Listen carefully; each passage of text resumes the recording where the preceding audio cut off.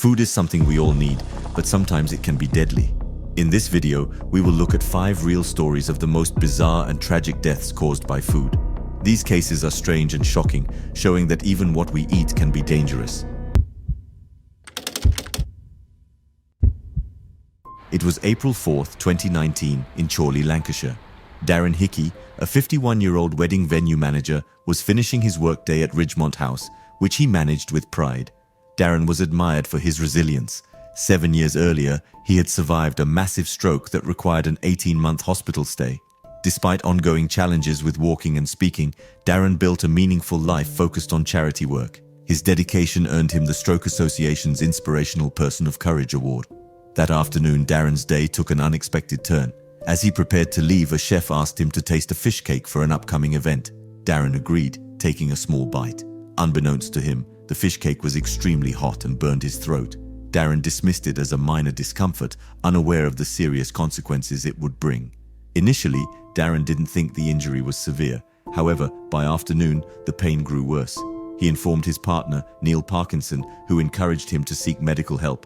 Darren went to Chorley Hospital's urgent care ward, where he described the burning sensation and difficulty swallowing. A healthcare practitioner examined him and consulted an ENT specialist from Preston Hospital. Since the burn was deep in Darren's throat, it couldn't be seen without specialized equipment. With no visible injuries in his mouth or tongue, Darren was sent home with paracetamol and instructions to return if his symptoms worsened.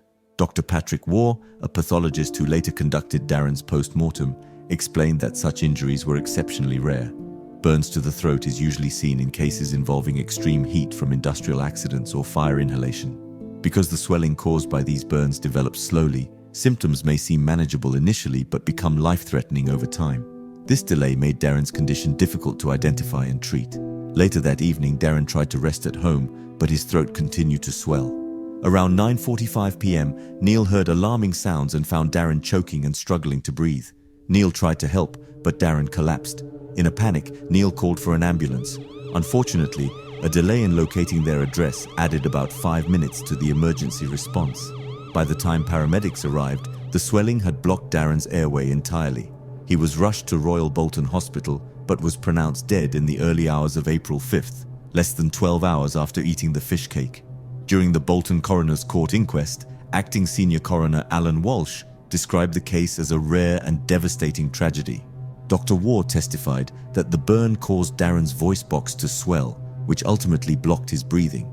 He noted the difficulty in diagnosing the injury, given the absence of visible burns in Darren's mouth.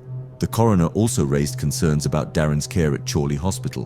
While acknowledging the unusual nature of the injury, he stressed the importance of thorough evaluations and advanced diagnostic tools in similar cases. Representatives from GTD Healthcare and NHS Greater Preston Clinical Commissioning Group assured the court they would review the incident to prevent future occurrences. Darren's death deeply impacted his loved ones and the community. Friends, family, and colleagues remembered him as a kind and courageous individual who overcame immense challenges. His charity work and positive outlook inspired many, making his sudden loss even more heartbreaking. Darren's story reminds us of how small incidents can lead to unexpected tragedies. It underscores the need for caution in everyday life and vigilance in medical care. While nothing can bring Darren back, his case is a call to action to ensure similar outcomes are avoided in the future.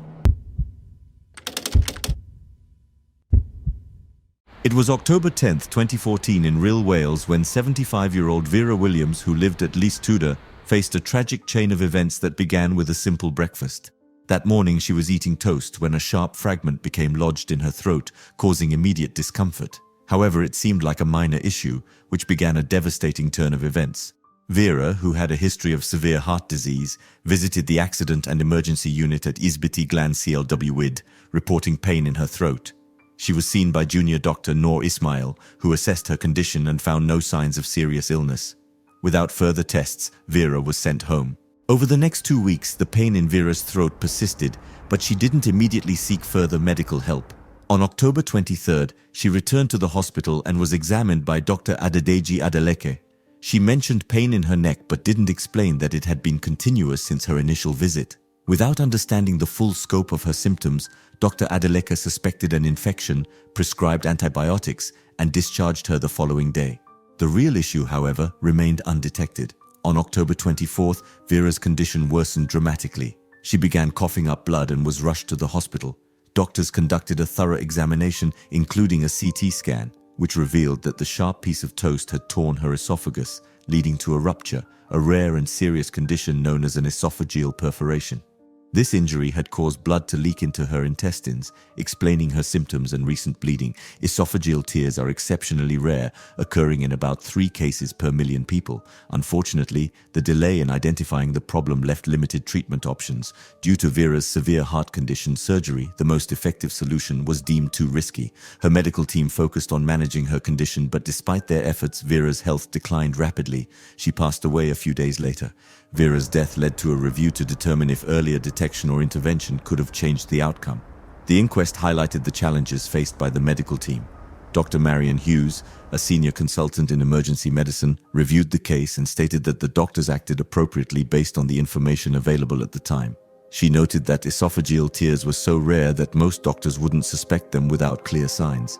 With nearly 40 years of experience, Dr. Hughes admitted she had never encountered such a case. However, the inquest also highlighted systemic issues in the hospital's operations. At the time, İspiti used paper records, which made it harder for doctors to track patients' medical histories. Coroner Nicola Jones suggested that if electronic records had been in place, Dr. Adeleke might have been better informed about Vera's earlier visit. This could have raised suspicions about a more serious issue. Still, it's being determined whether, even with better records, the outcome would have been different, given Vera's pre-existing health problems. The case of Vera Williams is a heartbreaking example of how an everyday activity, like eating breakfast, can unexpectedly lead to severe consequences. Her story also highlights the importance of clear communication between patients and doctors. If Vera had mentioned the ongoing nature of her symptoms during her second visit, it would have led to more thorough investigations. Ultimately, her death was caused by a rare and unforeseen medical condition. While the doctors involved acted based on the information they had, the tragedy underscores the need for improved systems to ensure patients' histories are accessible and considered during treatment. It was February 25, 2010, in Invercargill, a quiet town on New Zealand's South Island. Christopher Hodgkinson discovered his partner of 15 years, Natasha Harris, slumped against the bathroom wall. She was struggling to breathe, her breaths shallow and labored. Despite attempts to save her, Natasha passed away from cardiac arrest. She was only 30 years old. Natasha left behind 8 young children and a partner grieving her loss.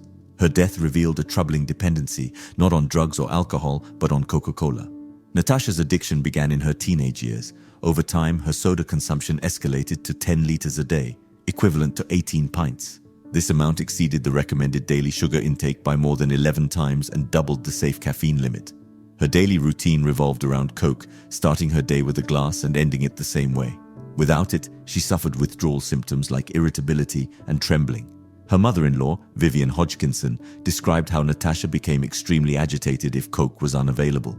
For years, Natasha experienced various health issues, including fatigue, nausea, and heart palpitations. She vomited multiple times a week and struggled with energy levels. However, neither she nor her family connected these symptoms to her Coke consumption, attributing them to stress or unrelated health problems. The effects of her habit were devastating. Natasha's teeth decayed completely and had to be removed, a direct result of the high sugar content in her diet. One of her children was born without tooth enamel, which doctors linked to Natasha's soda intake during pregnancy. Internally, her body suffered severe damage. An autopsy showed her liver was enlarged with fatty deposits caused by excessive sugar. She also had hypokalemia, a condition marked by dangerously low potassium levels which can cause heart issues. Pathologist Dr. Dan Mornin explained that her symptoms, muscle weakness, fatigue, and vomiting, were consistent with this condition.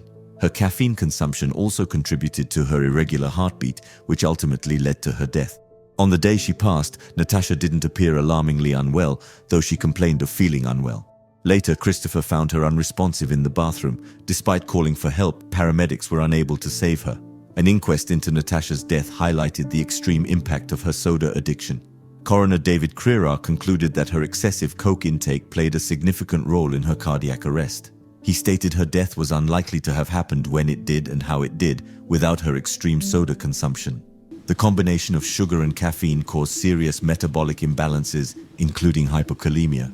Health experts noted that consuming up to 8 liters of liquid daily can be harmful. even without factoring in sugar and caffeine. Coca-Cola Oceania expressed disappointment in the findings, arguing there was no consensus on the exact cause of Natasha's heart attack and stating they could not control how much of their product consumers choose to drink. In response, the coroner recommended actions to prevent similar cases. He urged Coca-Cola to include caffeine on labels and add warnings about excessive consumption. He also called on the New Zealand Ministry of Health to consider stricter regulations on caffeinated beverages. However, some experts doubted whether warning labels would have changed Natasha's behavior. Catherine Rich of the NZ Food and Grocery Council noted that Natasha also smoked heavily and ignored medical advice for other health issues, suggesting broader lifestyle factors contributed to her death. Family members described Natasha as a loving mother who prioritized her children above all else, often at her own expense. She skipped meals to ensure her kids had enough and spent weeks planning their birthdays to make them special. Her sister, Raylene Finlayson, shared how Natasha's dependency on Coke became a coping mechanism in a difficult life. Struggling with feelings of being trapped and hopeless, she used Coke as others might turn to alcohol or drugs for comfort. After her death, Natasha's partner struggled to care for their children, who were eventually placed into state care. Christopher faced additional challenges, including legal issues and financial strain. Natasha Harris's story is a warning about the dangers of unchecked habits. Her family hopes her tragic death will raise awareness about the potential risks of excessive soda consumption and the broader struggles tied to dependency. It was July 20th, 2022, in Mumbai, India, a city teeming with life. For 27-year-old Rekha Nishad, life wasn't without struggles, but she faced them with resilience. She lived in a modest home in Malad West Pascal Wadi area with her husband and brother-in-law. The family led a simple life, managing the everyday challenges of urban living. For weeks, their home had been plagued by a persistent rat problem. Determined to address it, Rekha came up with what she believed was an effective solution. She injected poison into a few tomatoes, intending to use them as bait for the pests. That evening, Rekha returned home after a tiring day. Hoping for a quick and comforting meal, she prepared instant noodles. Her favorite TV show played in the background as she cooked, providing a rare moment of relaxation. Distracted by the show, Rekha accidentally picked up one poisoned tomato and added it to her noodles. Oblivious to the danger, she stirred the pot and finished cooking. Rekha sat down to eat, unaware of the mistake. After her meal, she began to feel unwell. At first, she thought it was an upset stomach, perhaps from something else she had eaten. However, her symptoms rapidly worsened, with intense nausea and severe discomfort setting in. Her husband and brother-in-law soon realized the seriousness of her condition and rushed her to Shatabdi Hospital. Despite the doctor's efforts, the damage from the poison was too extensive. Rekha's health deteriorated rapidly, and on July 22nd, just 2 days after the incident, she passed away. Her sudden death left her family devastated. The police launched an investigation into the tragedy. Rekha had managed to explain what had happened before her condition worsened. She told authorities that she had poisoned the tomatoes for the rats and accidentally used one while cooking. The police found no evidence of foul play and concluded that her death was a tragic accident. The case was closed with an accidental death report. This heartbreaking incident highlights how quickly a simple mistake can lead to catastrophic consequences. It is a caution about the dangers of handling toxic substances at home. Just a month later, Mumbai saw another similar tragedy. On August 13th, 24-year-old Kajol Pawar, who lived in Andheri East's Saki Naka area, accidentally consumed rat poison, mistaking it for medicine for a stomachache. Kajol was home alone when the incident occurred. Realizing her mistake, she called her mother, Ananda Gavane, for help, explaining her symptoms and pleading for assistance. Her mother and brother rushed to her side and took her to a nearby private hospital. However, her condition required specialized care. 2 days later, she was transferred to Hiranandani Hospital, where doctors discovered severe liver damage caused by the poison. As her health continued to decline, Kajol was moved to Kem Hospital in Parel for further treatment. Despite the medical team's best efforts, Kajol's body couldn't recover from the internal damage. 6 days after the incident, on August 19th, she passed away. Her husband, Abhishek Pawar, who had been on a trekking trip at the time, returned to the devastating news of her death. The police confirmed that Kajol's death was also accidental, with no signs of foul play. Like Rekha's case, her passing was a grim reminder of how dangerous toxic substances can be if handled carelessly. These two incidents reveal the severe risks of keeping hazardous materials at home and the devastating consequences of even a moment's distraction. Both Rekha's and Kajol's stories emphasize the need for caution and awareness when dealing with such substances, as even the best intentions can lead to tragic outcomes. It was a quiet morning on August 16, 2010, in Nebworth, Hertfordshire. 43-year-old Mitchell Carey, a graphic designer and father of two, decided to skip breakfast that day. By lunchtime, he was hungry and went to a local cafe near his workplace to grab a quick meal. He chose a simple corned beef sandwich, unaware that this choice would lead to a tragic and rare medical crisis. At first, everything seemed normal. Mitchell returned to work and ate his sandwich. But within 25 minutes, he began sweating heavily and complaining of severe stomach pain. The pain was so intense that he removed his clothes, describing it as 10 out of 10. Alarmed, his co-workers called for medical help. Paramedics arrived quickly and rushed Mitchell to Lister Hospital in Stevenage. Doctors initially thought it was a case of food poisoning. He was treated with painkillers and sent home the same day, instructed to rest and manage his symptoms with medication. Unfortunately, Mitchell's condition worsened overnight. By the next day, August 17th, he was experiencing severe stomach cramps and uncontrollable vomiting. His health deteriorated rapidly, and he collapsed at home. His wife, Debbie Carey, immediately called emergency services. When paramedics arrived, Mitchell was in critical condition. He was suffering from acute organ failure and had already endured a heart attack. He was rushed back to Lister Hospital, but despite the medical team's efforts, his condition kept declining. In the early hours of August 18th, Mitchell passed away due to multiple organ failure caused by a rare bacterial infection. The infection was later identified as Clostridium perfringens type A, a bacterium linked to food poisoning. This strain is so rare that only 7 other cases have been reported worldwide. Once it enters the bloodstream, it is almost always fatal. In Mitchell's case, the bacterium likely came from his corned beef sandwich. Doctors explained that the rapid onset of symptoms, within just 25 minutes of eating, strongly suggested the sandwich was the source. Environmental health officers tested corned beef from the cafe, found no contamination. While this made it impossible to confirm the exact source, the timeline of events left little doubt for medical experts and Mitchell's family. Mitchell's death was not the first tragedy for his family. He had been the widower of Anna Wilson, the daughter of TV presenter and former Arsenal goalkeeper Bob Wilson. Anna passed away in 1998 at just 31 years old after battling a rare and aggressive cancer called malignant schwannoma, which caused a large tumor in her chest. Mitchell and Anna had been married for 6 years at the time.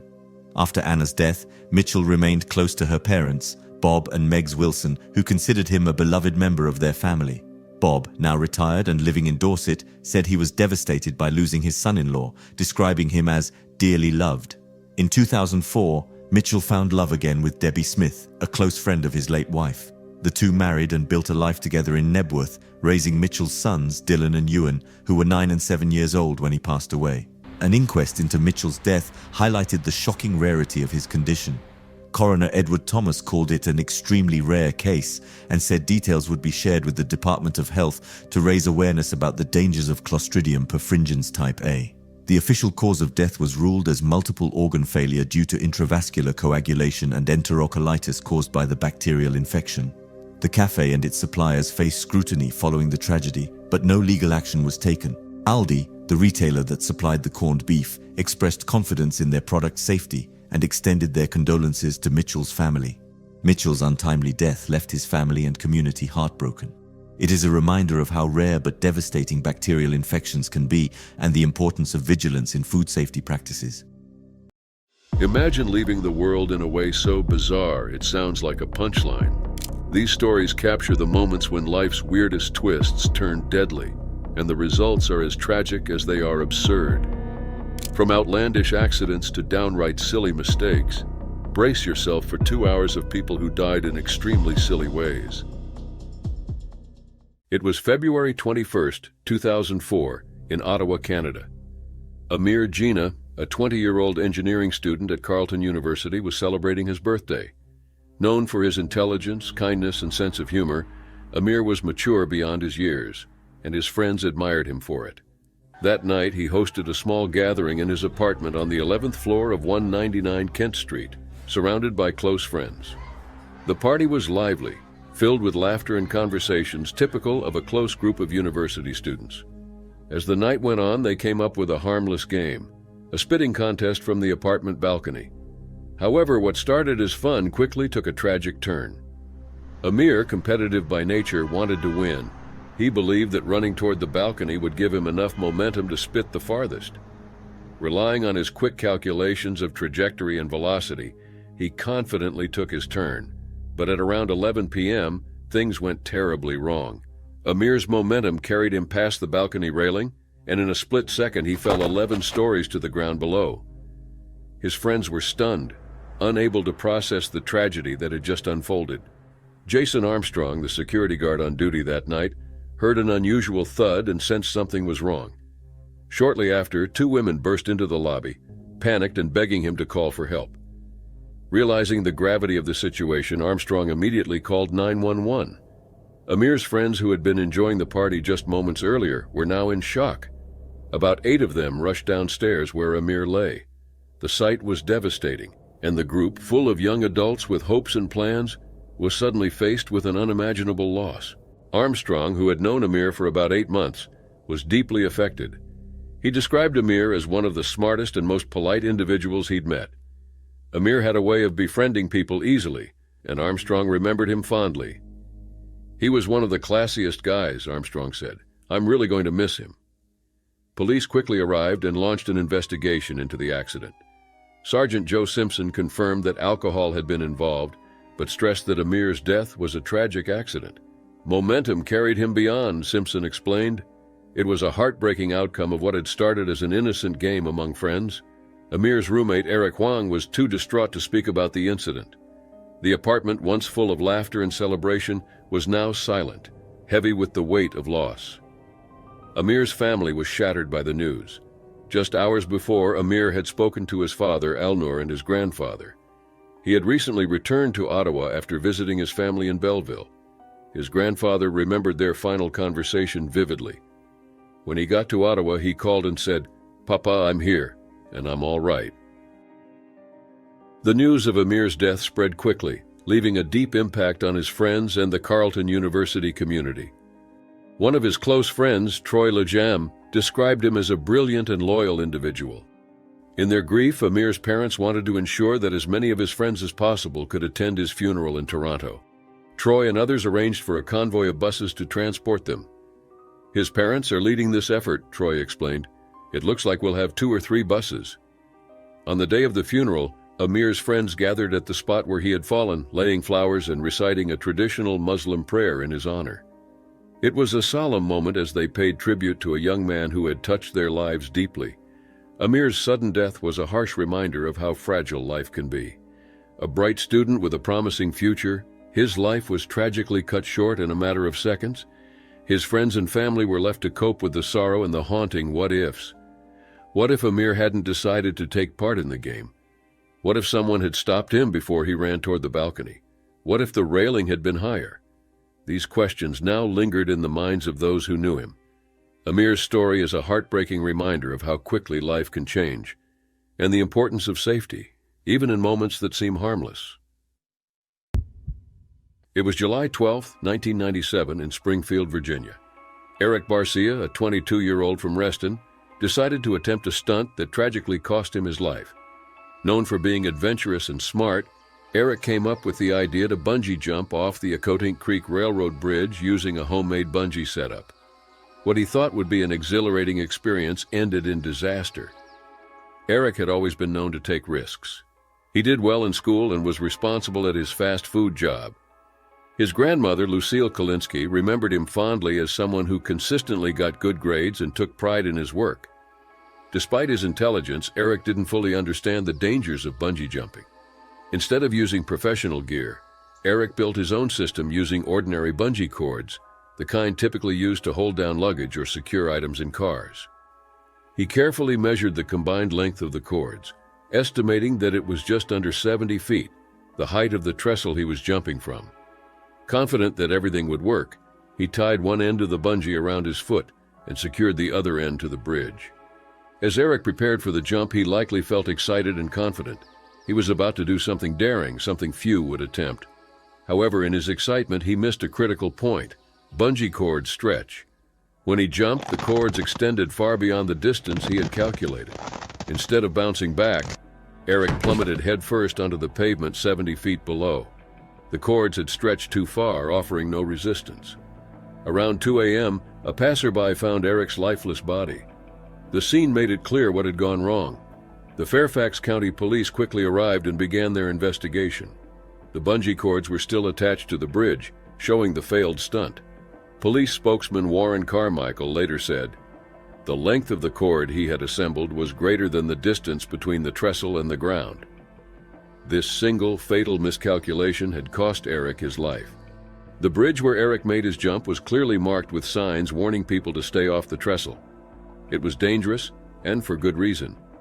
County spokeswoman Myrnie Fitzgerald emphasized, "It's quite obviously off limits." But despite these warnings, Eric's desire for adventure made him overlook the risks.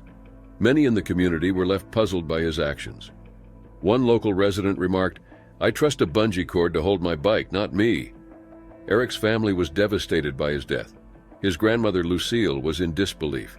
She couldn't understand why her grandson, whom she saw as smart and responsible, would attempt such a dangerous stunt. Her confusion echoed the sentiments of many who knew Eric. How could someone so bright make such a deadly mistake? Eric's tragic story later became a runner-up in the 1997 Darwin Awards. The award included the police statement about the cord length and pointed out the bitter irony of Eric's intelligence not saving him in this crucial moment. In the end, Eric's death served as a sad reminder of the consequences of ignoring safety measures, no matter how confident or skilled one might feel. His story, though brief, left an impact on those who heard it, a cautionary story for anyone tempted to take unnecessary risks.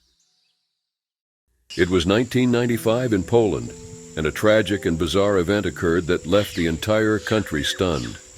Krzysztof Ozninski, a 30-year-old farmer, lost his life in a shocking attempt to prove his manliness. Krzysztof was known in his village as a strong and hard-working man.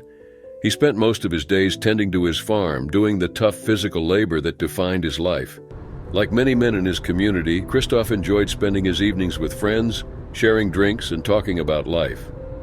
On one cold winter night, what began as a normal gathering among friends turned into something much darker. That evening, Krzysztof and his friends met in a small barn on his property. The group was drinking heavily, and as the night wore on, their conversation took a dangerous turn. It wasn't unusual for them to play what they called men's games, but these games were far from harmless. They were competitive, risky, and fueled by a need to prove who was the toughest among them. The night started with the men hitting each other on the head with frozen turnips. It was painful, but in their minds it was a test of strength and endurance. Laughter echoed through the barn, but underneath it there was a tension, a silent competition that no one wanted to lose.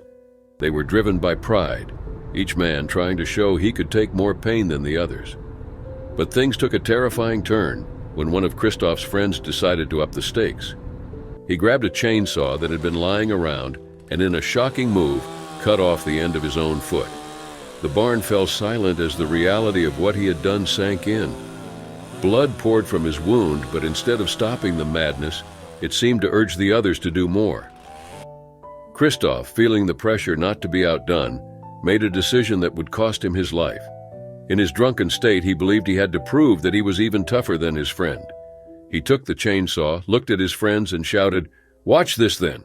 With those words, he swung the chainsaw at his own head. The scene that followed was horrifying. The chainsaw cut through Krzysztof's neck, severing his head from his body. He died instantly, his body collapsing to the ground as his friends watched in shock and disbelief. The reality of what had just happened hit them hard. Their friend was dead, and nothing could bring him back. The news of Krzysztof Ozninski's death quickly spread beyond the village. People couldn't believe the lengths he had gone to in order to prove his manhood. It reminds us of how dangerous it can be when pride and alcohol mix. Krzysztof's story became widely known, and it wasn't long before it was included in a study published in the British Medical Journal. This study looked at people who had died in foolish ways and found that the majority were men.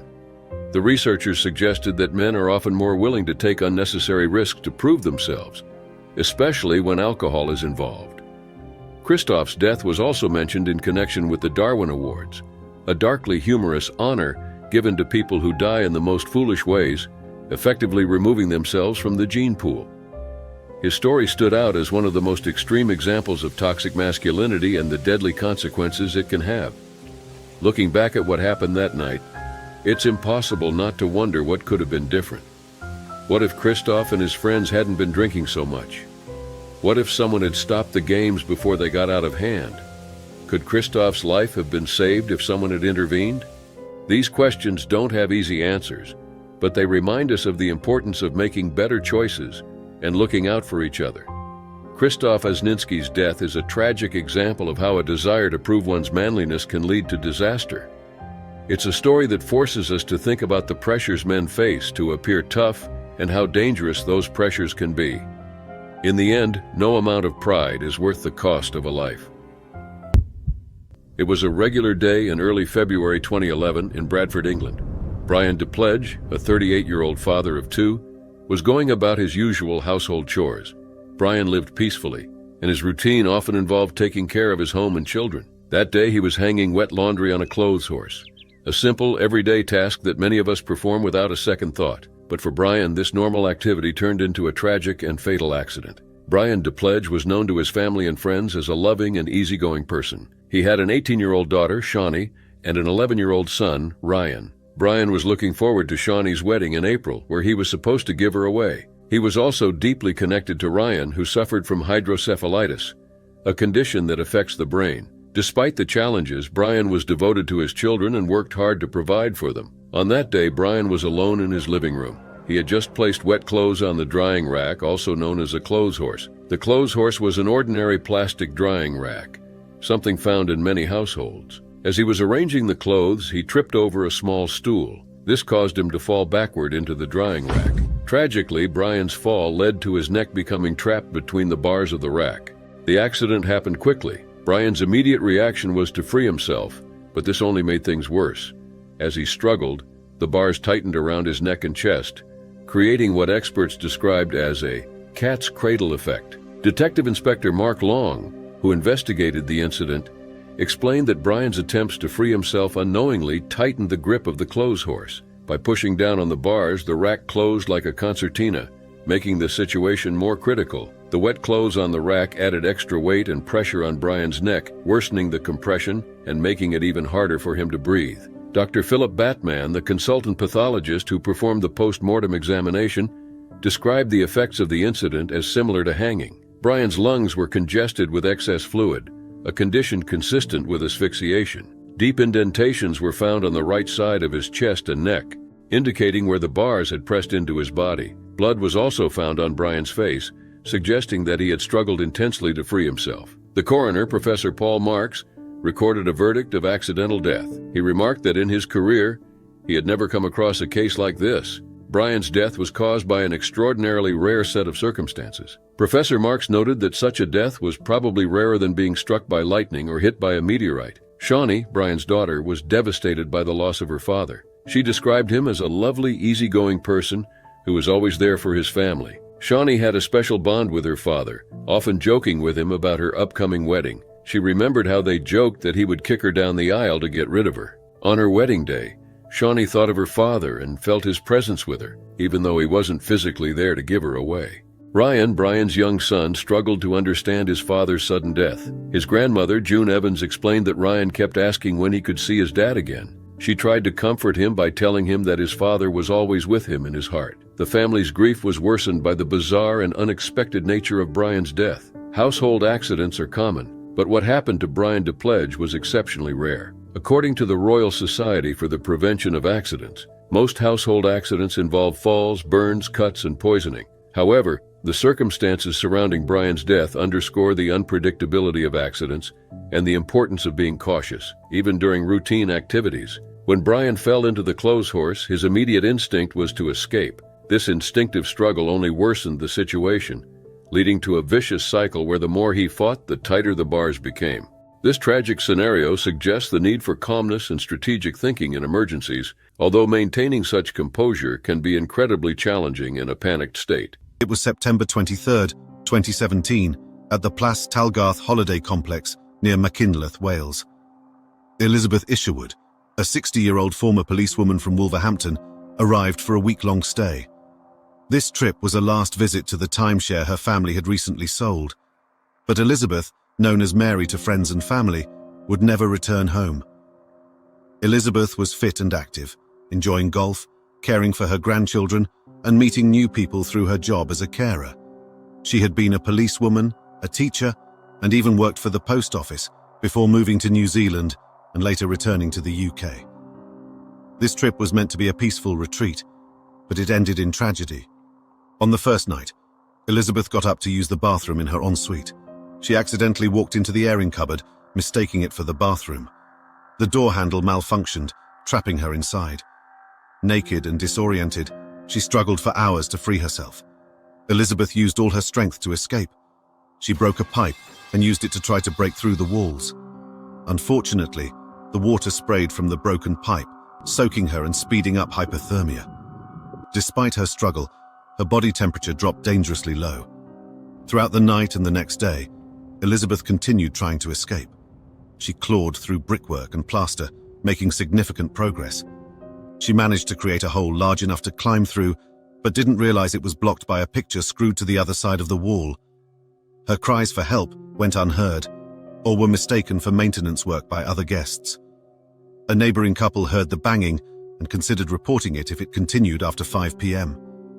Sadly, Elizabeth's efforts ceased just after 5 p.m., leading them to believe it was maintenance workers finishing for the day.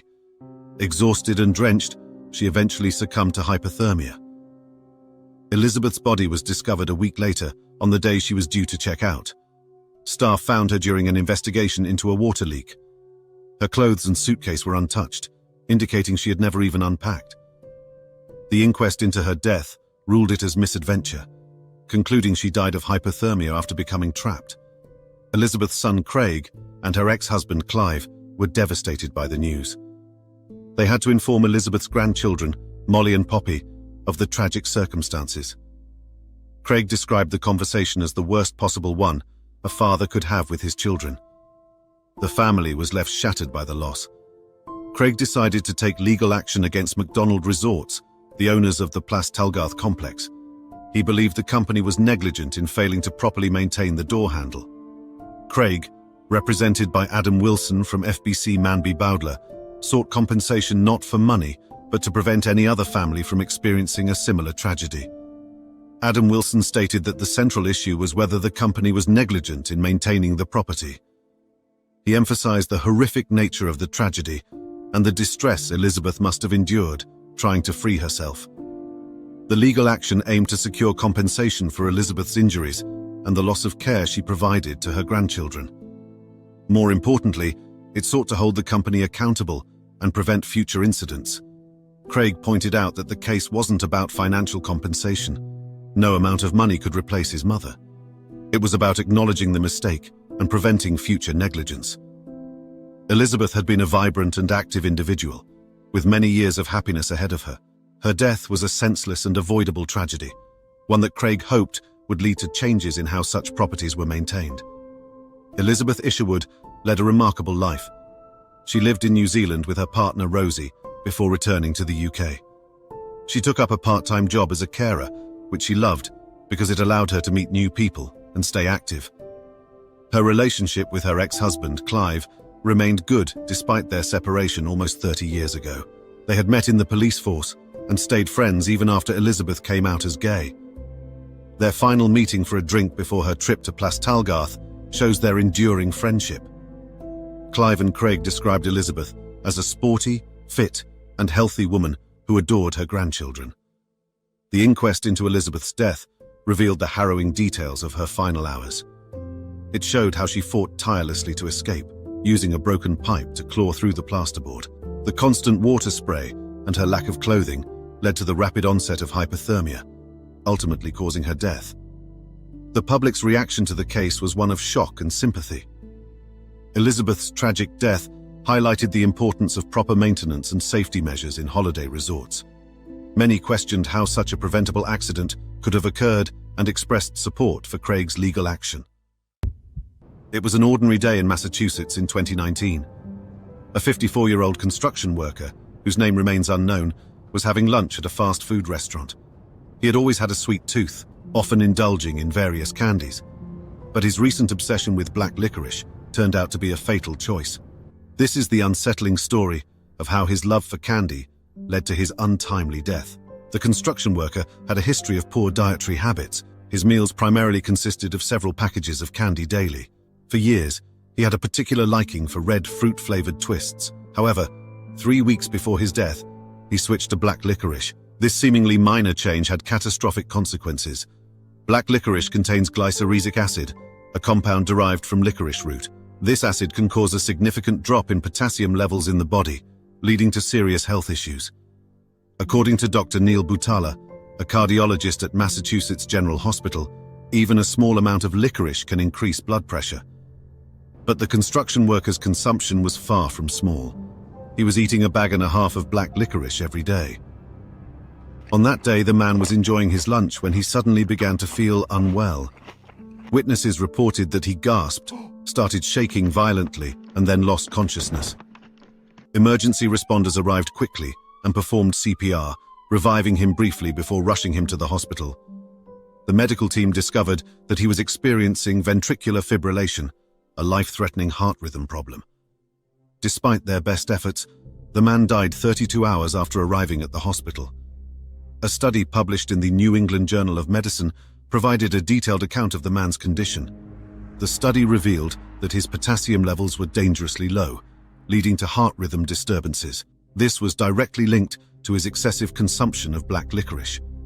Dr. Eliza R. Edelman, a physician mentioned in the study, diagnosed the man with metabolic, renal, vascular and cardiac toxicity due to apparent mineral or corticoid excess from licorice consumption. Essentially, the glyceric acid in the licorice had caused a dangerous buildup of cortisol in his body.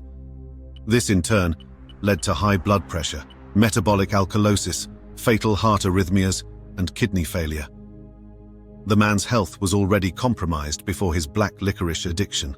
He had been a heavy smoker, consuming a pack of cigarettes a day for 36 years.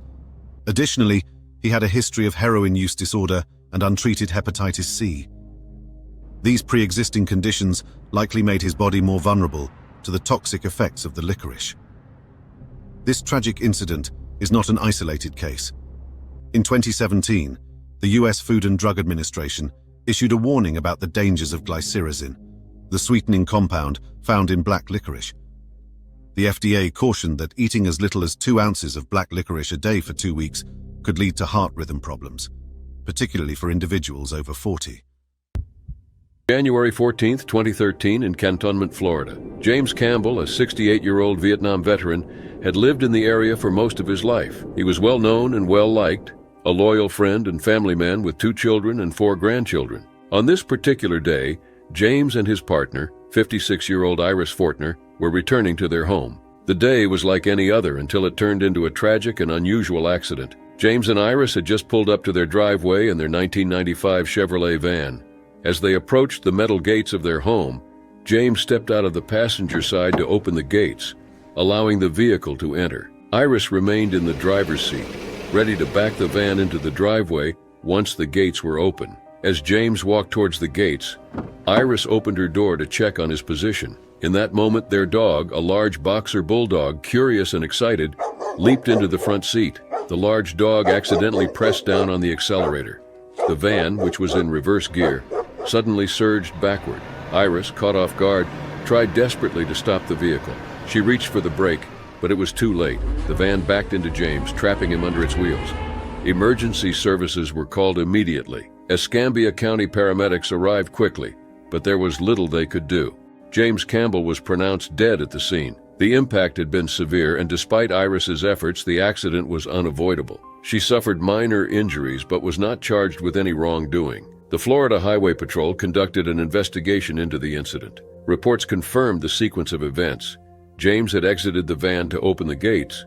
Iris had opened the door to check on his position, and the dog had jumped into the driver's seat, inadvertently pressing the accelerator. The van had backed into James, resulting in his tragic death. Local news outlets covered the story extensively. The Pensacola News-Journal and North Escambia News reported on the unusual accident, showing the tragic nature of the events. Neighbors and friends expressed their condolences, sharing their grief and disbelief. Many described James, affectionately known as Bo, as a good friend and a devoted family man. He was a graduate of Tate High School and a veteran who had served in Vietnam. In the days following the accident, online forums and blogs were filled with messages of sympathy and support for Iris and James's family. One blogger, claiming to be a close friend of James, wrote a heartfelt tribute, recalling their friendship and James's generosity. He mentioned James's brothers, Charlie and Jim, and the close-knit bond they shared. Despite the overwhelming support, there were rumors of suspicion. Some individuals questioned the probability of the accident, suggesting that there might be more to the story. However, the official reports and eyewitness accounts left little room for doubt. It was a tragic accident, a series of unfortunate events that led to the loss of a beloved community member. The dog who had unintentionally caused the accident remained with Iris. The boxer bulldog was not blamed for its actions, as it had acted out of excitement and curiosity. It was April 14, 2012, in Des Plaines, Illinois. Anthony Hensley, a 37-year-old husband and father of two, was working at Bay Colony Pond. Anthony's job involved managing mute swans to deter geese from the condominium complex where he worked. On this particular day, he was out on the pond in his kayak, performing his usual checks on the swans. It was a routine he had done countless times over the past 10 years, but this time, something went terribly wrong. Anthony was known for his dedication to his job and his family. He often shared his love for swans and his work with his two young daughters. His wife, Amy, remembered him as a devoted husband and father, always putting his family first. Anthony was also a skilled swimmer, a fact that would later puzzle many about the events of that day. On the morning of April 14th, Anthony set out in his kayak, paddling across the pond to check on the mute swans. These birds, while beautiful, are known for their aggressive and territorial nature. According to the lawsuit filed by Amy Hensley, the defendants knew or should have known that mute swans are strongly territorial with a dangerous tendency to attack. As Anthony approached one of the swans, it suddenly became aggressive. Witnesses later recounted how the swan lunged at Anthony, causing his kayak to tip over. He fell into the cold water, fully clothed and wearing heavy boots. The swan did not back down. It continued to attack, lunging at Anthony and preventing him from swimming to shore. His clothes and boots, now waterlogged, made it difficult for him to stay afloat. Anthony resurfaced at least once, struggling to swim against the weight of his clothes and the relentless attacks of the swan. But the aggressive bird kept lunging at him, pushing him further underwater. Eyewitness Daniel Gamanov, who watched the incident from his apartment window, said, "They probably thought that he was going too close to their eggs, and they were too scared, and they just attacked him." By the time dive crews arrived, Anthony had been underwater for more than 30 minutes. The pond was 50 feet deep in some areas, making the search even more challenging. Despite their efforts, Anthony was pronounced dead at Advocate Lutheran General Hospital. The Cook County Medical Examiner's Office concluded that he had drowned and ruled his death an accident. The aftermath of Anthony's tragic death left his family devastated. His father, Raymond Hensley, spoke to the media, describing his son as a wonderful father and husband. "It's tragic for him to have to spend the last few moments like that," he said. "He's going to be remembered as one of the most wonderful fathers in the world. A very good father, a very good husband. There wasn't a mean bone in his body." Anthony's stepmother, Tammy Hensley, supported Raymond's sentiments.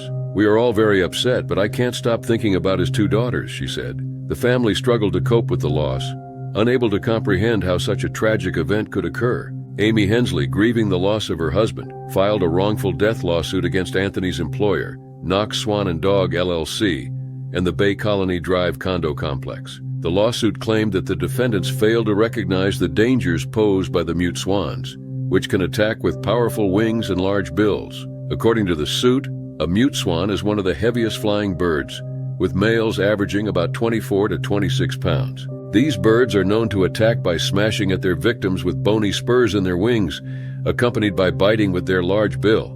Doug Stotts, a senior conservation ecologist with the Field Museum, explained that swans may seem calm and pretty, but they are more aggressive and stronger than people think. "Swans are certainly perfectly happy to attack something that's much larger than them," Stotts said.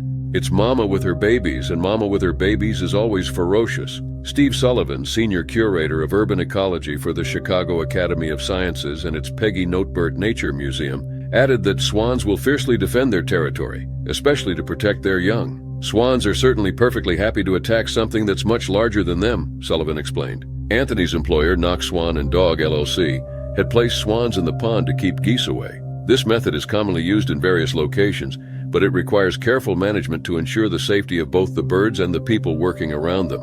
Amy Hensley's lawsuit pointed out that the property management companies, as well as the homeowners and condominium associations, should have known about the aggressive nature of the mute swans and taken steps to prevent such a tragedy. The lawsuit sought an unspecified amount in damages, claiming premises liability and violations of Illinois' Animal Control Act. This act states that the owner of an animal that attacks a person in certain circumstances can be held liable for damages. The defendants, however, did not comment publicly on the case. It was a cold night in 2004, and the world was under a global health crisis.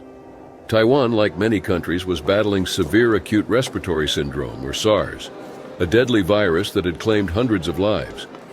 Amidst this, a 45-year-old woman, terrified of getting sick, took drastic measures.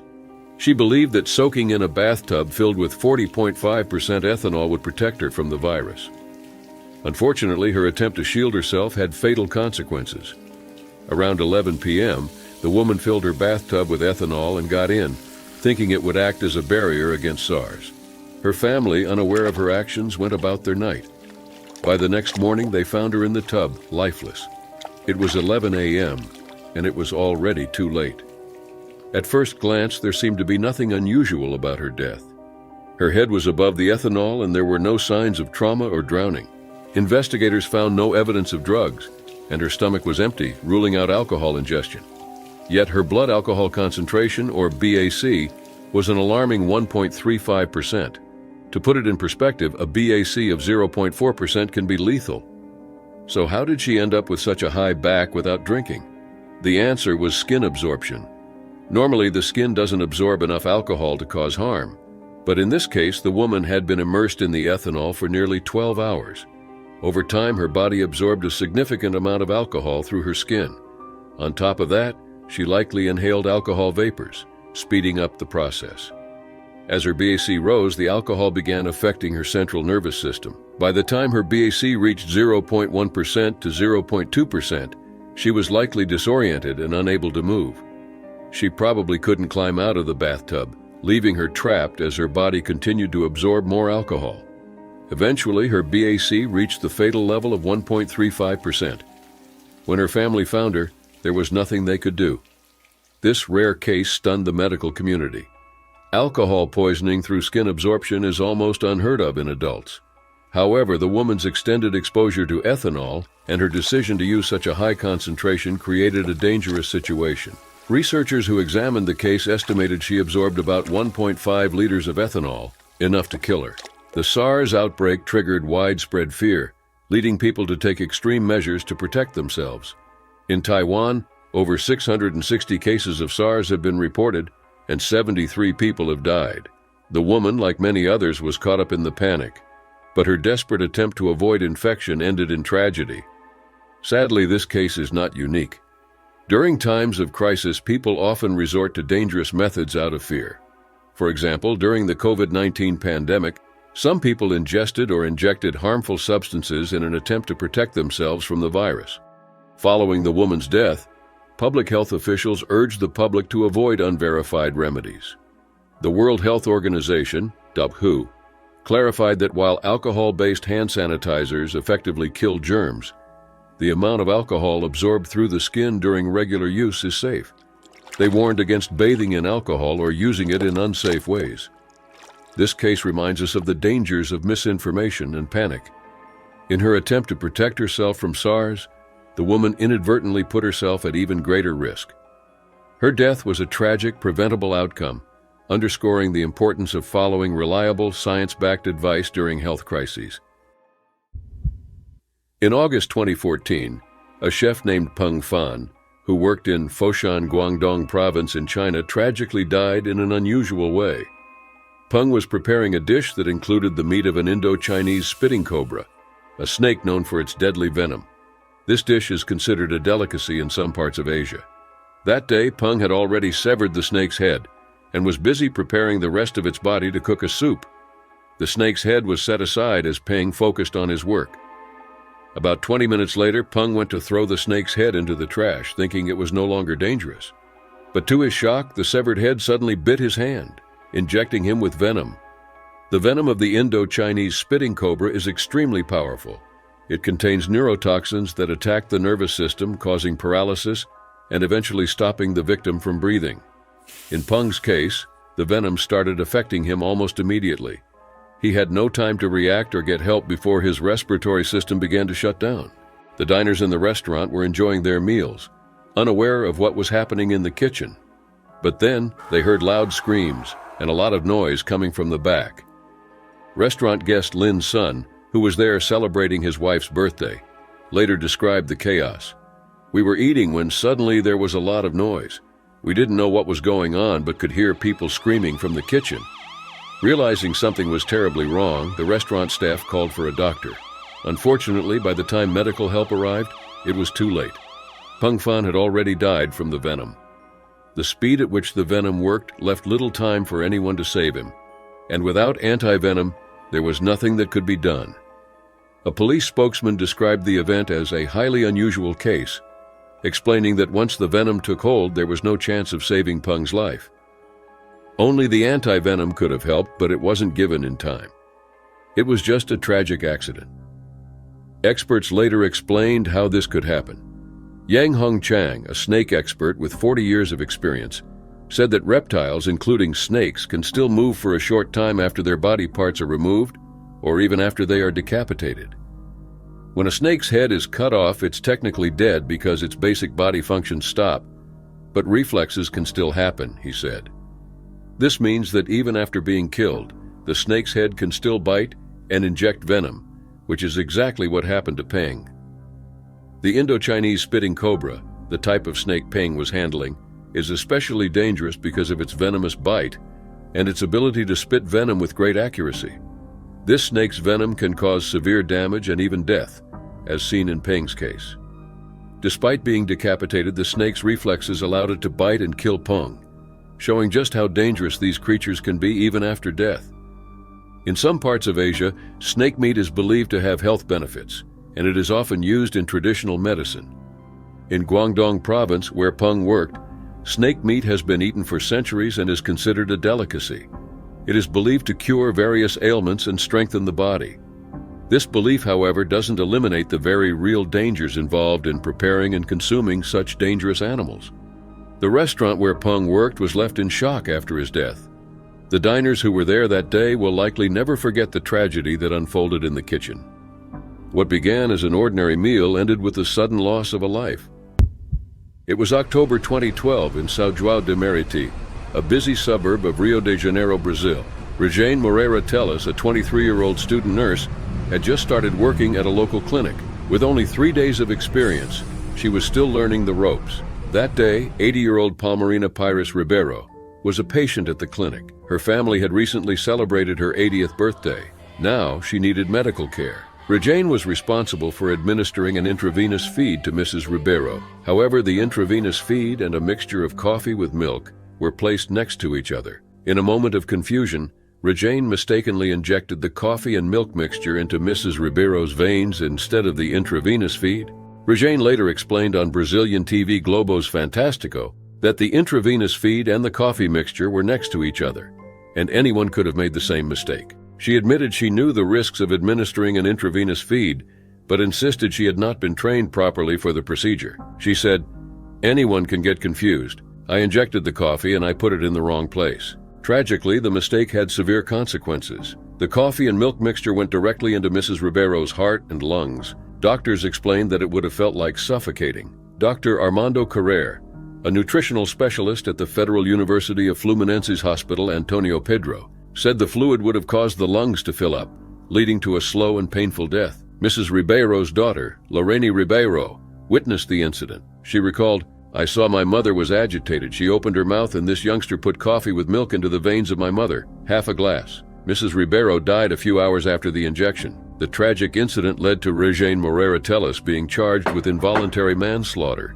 2 other nurses and another student at the clinic were also indicted for their roles in the incident. Rejane's defense was that she was not properly trained and that it was an understandable mistake. However, the case shows the critical importance of proper training and supervision in medical settings. Medication errors are unfortunately common in hospitals, but this case was particularly severe due to the fatal outcome. The clinic and its staff faced heavy scrutiny following the incident. The tragic death of Palmerina Pires Ribeiro shows the responsibilities that come with medical care and the devastating consequences of errors. It was December 21, 2013, in McLeod, Oklahoma. Denver Lee St. Clair, a 58-year-old man, was found dead in his home in a way no one could have imagined. The police discovered his body with the waistband of his underwear pulled over his head. This unusual and disturbing method of death was later identified as an atomic wedgie. The person responsible for this act was his 33-year-old stepson, Brad Davis, a former Marine. The events that led to this shocking incident are as tragic as they are perplexing. Brad Davis had a troubled relationship with his stepfather, Denver Lee St. Clair. The tension between them had been brewing for years. St. Clair was known to be abusive and had a history of violence, especially towards his wife, Tressia St. Clair, who was Brad's mother. In 2008, Tressia filed a permanent protective order against Denver, claiming he had grabbed her by the neck and thrown her through a bathroom door. The couple had attempted to divorce multiple times, but the cases were often dismissed. This aggressive environment undoubtedly contributed to the strained relationship between Brad and his stepfather. On the night of December 21, 2013, Brad Davis visited his mother and stepfather's home. His mother, Tressia, was in the hospital recovering from hip surgery, leaving the two men alone. They spent the evening drinking, which only escalated the already tense atmosphere. According to Davis, the altercation began when Denver started bad-mouthing Tressia, which angered him. As the argument intensified, Denver allegedly tried to punch Brad. In response, Davis fought back. He claimed that his stepfather jumped him and that he acted in self-defense. The situation quickly spiraled out of control. During the struggle, Davis knocked Denver unconscious. In a moment of rage and desperation, Brad pulled the waistband of Denver's underwear over his head from behind, creating the infamous atomic wedgie. When the police arrived at the scene, they found Denver Lee St. Clair dead, with his underwear waistband wrapped around his neck. Potawatomi County Sheriff Mike Booth stated, "I'd never seen this before, but when we first looked at our victim, seeing the waistband of his underwear was around his neck." The initial examination revealed that Denver had died from suffocation and blunt force trauma to the head. Brad Davis initially tried to cover up his actions. He altered the crime scene to make it appear as if the two had simply had a fight. However, further investigation uncovered evidence suggesting that the situation was far more severe than a mere altercation. Text messages between Davis and a friend indicated that he had intended to confront Denver and had nothing to lose. This evidence, combined with the physical findings, led the authorities to believe that Denver's death was not accidental. Brad Davis was arrested and charged with first-degree murder. During the legal proceedings, Davis claimed that he never intended to kill his stepfather. He described the incident as a tragic accident, stating, "I never had any intention of killing that man. There's no way I ever thought that could have happened." He expressed that he was defending himself and that things had gotten out of hand in the heat of the moment. The case garnered significant media attention, and Davis was dubbed the Atomic Wedgie Killer. Prosecutors argued that Davis had acted with malice, and that his actions went far beyond self-defense. They presented the text messages and the disturbing detail that Davis had taken photos of Denver while he lay unconscious on the floor. These actions painted a picture of intent to humiliate. In May 2015, Davis pleaded guilty to first-degree manslaughter as part of a plea deal to avoid a trial. During the mitigation hearing, he reiterated that he was panicked, mad, and scared, and that it was like a bad dream. He admitted that he had gone too far and expressed remorse for his actions. On July 16, 2015, Brad Davis was sentenced to 30 years in prison. The judge considered the severity of the crime and the evidence of Davis's intent to confront and humiliate his stepfather. The sentence reflected the court's belief that Davis's actions were not merely a tragic accident, but a result of years of built-up tension. The case left a lasting impact on the community and the families involved. Denver Lee St. Clair was remembered by his daughter, Carol St. Clair, and niece Tanya Renee Lester Dawson, as a unique individual who loved motorcycles. They set up a Facebook page in his memory, where friends and family shared their grief and memories. The tragic events also led to a broader discussion about the dynamics of abusive relationships and the long-term effects of such environments on individuals. Brad Davis's case highlighted the extreme consequences that can arise from years of unresolved conflict and abuse. It was July 4, 2015 in Calais, Maine, near the Canadian border. Devin Staples, a 22-year-old from Orlando, Florida, celebrated Independence Day with friends and family. Devin, who had worked as characters like Gaston and Goofy at Disney World, was known for his fun-loving personality. The usual fireworks, laughter, and drinks festered that evening. Devin, known for his sense of humor, played around with a fireworks mortar tube, unaware that a tragic mistake was about to happen. The group was lighting fireworks throughout the night, At some point, Devin picked up the fireworks mortar tube and placed it on his head. His friends, thinking he was joking, tried to convince him to stop. Within seconds, Devin lit the firework, which exploded instantly, killing him. His brother Cody was nearby and described the scene as devastating, noting that nothing could be done to save Devin. The news of Devin's death shocked everyone who knew him. His family emphasized that Devin wasn't reckless. His brother mentioned that Devin often pretended to do silly things for laughs but never intended to hurt himself. This time, however, a joke turned into a deadly accident. Devin's mother, Kathleen Staples, believes Devin thought the firework was inactive. She told CBS News that Devin assumed it didn't work and placed it on his head as part of his playful nature. But once the fuse ignited, there was no time to react. His fiancée, Kara Hawley, who was present that night, explained that Devin was likely buzzed from alcohol and might have accidentally lit the firework. She recalled yelling at Devin when she saw the fuse was lit, but it was too late. The firework was a reloadable mortar tube meant to explode into the sky. Its exact type is unknown, but its power was strong enough to kill Devin immediately. His death shows the dangers associated with fireworks, which cause many injuries and fatalities, especially around holidays like the 4th of July. Psychologists suggest that young adults like Devin are more prone to risky behavior due to peer pressure and the desire to impress others. Dr. Art Markman from the University of Texas, Austin, explained that the brain's frontal lobes, responsible for controlling impulses, fully develop in the mid-20s, making young adults more likely to take risks. Devin's history as a fun-loving entertainer might have contributed to his decision to place the fireworks on his head. Alcohol likely contributed to Devin's poor decision-making that night. It impairs judgment, making it harder to recognize danger. Devin might not have realized the risk of putting a live firework on his head, believing it was a harmless prank. After Devin's tragic death, his mother began advocating for stricter fireworks regulations in Maine. The state had only legalized fireworks in 2012 after a 60-year ban. Devin's death was the first fatality since fireworks became legal. Kathleen argued that fireworks should be regulated similarly to firearms or vehicles, emphasizing their potential danger. State Representative Michel Lajoie echoed her concerns, suggesting stricter rules for fireworks use, though he acknowledged that it's hard to prevent every accident. Devin's family and friends remember him as a kind, energetic person who loved to make others smile. He had planned to become a veterinary technician and start classes later that year.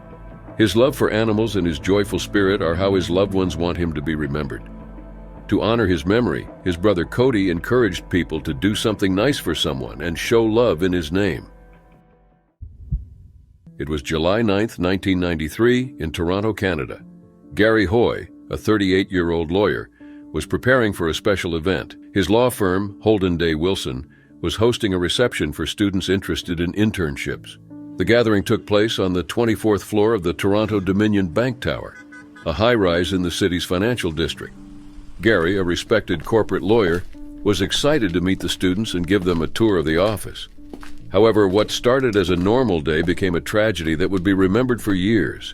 Gary wasn't just known for his legal expertise. He had a reputation for an unusual stunt. He would run into the office windows to show their strength, bouncing off to prove they wouldn't break. Over the years, Gary had done this countless times without any issues.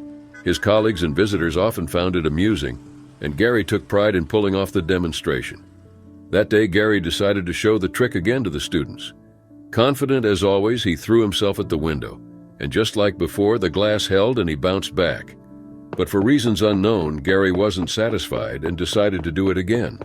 This time, things went wrong. Instead of bouncing off like before, the window gave way. It didn't shatter, but it popped out of its frame, sending Gary falling 24 stories to his death in the courtyard below. He died instantly from the impact. The students and colleagues who witnessed the accident were shocked. What was supposed to be a simple demonstration had turned into a fatal accident in a matter of seconds. Emergency services arrived quickly, but they could do nothing to save Gary. His death left everyone in disbelief. Authorities and engineers were called to investigate. The glass itself hadn't broken. It had simply come out of its frame. Structural engineer Bob Greer later explained that no window frame could withstand the repeated force of a grown man throwing himself against it. While the glass held, the frame failed, leading to the tragic fall. News of Gary's death spread quickly throughout the city. People couldn't comprehend how such a thing could happen. Gary wasn't reckless or trying to harm himself. He repeated something he had done many times before. Yet this time it led to his untimely death. Gary's colleagues were devastated.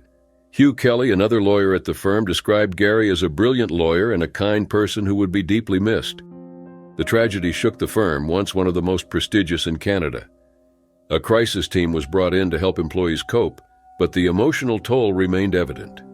In the years following Gary's death, the firm began to decline. Many believe the trauma of losing Gary contributed to Holden Day Wilson's eventual downfall. By 1996, the firm had closed its doors, marking one of the biggest law firm failures in Canadian history. Gary's death became part of Toronto's history. It was so unusual that many people thought it was just an urban legend, but the facts were clear. His story was featured in media, including the film The Darwin Awards, the show 1000 Ways to Die, and an episode of Mythbusters.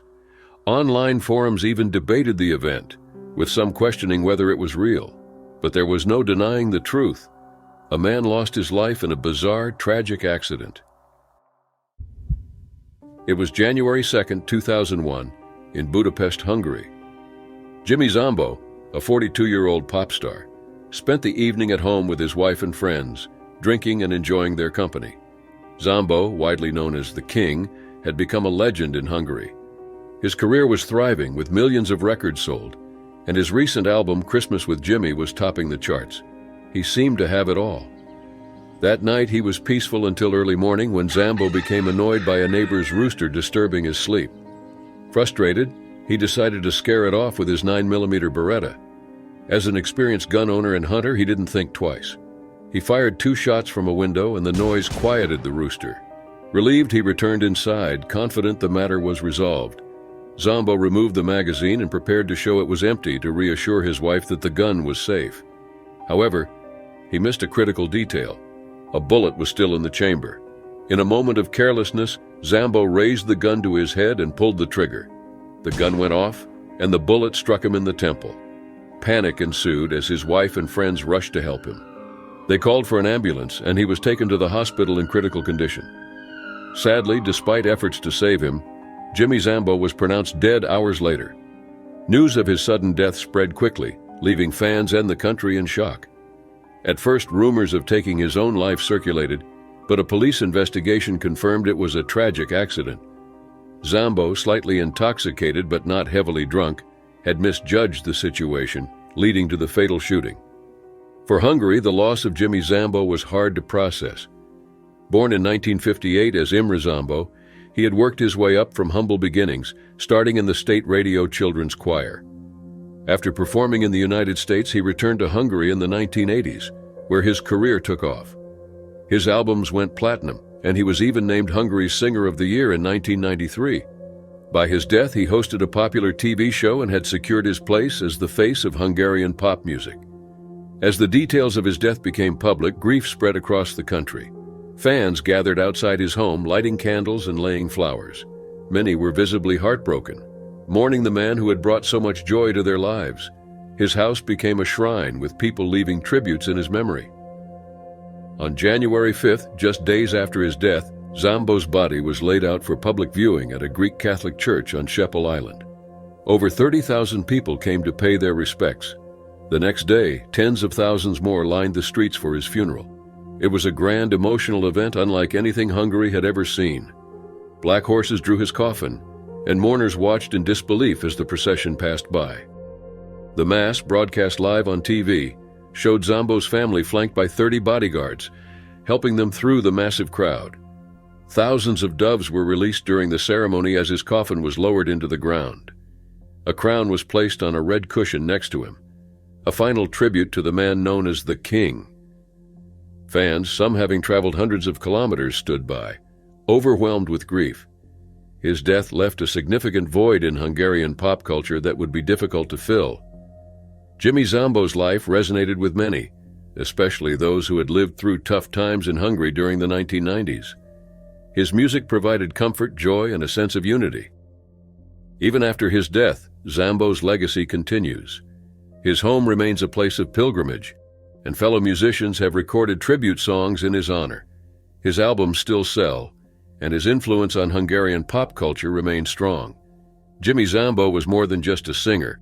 To his fans, he symbolized hope, joy, and connection.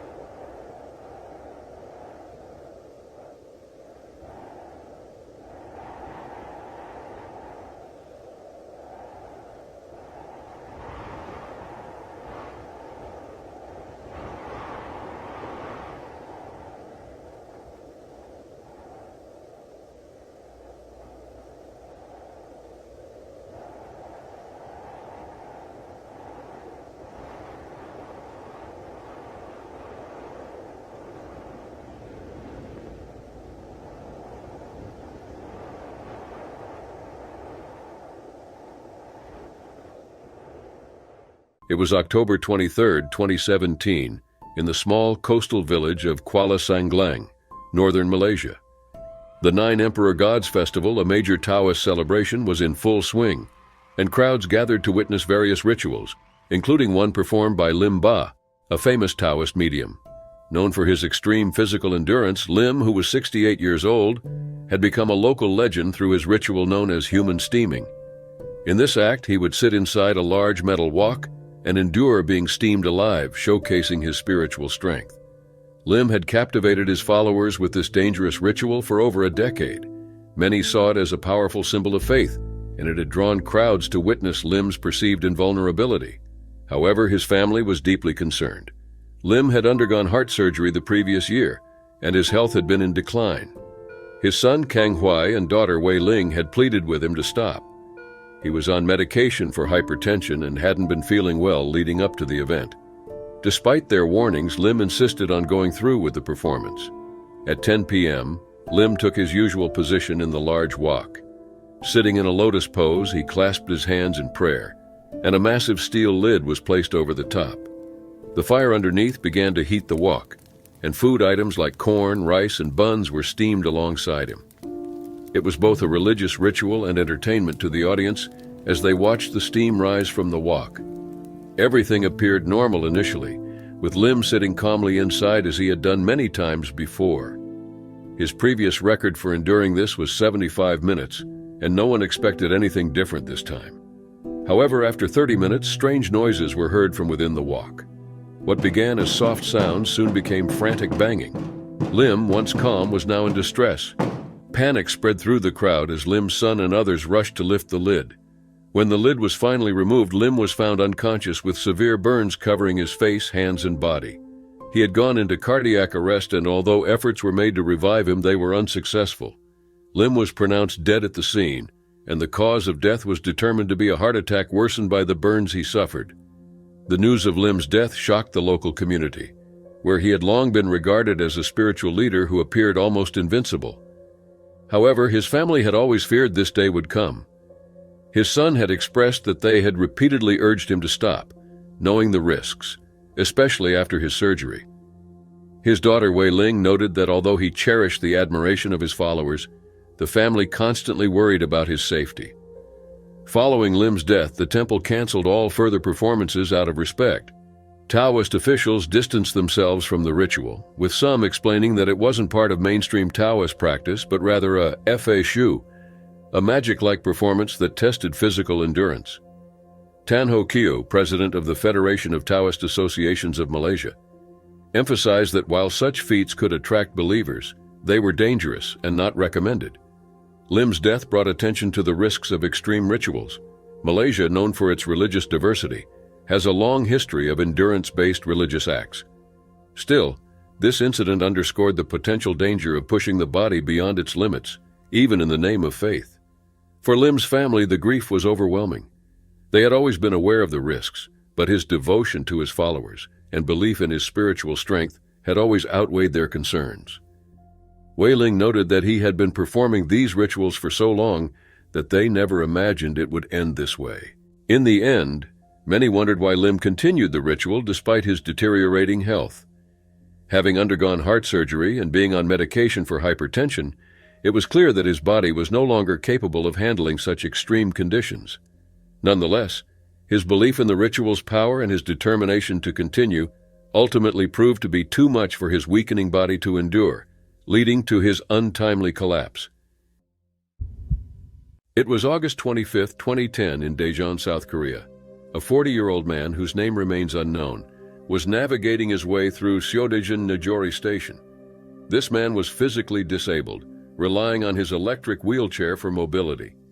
He had just missed an elevator by a narrow margin, and frustration quickly turned to anger. What happened next was captured on CCTV and later became an example of the dangers of acting out in anger. The man arrived at Seodaejin Najori Station around 9:45 p.m. He was in a hurry to catch the elevator, but it closed just as he approached. The elevator had left without him, sparking immediate frustration. The station was busy, filled with commuters, but no one could foresee the tragic event about to unfold. In a fit of rage, the man rammed his wheelchair into the elevator doors. The first collision occurred just seconds after the doors had closed. He hit them hard, but they didn't open. The CCTV footage shows him backing up his wheelchair and ramming the doors again, this time with more force. The second impact was stronger, causing the right door to start to tear away from its frame. Despite the obvious damage, he didn't stop. He backed up once more and charged at the doors for the third time. This final collision was too much for the weakened doors to withstand. Both doors lifted from their tracks, and the man, along with his wheelchair, plunged into the empty elevator shaft. The fall was devastating. The shaft was deep and the impact was fatal. Emergency services were called to the scene, but there was nothing they could do. The entire incident was over in a matter of seconds, yet the repercussions were significant. The footage from the CCTV showed a clear sequence of events. The man's actions were deliberate. His frustration had turned into a reckless attempt to force open the doors. What was initially a moment of impatience escalated into a tragic accident. News of the incident spread quickly. It was covered extensively in South Korean media and even made international headlines. People were shocked by the event and saddened by the man's tragic death. However, there was also a sense of disbelief at the man's actions. The incident was bizarre and disturbing, showing the potential dangers of acting out in anger. This tragedy prompted a review of safety measures in South Korean public transportation. It was discovered that the elevator doors were not as robust as they appeared. Elevator doors are designed to be relatively weak to allow for emergency rescues, but this also made them vulnerable to severe impacts. In response to this incident, new safety regulations were introduced.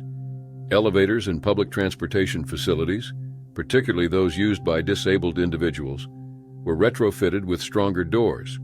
Warning signs were also posted, advising against leaning on or ramming the doors. These signs were intended to prevent similar accidents in the future. After his death, the man was awarded the Darwin Award. This award is given to individuals who die or sterilize themselves in an extraordinary, idiotic manner, thereby improving the human gene pool by eliminating themselves from it. The man's deliberate and repeated ramming of the elevator doors was seen as a clear example of such behavior. While some saw the award as a harsh judgment, it underscored the avoidable nature of the tragedy. His actions were intentional and reckless, leading to his untimely death. This incident raises several important questions about human behavior and the consequences of uncontrolled anger. The man's immediate response to missing the elevator was to lash out violently. His actions were not rational, and the consequences were fatal. Anger can cloud judgment, leading people to take actions they wouldn't normally consider. In this case, the man's anger drove him to repeatedly ram his wheelchair into the elevator doors, despite the obvious risks. His actions were a tragic reminder of the need to manage emotions and think before acting. It was a chilly morning on January 21st, 2023, in Gouda Springs, Kansas. Joseph Austin Smith, a 32-year-old plumber from Wichita, was setting off on a hunting trip. Known for his love of the outdoors and hunting, Joseph was also a passionate musician and a beloved family man.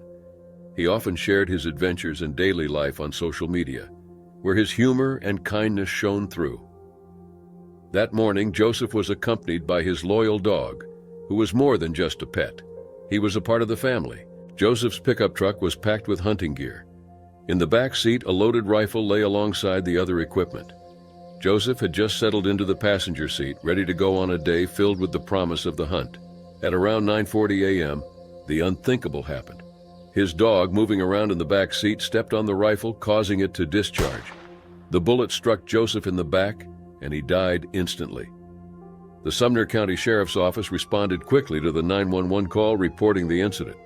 Deputies arrived at the scene within minutes and immediately began life-saving measures, but it was too late. Joseph was pronounced dead at the scene. The investigation revealed the tragic sequence of events. The dog had accidentally triggered the rifle, causing the fatal shot. The news of Joseph's death shocked the small community of Gouda Springs and his hometown of Wichita. Friends and family were devastated by the loss of a man they described as kind, funny, and always ready to brighten someone's day. His former boss, Chris Brown, who owned Brown's Plumbing Services, remembered Joseph as the most unique individual I have had the pleasure of meeting. Chris Brown started a GoFundMe campaign to help Joseph's family with the funeral expenses. He wrote heartfelt words about Joseph, highlighting how he could make everyone laugh even on the toughest days. "Joe always had something to lift our spirits," Chris wrote. The campaign quickly gained support, raising over $19,000 to help Joseph's family during this difficult time. Jessica, a colleague and friend, echoed Chris's sentiments. She described Joseph as a truly amazing man who had a natural ability to make people smile. Every time he walked through the door, he would make someone smile. "Joe is going to be dearly missed by so many," she wrote. These tributes were accompanied by numerous photos of Joseph, showing him performing on stage with his guitar, smiling with friends and family, and spending time with his beloved dog. Joseph's sister, Kayla Bing, shared her grief on social media, posting several images of her brother and expressing her sorrow. "Maestro Joe, a virtuoso with a funk soul. It wasn't supposed to be you, brother," she wrote. The photos showed a man full of life, with a passion for music and a love for those around him.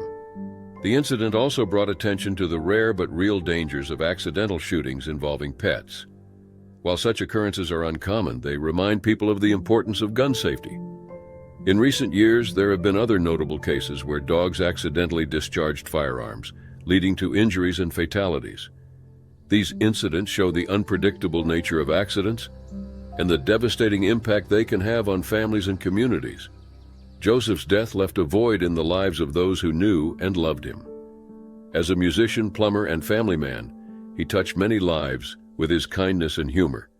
His tragic and unexpected passing reminds us of life's fragility and the importance of cherishing every moment. It was 2011, on a quiet night near Luskville, Quebec, a small town about 25 miles northwest of Ottawa. The rural highway was calm with just a few cars driving by.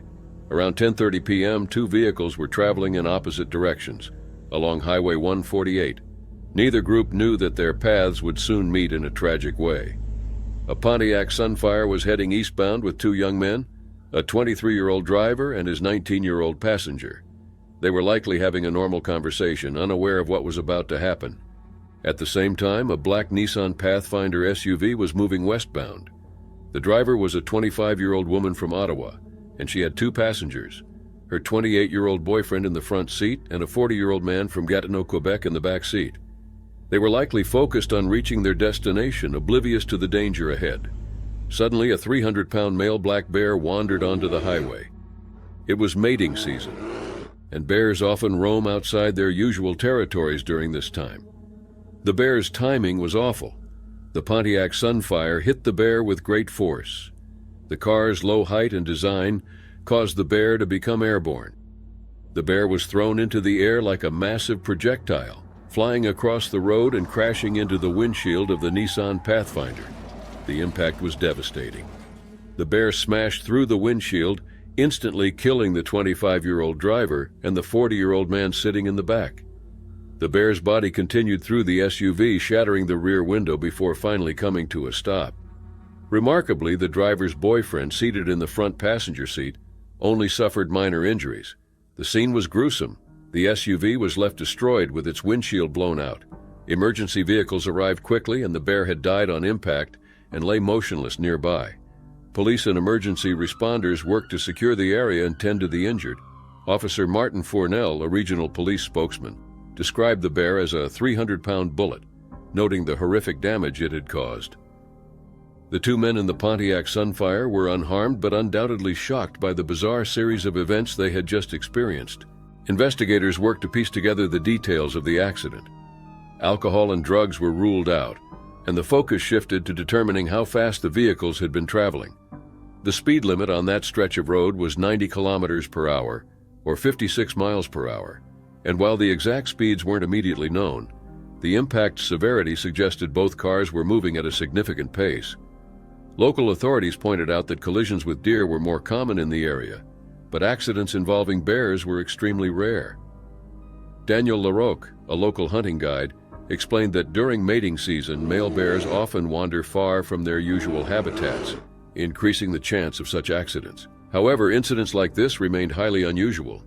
The news of the accident quickly spread, with media outlets covering the shocking event.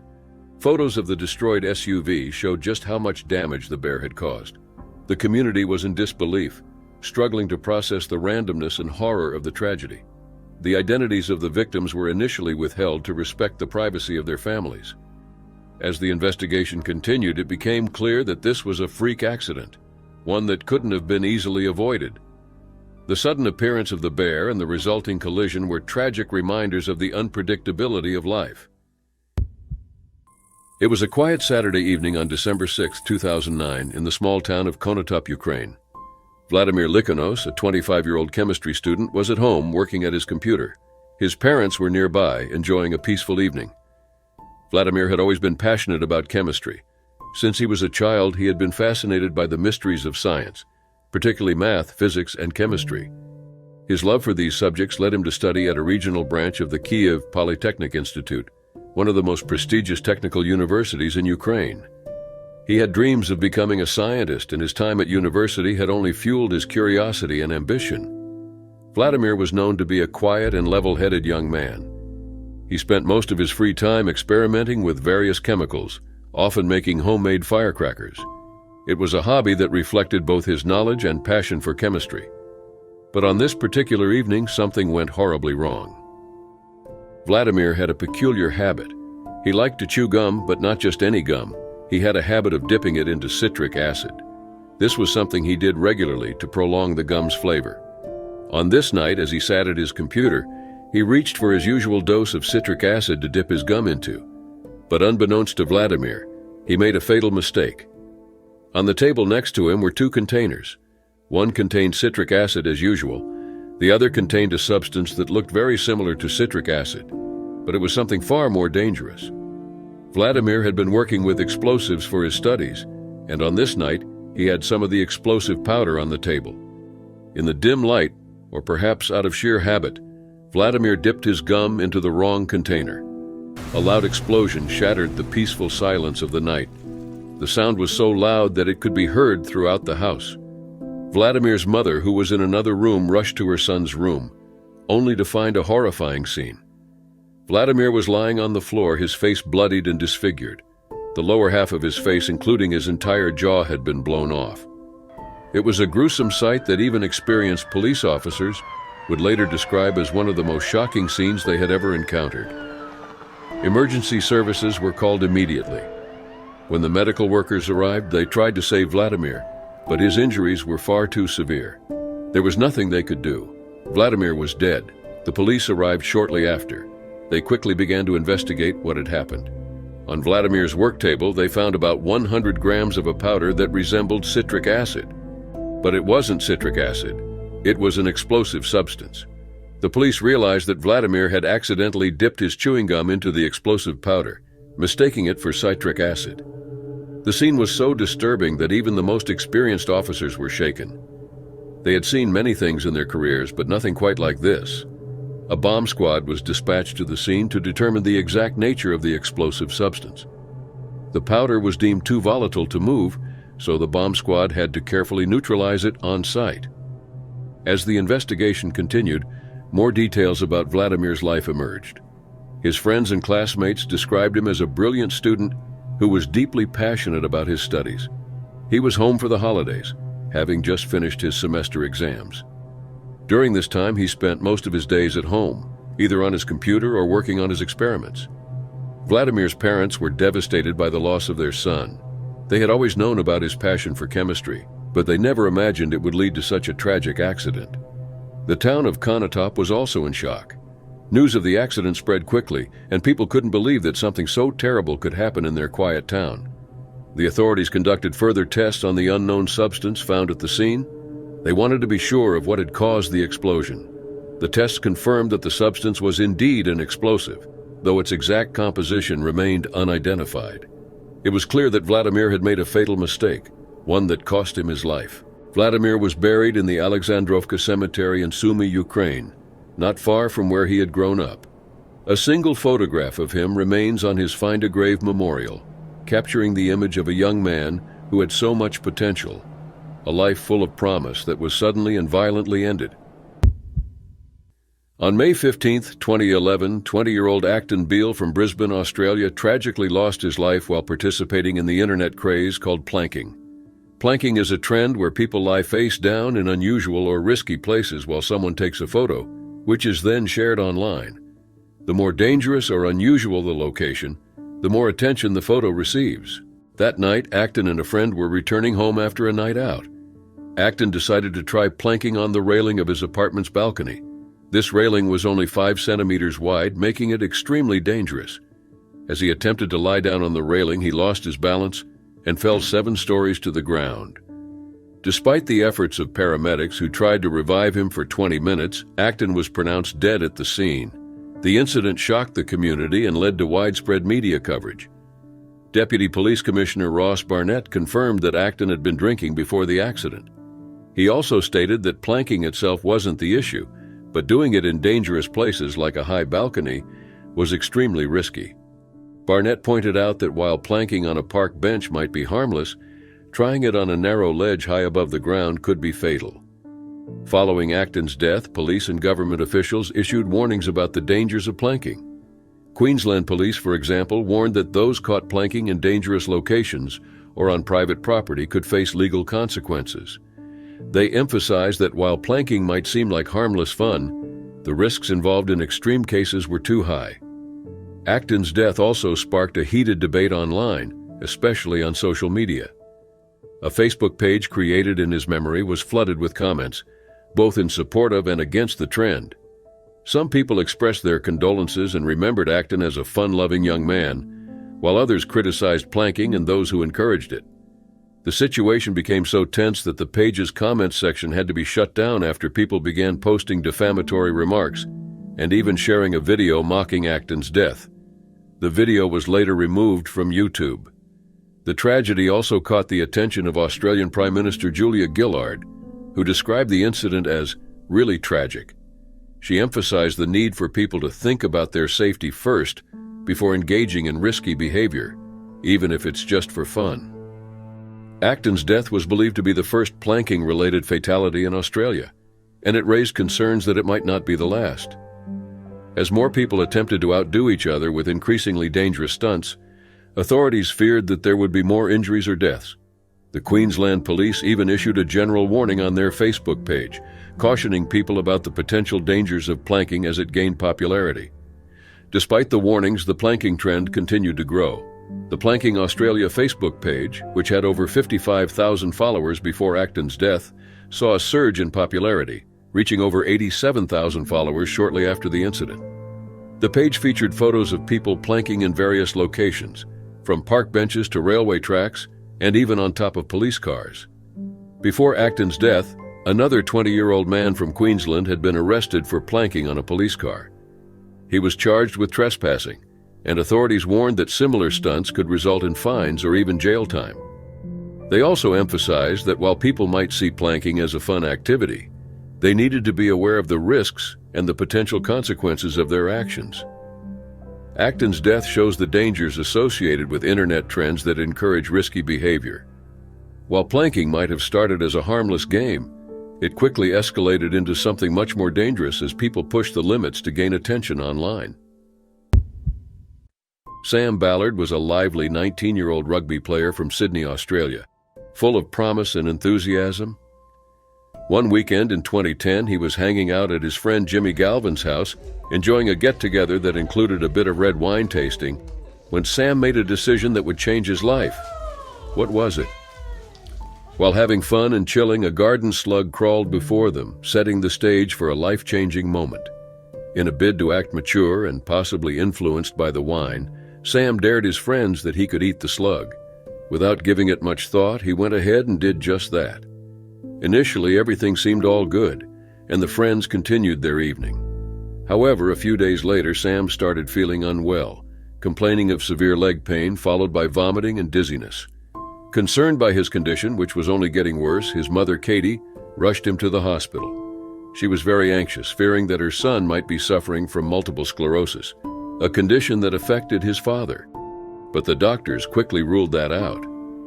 It was then that Sam mentioned he had eaten a slug. However, his mother initially dismissed the idea, believing that couldn't be the cause of his illness. Sadly, she was mistaken. Sam had become terribly ill from that seemingly harmless dare. The slug Sam ate was carrying rat lungworm disease, a serious infection caused by a parasitic worm that usually lives in rodents but can be transferred to slugs and snails if they consume rodent feces. This parasite is particularly menacing because once eaten by humans, it enters through the intestinal lining, going to vital organs like the liver and lungs, before finally reaching the central nervous system. Typically, rat lungworm disease might cause mild symptoms, but most people recover quickly. Unfortunately for Sam, his case was serious. The parasites invaded his brain and spinal cord, leading to eosinophilic meningoencephalitis. The seriousness of the infection put him into a coma for 420 days and left him with significant brain damage. When Sam woke up, he was already bound to a wheelchair, relying on a feeding tube, and unable to move his limbs freely. Reflecting on her son's condition, Katie Ballard recalled how she had thought of him as invincible. She remembered Sam as a lively and sometimes mischievous young man, never imagining that he could be struck down so greatly by a simple act of youthful exuberance. Sure reminds us of the unexpected ways life can change in an instant. Katie Ballard shared her feelings on Facebook, describing her son Sam as still the cheeky, laughter-filled young man he was before the accident. Yet she also admitted to feeling devastated, acknowledging that the incident had changed their lives forever. She thought about the randomness of the tragedy, noting that no one could have predicted that such an insignificant and trivial event would cause such a horrific tragedy. Initially, Katie held on to the hope that Sam might one day walk and talk again. However, as time passed, this hope dimmed because of the harsh realities of his condition. Sam's paralysis required him to have 24-hour care every day of the week. He faced frequent seizures, needed help with basic functions like using the bathroom, and could not regulate his body temperature on his own. After enduring 3 long years in the hospital, he was finally able to go home, though he remained dependent on a motorized wheelchair for his movement. In the wake of Sam Ballard's tragic incident, online communities had mixed reactions. Some trolls quickly pointed fingers, suggesting that Sam's friends should bear the financial burden of his care. However, Katie Ballard, Sam's mother, held no such resentment. She understood that they were just teenagers being teenagers, caught in an unforeseen calamity. Guess they too must have learned from the incident. Despite the challenges, Sam's friends stood by him, proving their loyalty and friendship. They regularly visited, spending time watching TV shows and rugby matches with him, maintaining some normalcy in his life. When Katie would step out of the room, they would even help Sam taste a bit of beer, gently pouring a little onto his lips, a small gesture that meant the world to Sam. This group, affectionately dubbed Team Ballard, rallied together to raise funds for his care. They managed to gather a significant amount, but continuous lifelong care costs were overwhelming. And it really wasn't easy for his mom, too. In 2016, a ray of hope emerged when Sam became eligible for a substantial $492,000 care package from the National Disability Insurance Scheme, or NDIS, thanks to an application filed by his mother. This financial assistance helped cover some of Sam's extensive medical needs. Tragically, after battling health complications for 8 years, Sam passed away in November 2018 at Hornsby Hospital in Australia, surrounded by his family and close friends. His final words to his mother, filled with love, were, "I love you." These words echoed the deep bond and affection that defined Sam's relationships with those closest to him. Jennifer Strange was a 28-year-old mother of 3 from Rancho Cordova, California. She had entered a radio station's unique contest in January 2007, The competition, dubbed Hold Your Wee for a Wee, challenged contestants to drink as much water as possible without going to the restroom, with a Nintendo Wii video game console as the grand prize. Like her fellow contestants, Jennifer was drawn to the competition, hoping to win the prize for her family. But her family got something else. Jennifer consumed an alarming amount of water during the contest, nearly 2 gallons within about 3 hours. The contest started with smaller water bottles distributed every 15 minutes. Still, as the competition advanced and participants dropped out, the remaining contestants, including Jennifer, were given larger quantities of water to consume. Despite suffering from severe headaches and visible discomfort, Jennifer's struggles were not taken seriously by the radio hosts. They even made light of her symptoms, joking about her visibly swollen stomach and dismissing her complaints as humorous. Jennifer managed to secure second place, earning a pair of concert tickets, but the victory was short-lived. Feeling unwell, she called in sick at work and went home. Sadly, just hours after the contest ended, Jennifer was found dead in her bathroom by her mother. The light-hearted contest she had entered with hopes of a simple prize had led to a devastating outcome. After the sad death of Jennifer Strange, her family took legal action against Entercom, the parent company of the radio station that hosted the water drinking contest. Her husband, Billy Strange, hoped that the lawsuit would serve as a caution to other companies that engage with the public. Ultimately, the jury awarded the family $16.5 million in compensation. This verdict was intended to send a strong message about the responsibilities of corporations in ensuring the safety of their activities. In an interview with Good Morning America, Billy expressed his grief and frustration, stating that his wife's death from water toxicity was entirely preventable. He also added that the radio station had been warned about the dangers of such contests months before the sad event. Despite these warnings, the competition proceeded without adequate safety measures in place. During the court proceedings, the defense argued that Jennifer should have recognized the risks of consuming excessive amounts of water.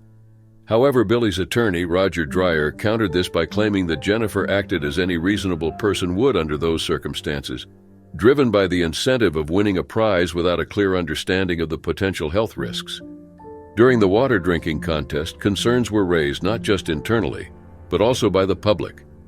Listeners like Eva Brooks called into the show, cautioning the hosts about the serious risks of consuming large quantities of water. Eva specifically warned that it could lead to water intoxication, which might be fatal. Despite these warnings, the disc jockeys acknowledged the risks but dismissed them, pointing out that contestants had signed release forms. Thus, the station couldn't be held responsible. Roger Dreyer also highlighted a significant oversight during the trial. He pointed out that even after receiving calls from concerned individuals, including a nurse who specifically warned about the dangers, the DJs failed to communicate these risks to the contestants. In a concerning turn of events, the radio station even increased the amount of water the participants had to drink as the contest progressed.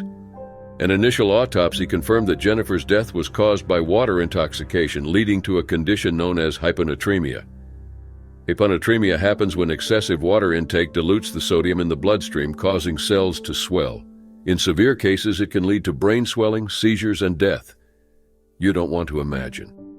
The jury found the radio station culpable for negligence for not taking adequate safety measures and failing to properly inform the participants of the grave risks associated with the contest. In 2017, the radio station shut down. Natasha Harris was a 30-year-old mother of 8 from Invercargill, New Zealand. Natasha had a unique habit. She loved Coca-Cola so much that she would drink 8 to 10 liters daily. One morning in February 2010, as her partner Chris Hodgkinson was helping their kids get ready for school, something alarming happened. Natasha suddenly collapsed against a wall. Chris quickly called for help and tried to revive her with mouth-to-mouth resuscitation, but it was too late. Tragically, Natasha suffered a heart attack, which doctors linked to her massive daily intake of Coca-Cola. Dr. Dan Mornan, a pathologist, spoke at an investigation and shared some crucial details about Natasha Harris's health. He explained that Natasha likely had hypokalemia, which means she had low potassium levels. Dr. Mornan believed this was caused by her drinking too much Coca-Cola and not eating well overall. He also mentioned that the high levels of caffeine in Coca-Cola could have played a role in her tragic death, During the investigation, Natasha's partner Chris shared more about her daily habits. He testified that she would drink between 8 and 10 liters of Coke daily, which is about 2.1 to 2.6 gallons. According to Chris, Coca-Cola was a constant presence in Natasha's life. She would start her day with a Coke right beside her bed and end it with another Coke before going to sleep. Chris described her as being addicted to Coke, meaning she couldn't stop drinking it even if she tried. Chris shared more details about Natasha's lifestyle, revealing that she didn't eat much and smoked about 30 cigarettes a day. In the months leading up to her death, he noticed that Natasha was struggling with high blood pressure and often felt tired. Whenever she couldn't have her Coca-Cola, Natasha would suffer from headaches and mood swings, clear signs of withdrawal. Her intense craving for Coca-Cola led to severe health problems, including tooth decay so bad that she had to have teeth removed, and likely heart issues because of all the sugar and caffeine she consumed. Despite these serious health warnings, Natasha and her family didn't fully grasp how dangerous her Coca-Cola addiction was until it was too late. The coroner, David Crerar, said that Natasha's excessive Coca-Cola consumption played a significant role in her untimely death. He pointed out that her daily routine of drinking Coca-Cola led to her consuming over 2.2 pounds of sugar and nearly 1 gram of caffeine each day. These alarming amounts contributed to severe health issues like heart rhythm problems and low potassium levels, which ultimately led to her death. The coroner suggested that health authorities should reduce the caffeine limits in soft drinks or add clearer warning labels to help prevent such incidents. Coca-Cola responded to the coroner's findings by expressing disappointment that their product was singled out. They argue that consuming any food or drink in extreme amounts, even something as harmless as water, can cause health issues if not balanced with a proper diet. In all, it wasn't about a battle between Coca-Cola and the coroner. Still, it was about a mother and wife who had lost her life due to her own unchecked consumption of caffeine. It was a quiet night in Caratinga, a small town in southeastern Brazil. João Maria de Souza, a 45-year-old man, was sleeping peacefully in his bed alongside his wife Lenny. The couple lived in a home situated at the base of a steep hill. Life was simple and uneventful, until July in 2013, when an unimaginable and bizarre incident would change everything. João and Lenny had gone to bed as usual. Little did they know that a 1-ton cow, which had escaped from a nearby farm, was wandering around their property. The cow had managed to climb onto the roof of their house. This was not an ordinary roof. It was made of corrugated iron, a material not designed to support the weight of a large animal. As the cow moved, the roof gave way under its weight. Suddenly, the roof collapsed. The massive cow plunged through the ceiling and landed directly on João's side of the bed. The noise was deafening, and the shock was immediate. João's wife, Lenny, was jolted awake, but miraculously remained unharmed. The cow, too, escaped without injury. The scene was chaotic. João was pinned beneath the cow, severely injured, but still conscious. He was in immense pain, but he could talk and was aware of what had happened. Emergency services were called, and rescuers arrived promptly. They managed to free João and rushed him to a nearby hospital. He had suffered a fractured left leg, but there were no other visible injuries. It seemed like João would survive this freak accident. As João was being transported, he remained conscious and communicative. His family and rescuers were hopeful, believing that the worst was over. However, their relief was short-lived. At the hospital, João's condition began to deteriorate. Despite being conscious upon arrival, he started experiencing severe internal bleeding. Hours passed, and João was still waiting to be examined by doctors. His family grew increasingly anxious and frustrated with the delay in medical attention. Carlos Correa, João's brother-in-law, expressed his frustration to the HJMD newspaper, stating, "Being crushed by a cow in your bed is the last way you expect to leave this earth. But in my view, it wasn't the cow that killed our João. It was the unacceptable time he spent waiting to be examined." João's mother, Maria de Souza, was devastated. She spoke to Supercanal TV saying, "I didn't bring my son up to be killed by a falling cow. He nearly died when he was 2 and got meningitis, but I worked hard to buy medicines for him, and he survived, and now he's lying in his bed and gets crushed to death by a cow. There's no justice in the world." The local police launched an investigation into the incident. The primary focus was on determining who owned the cow and how it had managed to escape. If the owner could be identified, they could face charges of involuntary manslaughter due to negligence. The civil police of Caratinga, led by Police Chief Ivan Lopez Sales, began questioning Joao's family and hospital staff to understand the circumstances that led to his death. Photos from the incident show the gaping hole in the roof. Another photo captures the grief-stricken family at Joao's funeral, standing beside his coffin. The unusual nature of the tragedy left everyone in shock and disbelief. The question of responsibility loomed large. Who owned the cow? How had it escaped? And why had it ended up on Joao's roof?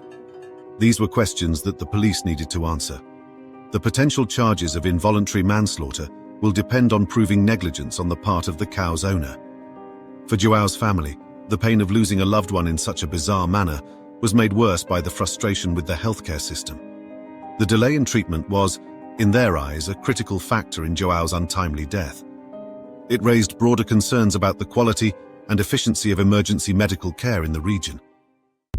It was January 27, 2018, at Naya Hospital in Mumbai, India.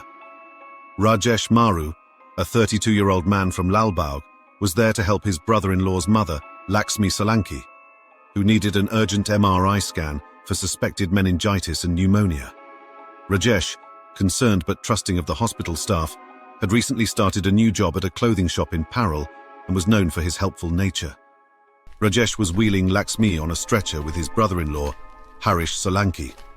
Upon reaching the MRI section, the staff instructed them to remove all metallic objects, as the powerful magnetic fields of MRI machines can turn metal objects into dangerous projectiles. However, the situation took a tragic turn when the ward boy, Vital Chavan, asked Rajesh to carry an oxygen cylinder into the MRI room. Rajesh hesitated, aware that metallic objects were not allowed near the machine. He asked if the MRI machine was turned off, but the ward boy reassured him, saying, "This is our daily work, don't worry." Trusting the staff, Rajesh carried the cylinder inside.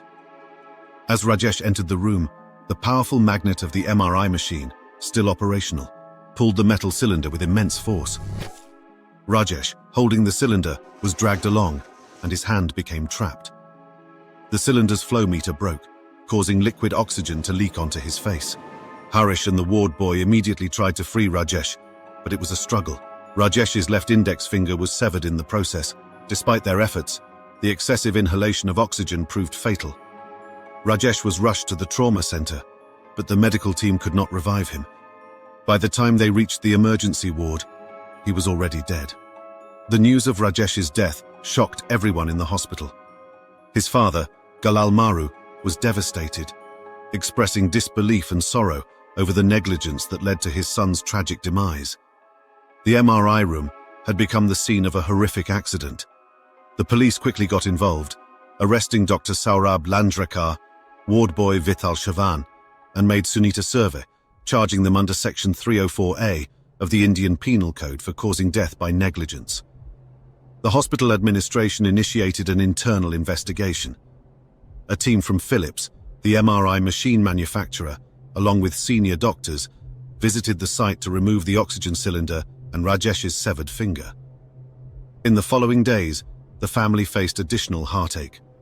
Laxmi Solanki, the elderly woman Rajesh was helping, succumbed to her illness. The family, already mourning Rajesh's untimely death, had to cope with another loss. The Maru family's grief just gets worse with time. For Hindu families, it is essential to perform last rites for all body parts of the deceased. Rajesh's severed finger remained stuck in the MRI machine for days and was later kept at the Kalina Forensic Laboratory for nearly 18 months. The family made countless trips to the hospital and police stations, trying to retrieve the finger to perform the final rites. Finally, on June 20th, 2019, Rajesh's family received his finger from the forensic laboratory. It was an emotional day as they performed the last rites at Waukesha, cremating the finger and scattering the ashes in the water according to Hindu rituals. Rajesh's mother and other family members gathered to bid him a final farewell, hoping to find some peace after what happened. The incident shows serious lapses in hospital safety protocols. Idzis Kundan, the additional municipal commissioner for health, noted that CCTV footage revealed the negligence of the ward boy and attendant. They failed to enforce safety measures, allowing Rajesh to enter the MRI room with the oxygen cylinder. Both staff members were suspended pending further inquiries. Dr. Ramesh Barmal, the hospital superintendent, admitted to being unaware of the preliminary report's findings, but emphasized the need for a thorough investigation. The hospital's MRI machine, which was 7 years old, was out of service until it could be repaired. Patients requiring MRI scans were referred to other BMC-run hospitals. The Agripada police provided a detailed account of the incident. They confirmed that Rajesh's death was caused by excessive inhalation of oxygen. As Rajesh stood between the trolley and the MRI machine, the cylinder was sucked out of the trolley by the magnetic force, dragging Rajesh along. The police officer's statement raised questions about the trolley's material, as it should have also been affected by the magnetic field if it was metallic. The incident caught the attention of local politicians. Member of the Legislative Assembly, MLA, Mangal Prabhat Lodha, announced that Chief Minister Devendra Fadnavis had agreed to provide compensation of 500,000 Indian rupees, or almost $6,000, to Rajesh's family.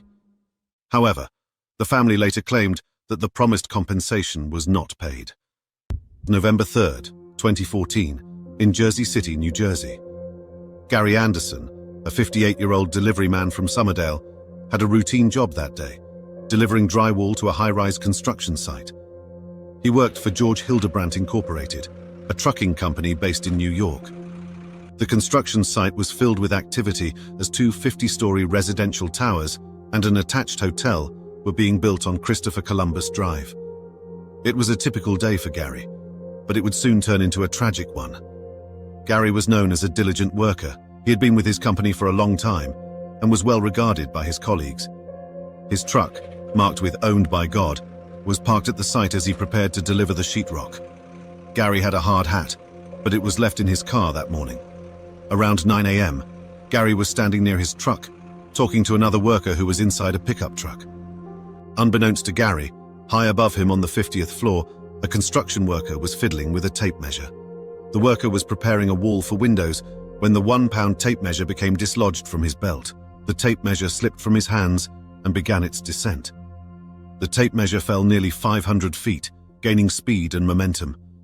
According to City College professor Robert Alfano, by the time it reached the construction site below, it was traveling at nearly 140 miles per hour. The tape measure first struck a piece of construction equipment about 10 to 15 feet above the ground, bouncing off it before hitting Gary in the head. Gary, who was leaning into the truck window to speak with his colleague, was struck as he pulled his head out. The impact was immediate and devastating.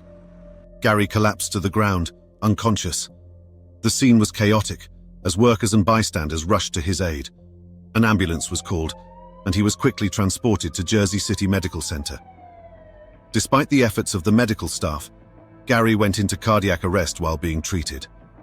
He was pronounced dead from his head injuries at 9:52 a.m., surrounded by his wife and daughters, who had rushed to the hospital upon hearing the news. The news of Gary's death spread quickly through the construction site and beyond. Gary's colleague, who had been speaking with him just moments before the accident, was in shock. "It's very scary," he said. "I had no idea something so small could do so much damage." Juan Bonilla, a worker at a nearby site, supported this statement. "Yeah, it's a little scary. You don't know what's going to happen," he said. Bonilla emphasized the importance of safety gear. "Absolutely. I think he would have been hurt. Maybe in the hospital, but it would have probably saved his life," he said, referring to the hard hat that Gary had left in his car. A former construction worker near the site insisted on the importance of wearing a hard hat. "You don't work in this environment without a hard hat," he said. "He paid the price. You gotta have it." However, even with a hard hat, Gary's chances of surviving such an impact were slim. The speed and force at which the tape measure fell made it a lethal projectile. The Occupational Safety and Health Administration was called in to investigate the accident. Their investigation would likely focus on the circumstances that led to the tape measure falling, and whether all safety protocols were being followed at the site. OSHA's role is to ensure workplace safety and prevent such tragic accidents from happening. The construction site was temporarily shut down following the accident, and workers were sent home. The site belonged to AJD Construction, and neither the construction company nor the trucking firm, George Hildebrandt Incorporated, would comment on the incident. The development project was being undertaken by Panepinto Properties and Iron State Development, who also refrained from making any statements. Gary's death was not only a blow to his family, but also to his colleagues and the broader construction community. His colleagues remembered him as a hard-working and religious man. One worker mentioned that Gary had been telling a story and had uttered the words, "God is good," just before the accident. On March 24, 1975, Alex Mitchell, a 50-year-old bricklayer from Kings Lynn, Norfolk, had a day like any other. After finishing work, he came home for dinner, eager to relax in front of the TV. His favorite show, The Goodies, was on that night. The episode was titled Kung Fu Capers, a comedy sketch that promised a lot of laughs. The Goodies was a popular British comedy show, known for its silly and sometimes bizarre humor. That night's episode featured a scene where a character dressed as a Scotsman used bagpipes as a weapon in a mock martial arts fight against another character wielding a black pudding. The scene was absurd and hilarious, and Alex found it incredibly funny. As he sat in his living room, he started to laugh, and he kept laughing. Minutes passed, and Alex's laughter didn't stop. He laughed for 25 minutes straight, unable to control himself. His laughter echoed through the house, and his wife Nessie watched in surprise. But then something went terribly wrong. As Alex let out one last laugh, he suddenly collapsed on the sofa.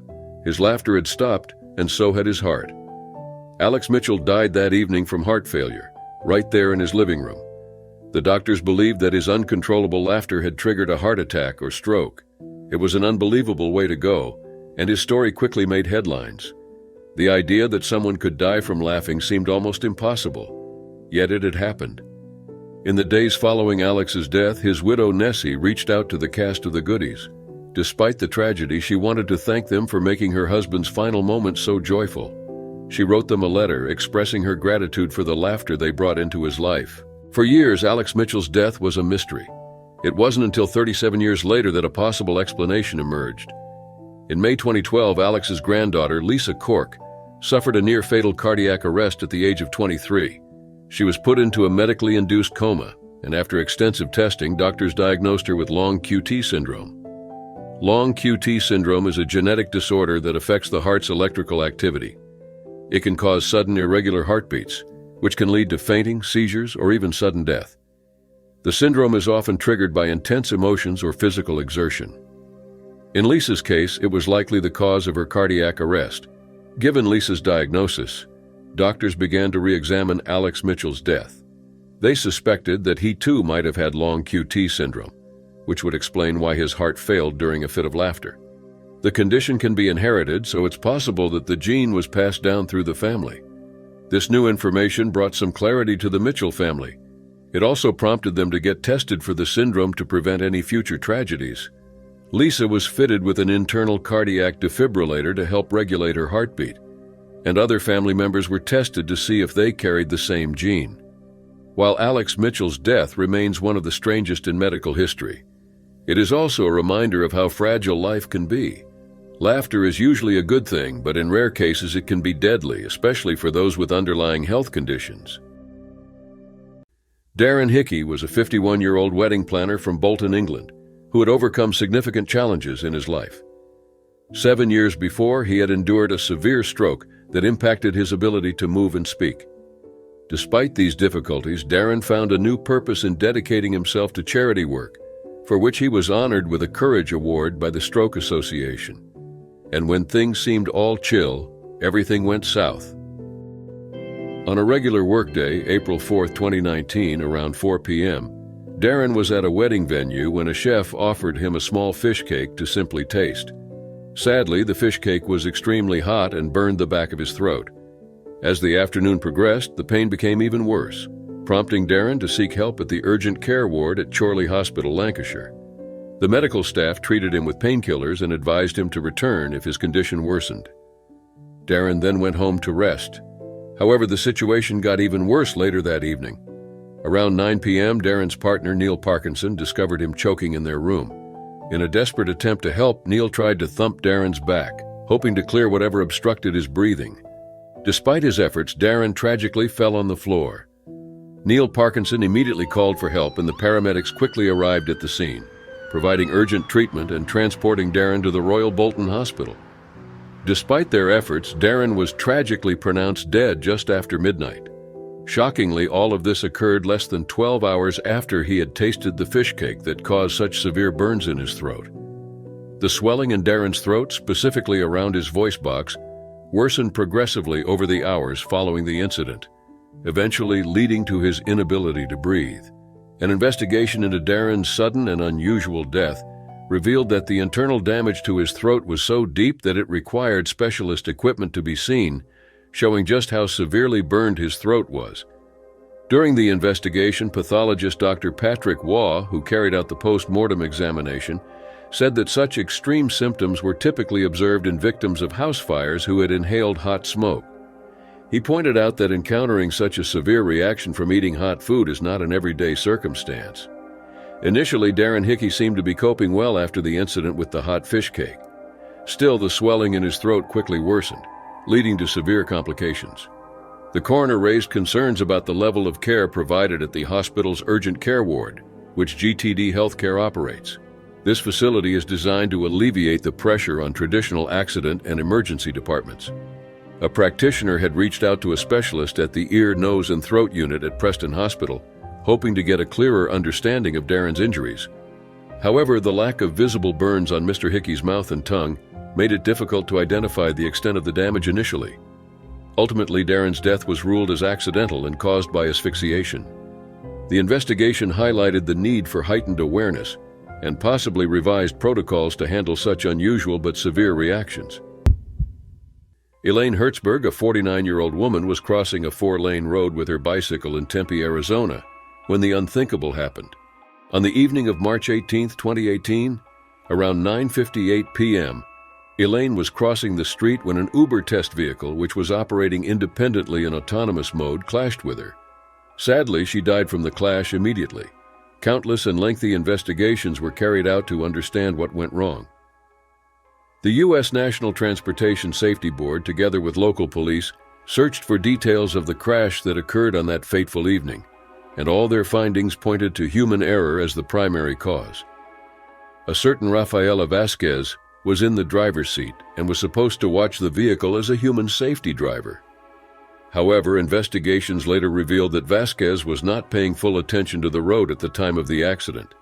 Dashcam footage released by the police revealed that Vasquez was not looking at the road in the crucial moments leading up to the collision. The video showed her looking down for several seconds while the car was traveling at a speed of 39 miles per hour, or 63 kilometers per hour. She had been streaming an episode of the television show The Voice. Despite this, Vasquez pleaded not guilty to any charges related to the accident and was released to await trial. Further complicating the situation, records from the streaming service, Hulu, indicated that Vasquez's device had been streaming that particular show at the time of the crash. Additionally, the autonomous vehicle itself had shortcomings. Its automatic systems failed to recognize Elaine and her bicycle as a potential threat that could lead to a collision, and that was itself a critical malfunction in a technology designed to prevent such incidents. Adding to the concerns, just days before the accident, an employee had already raised issues with the vehicle's safety to the company's leaders. The employee expressed worries that the vehicles were frequently involved in accidents and questioned whether the operators, like Vasquez, were adequately trained to handle these advanced systems.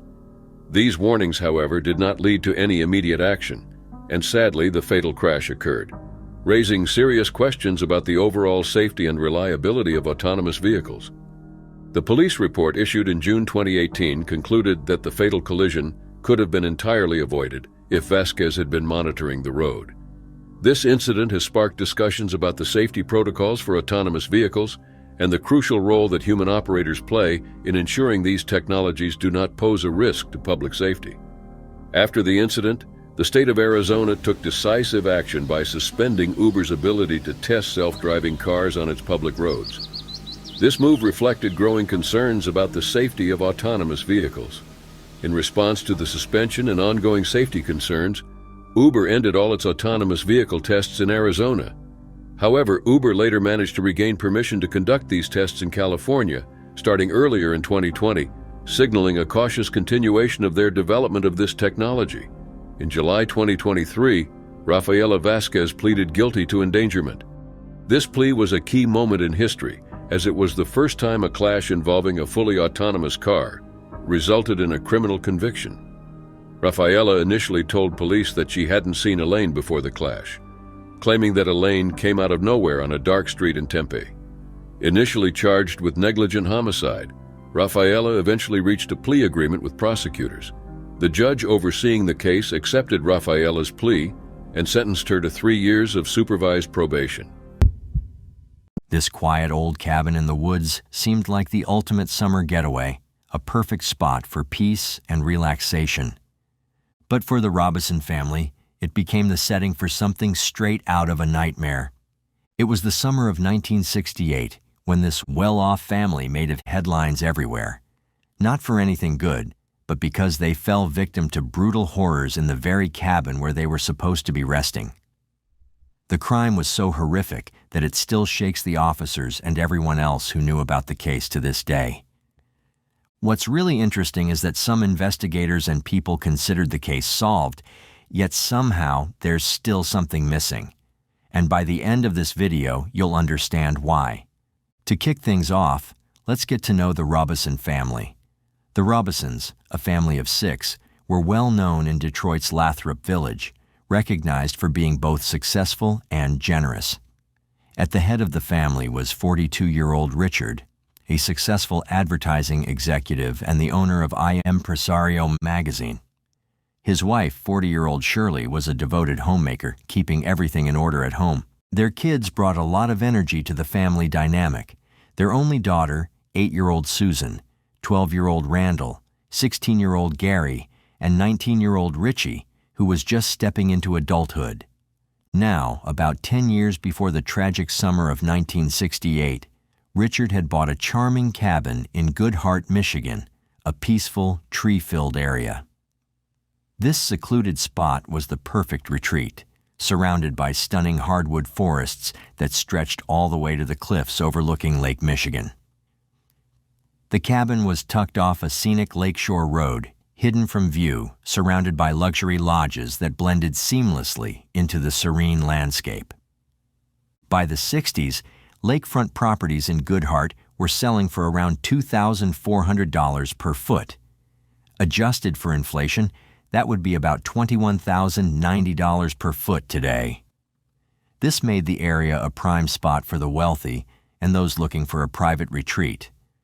So you can pretty much guess that the Robison family was part of that same elite group. Although the cabin wasn't completely remote because it had neighbors and a caretaker, it still offered plenty of quiet. Monty Bliss, T.E. caretaker, had built the cabins in 1956 and kept them in good shape ever since. But on June 6, 1968, the family headed out, eager to spend the summer in this peaceful, pricey getaway. Summers at the cabin had become a beloved family tradition for them, and this one was supposed to be no different. Now, before the tragedy, the Robison family didn't just vanish into thin air. In fact, on June 24th that same year, Richard Robison stopped by Monty Bliss's house to offer his condolences after the heartbreaking loss of Bliss's son in a motorcycle accident. During the visit, Richard mentioned that the family planned to be away for a few weeks, traveling to Kentucky and Florida to look for property. Later, a note found on the cabin's front door confirmed they wouldn't be back until July. But then came Tuesday, June 25th. That morning, Richard made a series of phone calls from the cabin, including one to the National Bank of Detroit, asking about a massive $200,000 deposit. Unfortunately, the deposit hadn't come through, a detail that would add to the mystery of what happened next. After that, Richard called his office, where Joseph Scalaro was running things while he was away. What happened next is still a mystery. What we do know is that Richard told a few neighbors they planned to leave for Kentucky and Florida with his family later that day. But as the evening rolled in, a couple living about a quarter-mile away heard something unsettling. Gunshots mixed with raised voices. 2 men and a woman arguing. The woman later recalled, "We heard a series of shots, one with a short pause, then 3 or 4 more. It was still light out, so we thought someone was shooting gulls on the beach. Despite this eerie occurrence, everything seemed normal in the days that followed. Then, on July 22nd, things took a grim turn. A group of women gathered for a bridge party at a nearby cabin began noticing a foul, stomach-turning smell. The odor seemed to come from the Robeson family's cabin, so they called Monty Bliss, the caretaker. Since the family had mentioned their trip and hadn't been seen for weeks, no one suspected anything unusual. Bliss initially thought the smell might be a dead raccoon in the crawl space. But as he got closer to the cabin, Bliss noticed something chilling: bullet holes in the windows. Steeling himself for what might be inside, he knocked on the door. When there was no answer, he decided to go in, and what he found was horrific. A woman's body lay just inside the entrance, partially covered with a blanket and her clothes disheveled. Blood pooled around her, and further inside, more bodies were scattered, 3 in the hallway and 2 in one of the bedrooms. Bliss, shaken to his core by what he saw, immediately contacted the authorities. This grim discovery on July 22nd revealed that the Robeson family had been dead for 27 days. Bliss later described how he first noticed the cabin's curtains tightly drawn, the front door latched from the inside, and a side door secured with a padlock. Everything seemed locked up tight until the truth came spilling out. When the authorities arrived, they had to use Bliss's keys to get inside the cabin. What they found was just as horrifying as what Bliss had described: 6 bodies, each in different rooms, confirming the worst. Every member of the Robeson family was dead. The shattered front window suggested the attack started outside with gunshots before the killer went inside to carry out the rest of the gruesome act. Investigators pieced together that the attack began with 5 shots fired at Richard through a back window using a .22 caliber semi-automatic rifle. After that, the killer entered through an unlocked door and used a .25 caliber semi-automatic pistol to murder the rest of the family. As if that wasn't horrifying enough, Susan and Richard were savagely beaten with a hammer found at the scene. Shirley and the boys, Richie, Gary, and Randall, were all shot but didn't suffer the same bludgeoning injuries. Then there was the strange stuff. A partially packed suitcase was found, which didn't make sense given their travel plans. The house was still stocked with food, and a deck of cards sat on the table like the family had been in the middle of a game. It was clear they had no idea what was coming. What should have been a peaceful summer getaway turned into a nightmare no one could have imagined. By the way, I post true crime and new cases here every day, so if that sounds like your kind of thing, please consider subscribing. It helps a lot. Going back to the crime scene, investigators believed one person was responsible for the brutal murders, largely because of blood-stained footprints found at the scene. Pathologists determined the family was killed roughly 4 weeks before being discovered, placing the horrific crime on June 25, 1968. The sweltering summer heat had advanced the decomposition of their bodies, making it difficult to examine the injuries thoroughly or gather significant evidence. And let's not forget, this was the 60s, far from the world of high-tech forensic tools we have today. Nevertheless, the details uncovered from the autopsies were as haunting as they come. Shirley, 40 years old, was found in the living room, lying on her stomach and partially covered with a plaid blanket. She'd been shot in the head with a .25 caliber bullet, and investigators believed her body had been staged, hinting at a possible sexually motivated crime. Richard, 42, was discovered in the hallway, sprawled over a hot air register. He'd been shot in the head with a .25 caliber bullet, but it didn't stop there. He also had blunt force trauma and skull fractures. A later autopsy revealed that before the final shot to the head, he'd been hit in the chest with a .22 caliber rifle. Richie, the 19-year-old college student, was found in the northwest bedroom, with part of his body stretched into the hallway. He'd been shot multiple times in the head, all from a .25 caliber weapon. 16-year-old Gary was found lying on his back against the east wall of the same bedroom. He'd been shot twice in the head, both times with a .25 caliber pistol. A later examination revealed he'd also been struck with a .22 caliber bullet and had back injuries. 12-year-old Randall was discovered lying on top of his father on a lavender-colored rug. His cause of death was a gunshot wound to the head, though strangely, no bullet was ever recovered. The youngest, 7-year-old Susan, was found on her back in the hallway, not far from her father. She'd been shot in the face, and a .25 caliber bullet was found in her clothing. Tragically, she also had a skull fracture, likely caused by the hammer found at the scene. At first, the authorities were at a complete loss for a motive behind the Robison family's gruesome murders.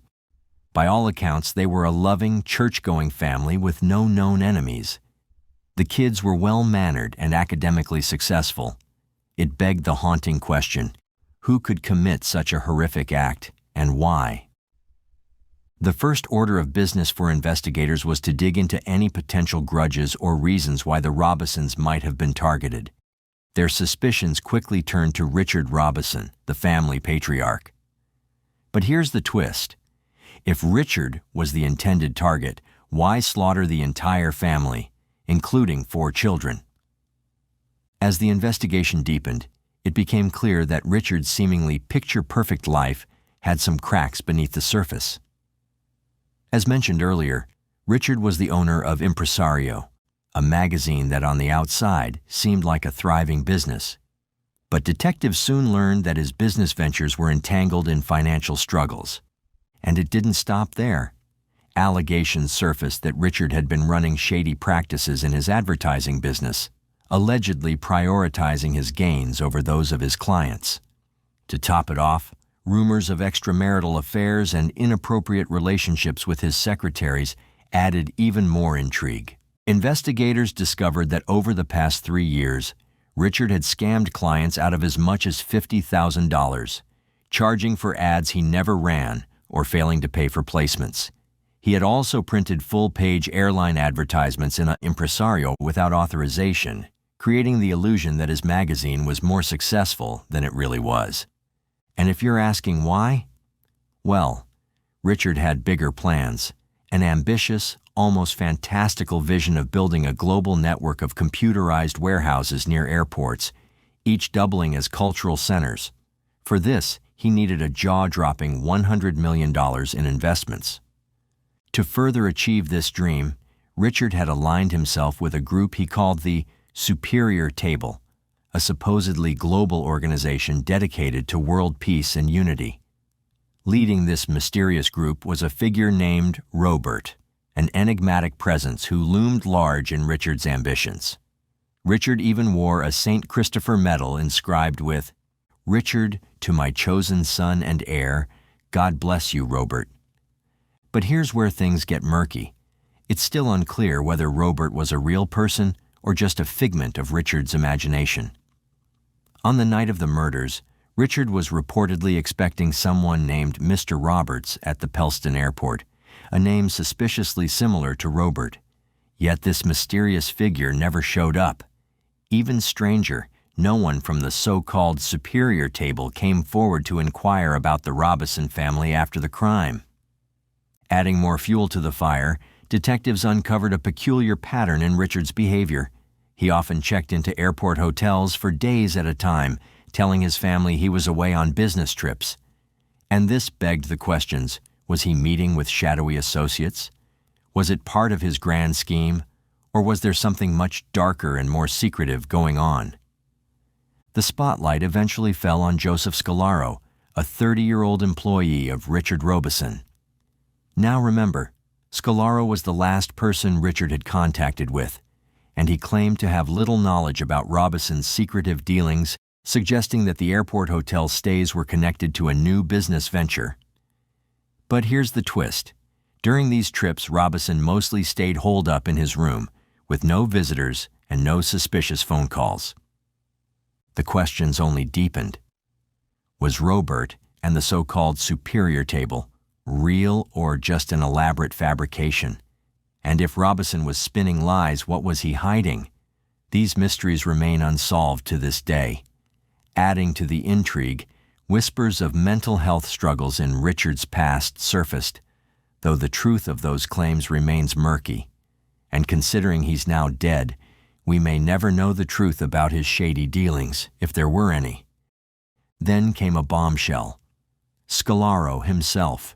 It turned out he had embezzled a staggering $60,000 from Robison, a sum worth over $140,000 today. Investigators uncovered a string of phone calls between Robison and Scalaro on the very morning of the murders. Police theorized that during one of those calls, Richard confronted Scalaro about the missing money. In a panic, Scalaro allegedly left Detroit, made the hours-long drive to Goodhart, and silenced Robison before he could expose the fraud. Circumstantial evidence seems to back up this theory.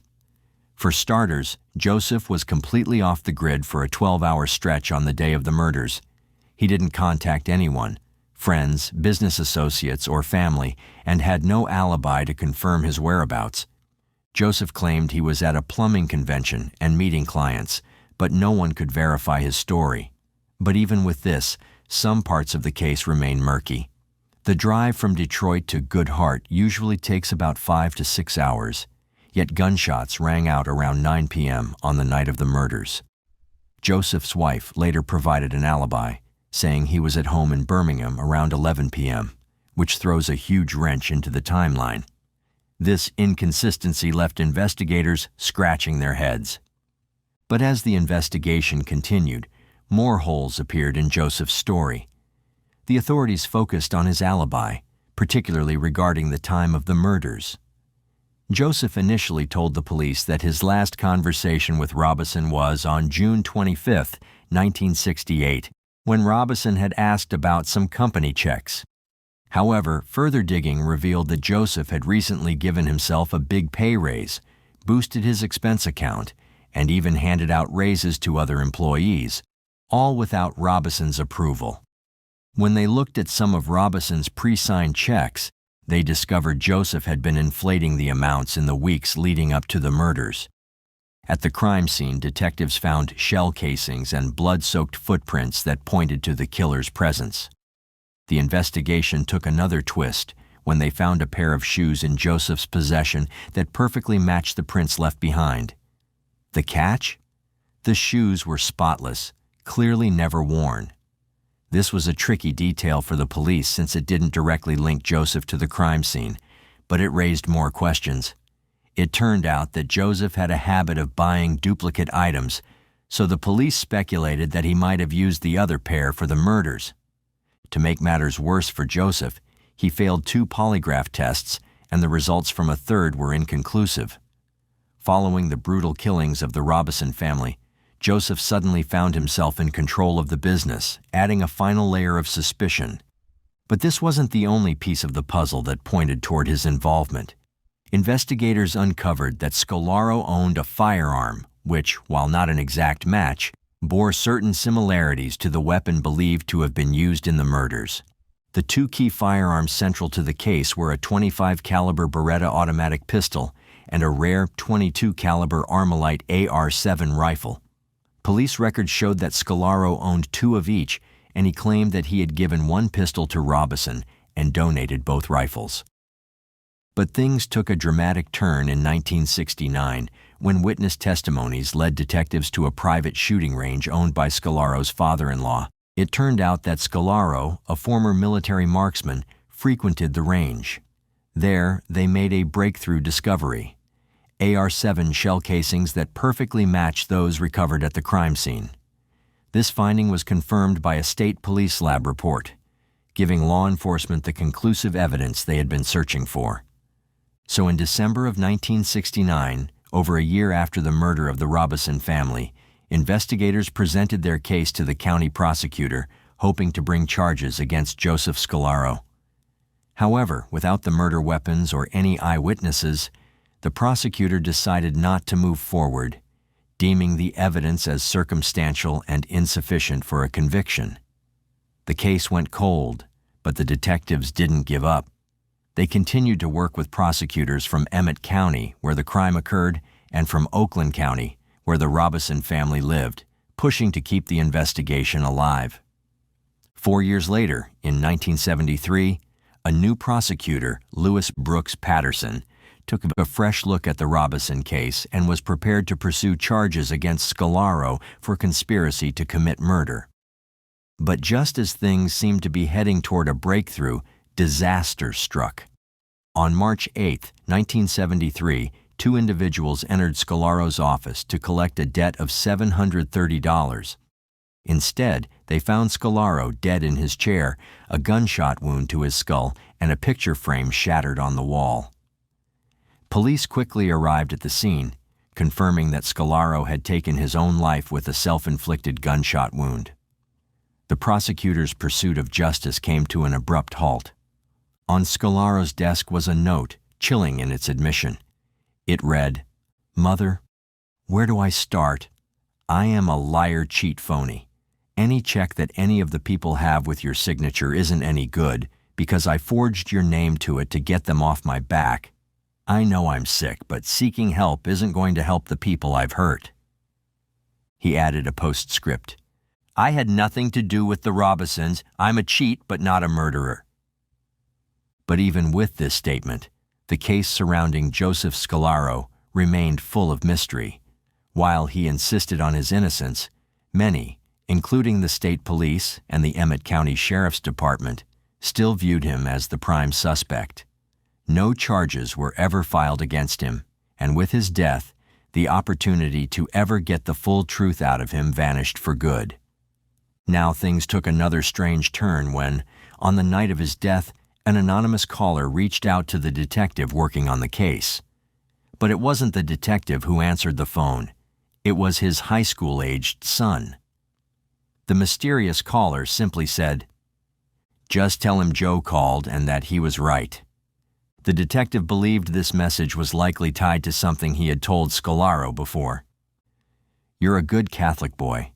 It's going to eat at you until you confess." So, was Scalaro finally feeling guilty, or was this just another piece of the puzzle he'd never fully admitted to? But here's where things get even more tangled. Scalaro isn't the only name that comes up when it comes to the murders of Richard Robison and his family. Some people argue that the idea of Scalaro committing these murders doesn't quite add up. After all, it would have been nearly impossible for him to drive all the way from Detroit to Good Heart, kill the Robisons, and get back to Detroit in the time he was supposedly unaccounted for. So, was he the one who did it? Or is there another suspect?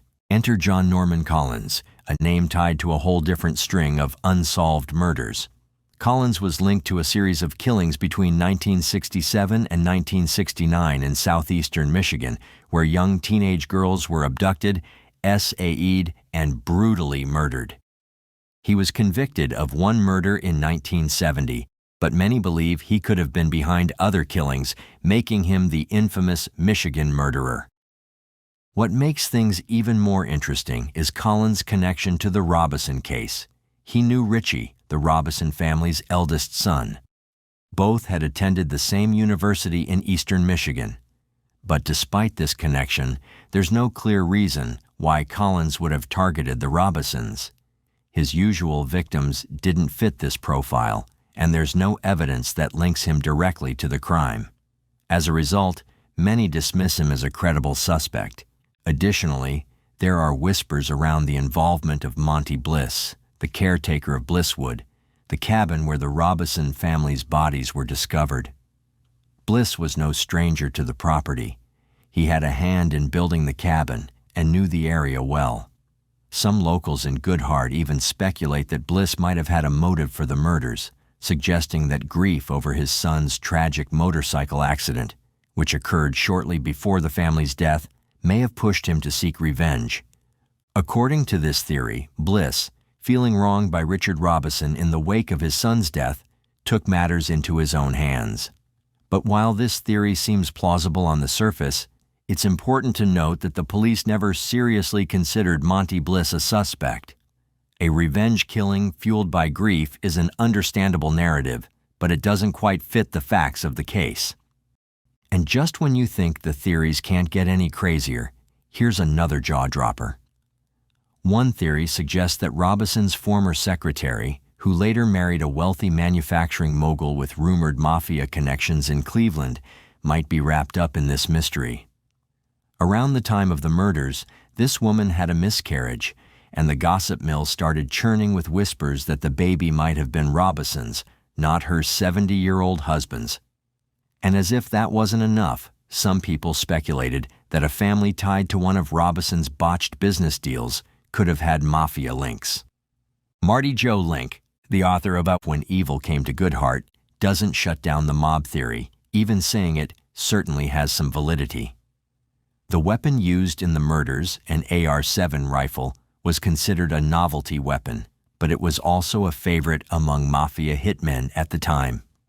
In a shocking twist, an informant in 1968 claimed Robison owed the mob $12,000 a month and was way behind on payments. The informant even quoted someone saying, "If he hadn't withheld payments like he did, we wouldn't have wiped out the entire family." These mafia ties definitely add another layer of suspicion to the whole case. But just when the investigation hit a dead end after Scolaro's death, something strange happened. In February 1974, a state trooper found a blue 1965 Chevrolet abandoned by the side of the M14 highway. Inside the glove box, a luggage tag with the name Shirley L. Robison, Lathrop Village, Michigan. This was 200 miles away from the crime scene and 6 years after the murders. The investigators scoured the car for clues but found nothing useful. A title search revealed the car had passed through multiple owners since it was first purchased in 1966, but none of the previous owners had any idea how the luggage tag ended up in the car. Another mysterious dead end. Over the years, people have questioned why the main suspect was never charged. Some believe that Emmett County didn't want to deal with the massive costs of a trial. Others have wondered if the prosecutor had the chops to secure a conviction. Fast forward 45 years, and Detective Sergeant Jim Linderman of the Emmett County Sheriff's Office finally took over the case. Linderman explained that when a detective retires, their successor automatically takes over any unresolved cases. He mentioned that a good chunk of his evidence room is still packed with items from this case, which he calls the most critical unsolved case in the county. He and his team are still hoping for a resolution. Then, in 2018, to mark the 50th anniversary of the murders, retired investigators teamed up with a local historian and author to hold a community forum about the case. They dropped a bombshell. The mystery wasn't as mysterious as everyone thought. They confirmed that the primary suspect, the one who took his own life in 1973, just as the authorities were about to arrest him, was, in fact, the man responsible for the murders. Well, considering all the clues, it's not too hard to believe that Scolaro could have been the killer. But what do you think? Do you think he was really the one behind it? Or is there someone else who might have been involved? Maybe the mafia theory is more convincing. On April 19, 1992, 3 members of the Ewell family, 59-year-old Dale, his wife, 56-year-old Glee, and their daughter, 24-year-old Tiffany, were shot to death in their Fresno home. The only surviving Ewell family member was 21-year-old Dale, who'd been spending Easter weekend with his girlfriend and her parents. The Ewells had been well-known and highly respected members of the community for several years. Their murder sent shockwaves throughout Fresno. People started double-checking the locks on their doors at night.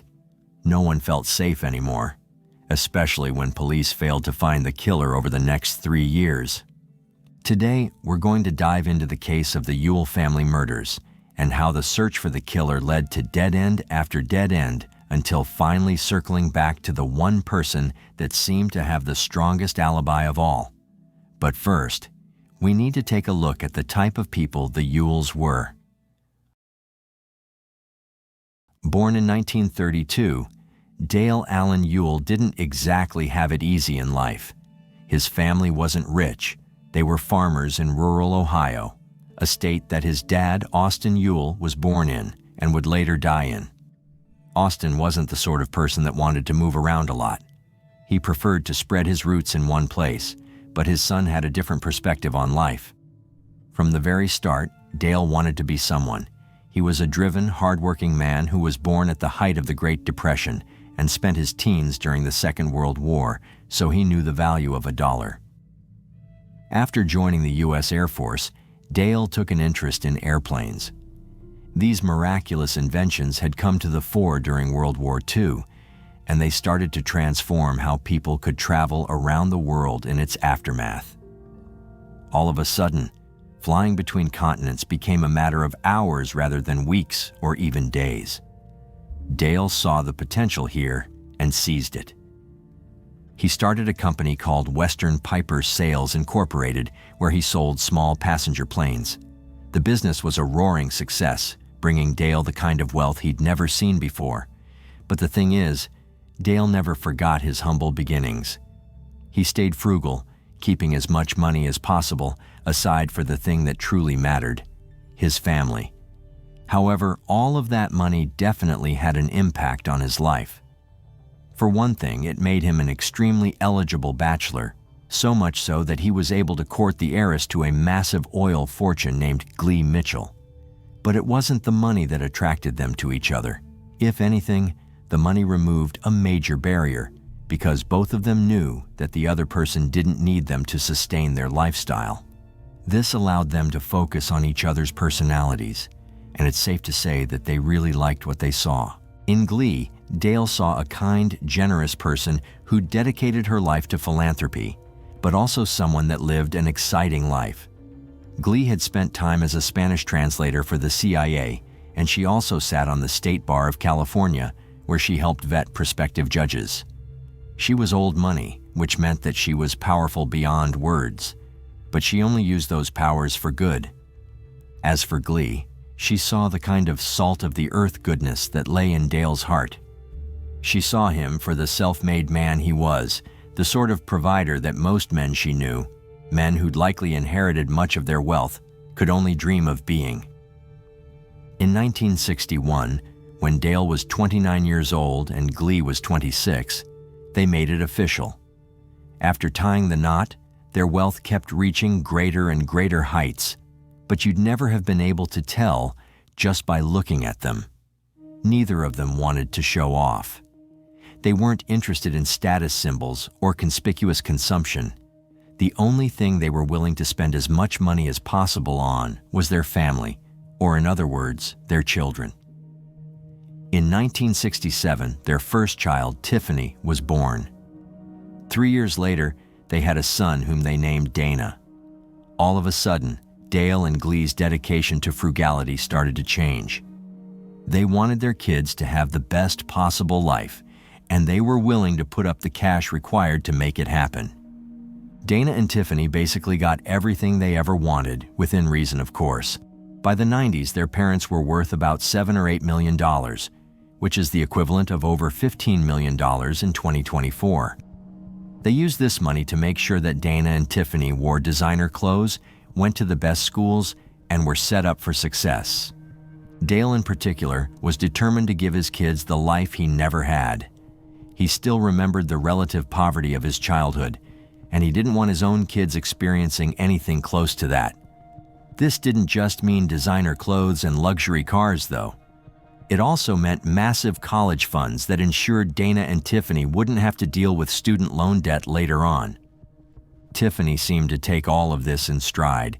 She didn't think she was better than anyone else, and she likely knew that she was very lucky to be able to live this way. Dana, on the other hand, wasn't quite so humble. Ever since he was young, he wanted everyone to know just how rich he was. Those that knew him said that he was obsessed with status and wealth, and often said that he wanted to become a self-made multimillionaire by the time he was in his mid-20s. You might think that this was just an example of a boy who wanted to emulate his father. After all, Dale was a very inspiring man. He'd become quite rich himself by the time he was 25, and Dana clearly wanted to live up to his father's legacy. But at the same time, he didn't seem to realize that everything Dale accomplished came from hard work. He never had anything just handed to him. On the contrary, his wealth came from a mix of creating a highly profitable business and making extremely smart investments in the stock market. Dana apparently wanted all of the prestige and respect that came with success, but wasn't willing to put in any of the work, and so he spun a web of lies so dense that it was almost like he'd lost touch with reality. After graduating from San Joaquin Memorial High School in 1989, Dana started attending Santa Clara University, where he majored in finance. He apparently wanted to become an investment banker, likely because he thought that that was the straightest path to acquiring as much wealth as possible. However, he wasn't satisfied with the promise of future riches. He wasn't satisfied with being able to go to college without having to worry about money, or the nice clothes he wore and the fancy car he drove, all thanks to his father. No, Dana didn't just want nice things. He wanted to be seen as someone who could afford nice things. In other words, he didn't want anyone to know that he was just a spoiled kid from Fresno with a rich dad. And so, Dana started to lie about his life. He claimed that he was a business owner and a savvy stock market investor, and basically pretended to be his father. No one knew that he still lived with his parents or that he didn't even have a job. As far as his social circle was concerned, Dana Ewell was an independently wealthy man, and he spent what seemed like all of his cash keeping up this public image. He'd take his friends out for fancy dinners, buy them expensive presents for their birthdays, and sponsored their parties every chance he got.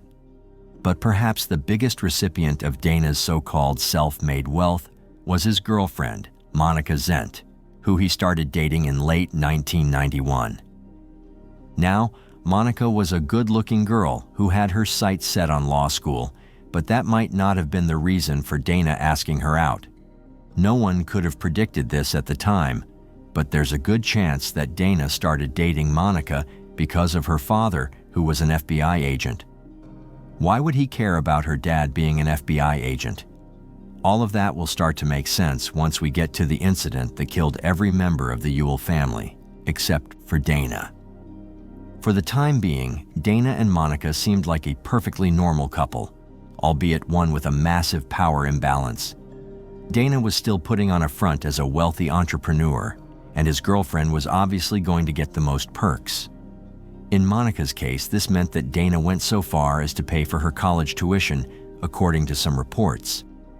This likely wasn't even necessary, since Dana's FBI agent father would have earned more than enough to pay her fees. But there's a chance that Dana was trying to make himself seem like a generous person. Unfortunately, he may have done too good of a job on that front.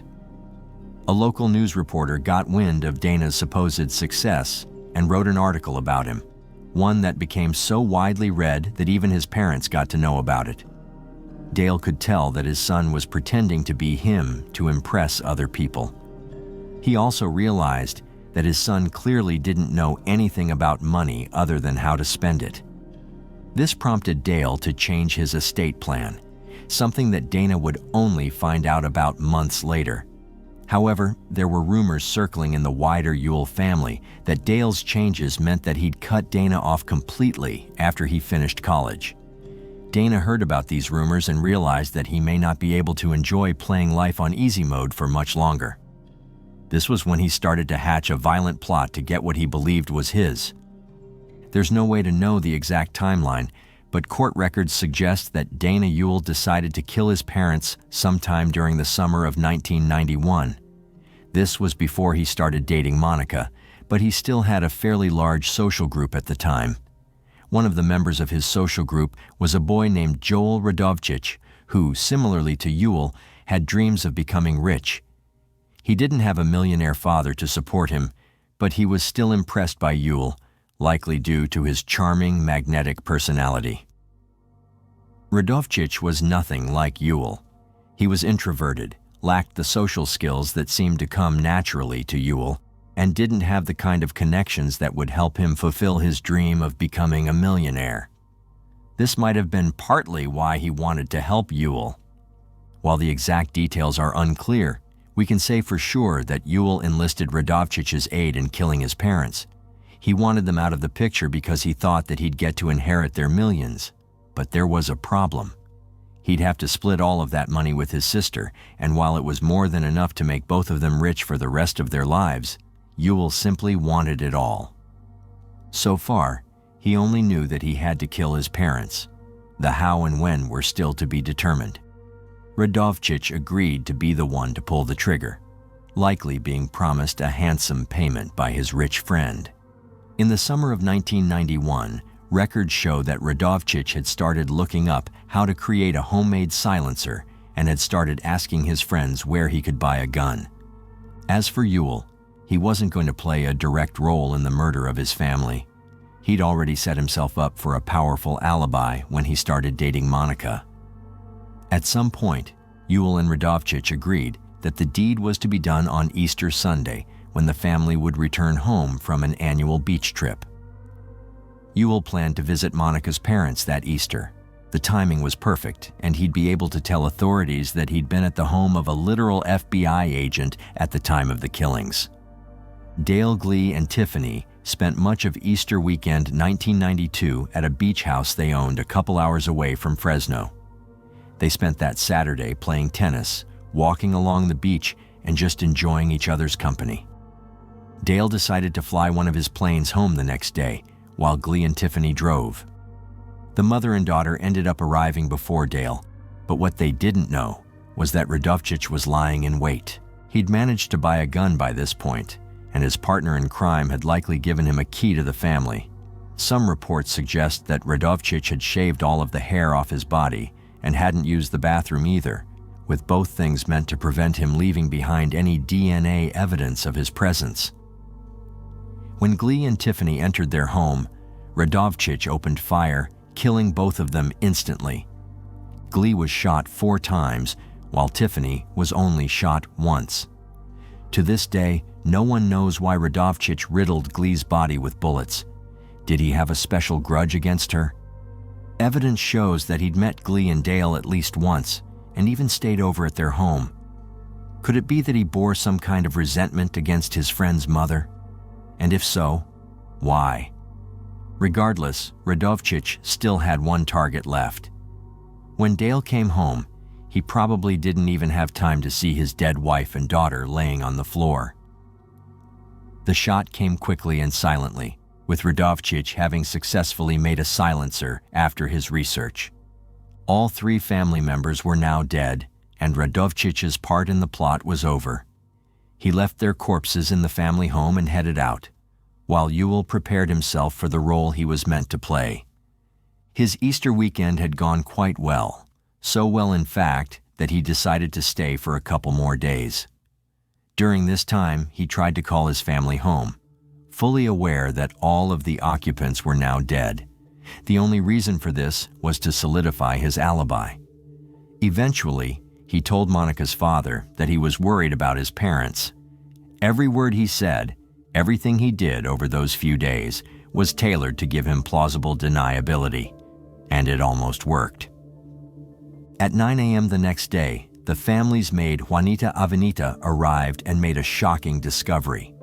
She phoned the police, who arrived on the scene and started an investigation into what undeniably seemed like homicide.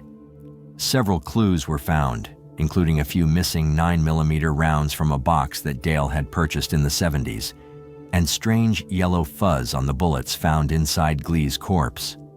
However, perhaps the strangest thing about the crime scene was the complete lack of DNA evidence.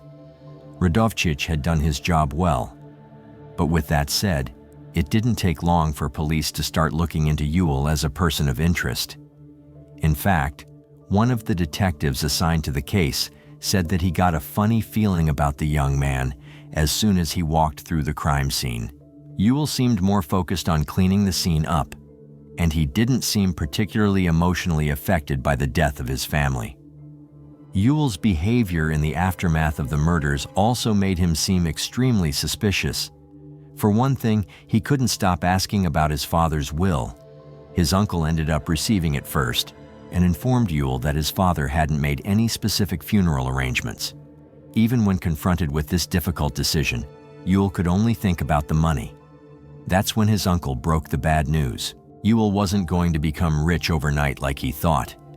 He'd be receiving a few $100,000 from his parents' life insurance, but the millions of dollars worth of investments his father had made would be out of his reach. According to the arrangements Dale had made, the entire fortune would be put into a trust, and his son would only receive the money he needed to pay for basic expenses and for college. Once he turned 25, Yule would receive the profits from his inheritance, but he wouldn't be able to access the principal amount. For that, he'd have to wait until he was 35, with the first half of the principal being given to him when he was 30.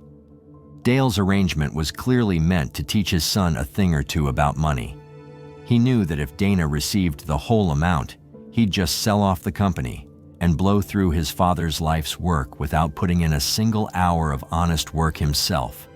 The thing is, even this setup would have made Dana far luckier than the average American, but that's certainly not how he saw it. Quite on the contrary, when Dana found out that he'd have to make do with having his expenses taken care of, plus the $300,000 insurance payout, the spoiled brat he'd always been, deep down, emerged with a vengeance. He reportedly flipped over a table and started screaming at his uncle, asking him why his dad would do something like that. It took 3 years for police to make a proper case against Yule and Radovchich. Detectives noticed that they used payphones a lot as well as pagers, which indicated that they were paranoid about being overheard or recorded. Radovchich was also seen partially undressed outside Yule's family home a few months after the murder. He'd apparently been living in the master bedroom, and his friends was perfectly fine with that. A detective wearing a wire once approached Radovchich while he was at a payphone and recorded him saying that the investigators didn't have any evidence and that they'd try to catch Yule in a lie. They also noticed that Radovchich and Yule referred to the murders as the three-shirt deal, a poorly coded message that didn't take much time for them to track. On March 2, 1995, Yule and Radovchich were arrested and charged with murder. They were convicted on all charges in May of 1998, and the prosecutors started pushing for the death penalty. It was only because the jury couldn't agree that the two culprits managed to live. They received life sentences without parole instead, with Yule spending the remainder of his days in protective custody at California State Prison. He later found religion and started participating in a prison pen pal program, and in his bio admits to having done terrible things. He seems to have forgiven himself to some extent, although he also admits culpability. However, he also seems to think that he deserves to go free, even applying for a presidential pardon in January of 2022. As for Radovchich, he's been in Mule Creek State Prison this whole time. Unlike his co-conspirator, he's maintained a low profile. It's highly likely that the horror of having killed 3 innocent people continues to haunt him to this day. So what do you think of this case? Do you think Dana Yule and Joel Radovchich were the only ones involved, or did Ernest Ponce have a role to play as well? My name is Mary Lyons. I'm the banking center manager. We have a lady who is in our bank right now who says that her husband and children are being held at their house. The people are in a car outside the bank. She is getting $15,000 to bring out to them that if the police are told, they will kill the children and the husband. Her name is Jennifer Pettit, P-E-T-I-T. Okay, she still is in the bank? Yes, she is. Okay, she's being held, or her husband and family's being held? Yes. At their house? Yes. They're tied up. She said they drove her here. I'm trying to look and see where she's gone. She went outside, but I don't... Oh, wait, I see her walking now. She is petrified. On July 23, 2007, 48-year-old Jennifer Hawk Petit and her daughters, 17-year-old Haley and 11-year-old Michaela, were burned alive during a calculated cold-blooded home invasion. Dr. William Petit, husband to Jennifer and father to Haley and Michaela, heard much of what happened to them. In fact, he was the first victim of the attack and was tied up in the basement while 2 assailants destroyed his family in earshot.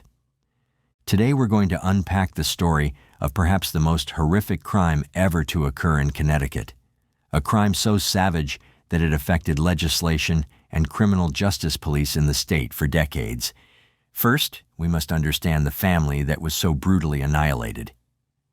William Petit, known to his friends as Bill, had always wanted to be a doctor. However, he had no idea just how many aspects of his life would be determined by this career choice. He spent much of his residency at UPMC Children's Hospital in Pittsburgh, where he met a beautiful oncology nurse named Jennifer Hawk. Sparks flew almost as soon as they met. They could tell that there was something special between them. It's possible that Bill loved how gentle Jennifer was, and how generous.